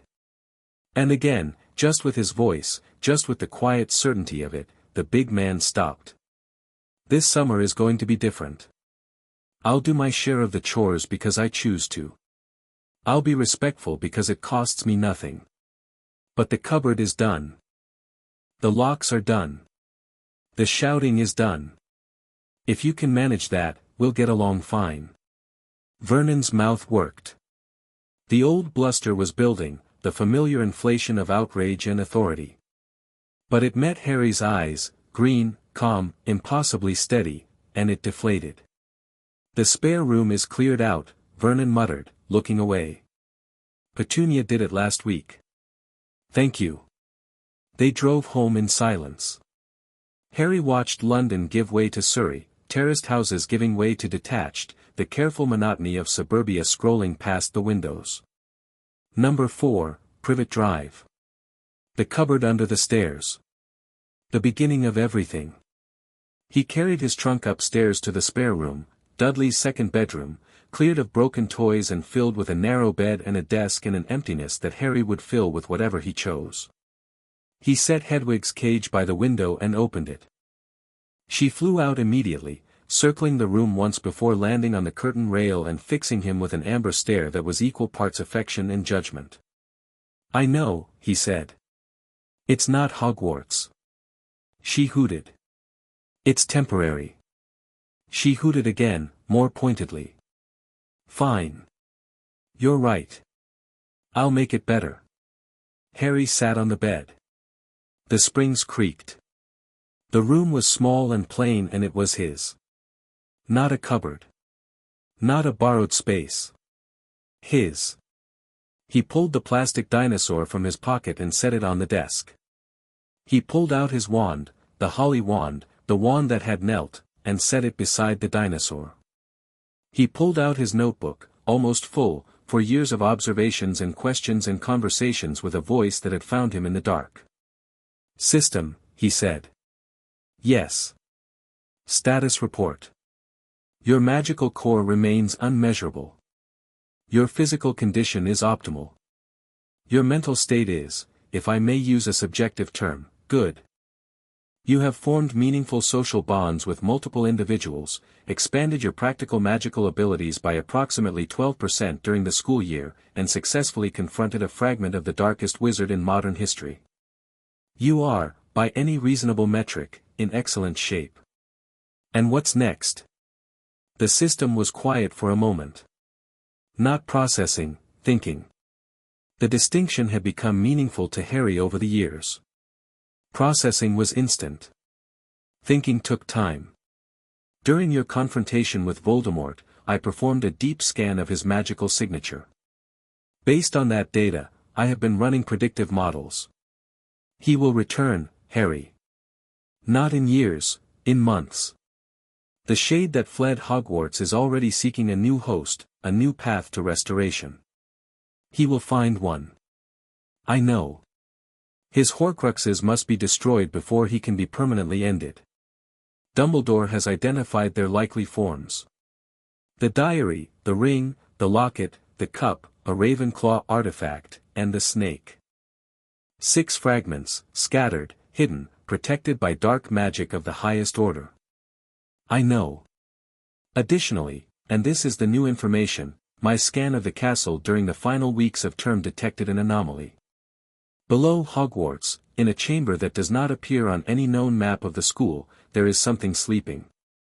It has been sleeping for approximately 1,000 years. Its magical signature is reptilian, ancient, and extraordinarily powerful. Harry went still. What is it? Based on the magical taxonomy I have access to, the signature is consistent with a basilisk. A king of serpents. Capable of killing with direct eye contact.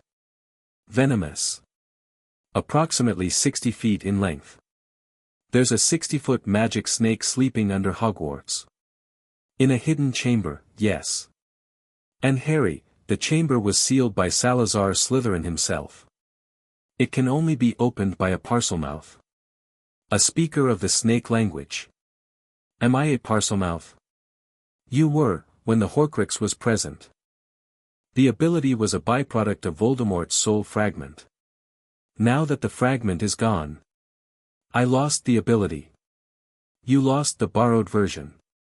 But your core is infinite, Harry. Language is a structure. Structures can be learned.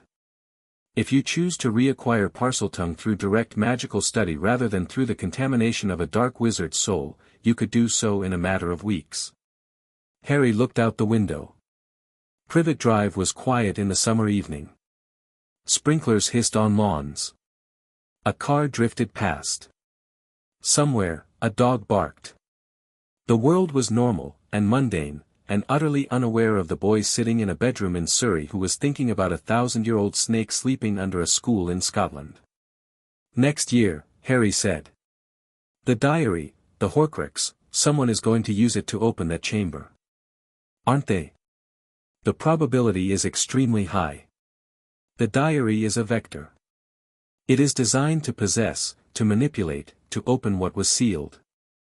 If it reaches Hogwarts, and given Lucius Malfoy's known possession of Riddle-era artifacts, it very likely will, then the basilisk wakes. And students die. If no one intervenes. Harry stood up. He walked to the window and looked out at the fading sky. The stars were coming out, faint behind the light pollution of suburban England, but there. Always there. The same stars he'd watched from the roof of this house for 4 years, learning to feel the universe. Something else, then, he said. Something older than Voldemort. Something that's been sleeping under the school for 1,000 years. Yes. And it's going to wake up. Yes. And I'm going to have to deal with it. Yes. Harry smiled. Not the warm smile he'd given Hermione by the lake, or the kind smile he'd offered Neville over breakfast. A different smile.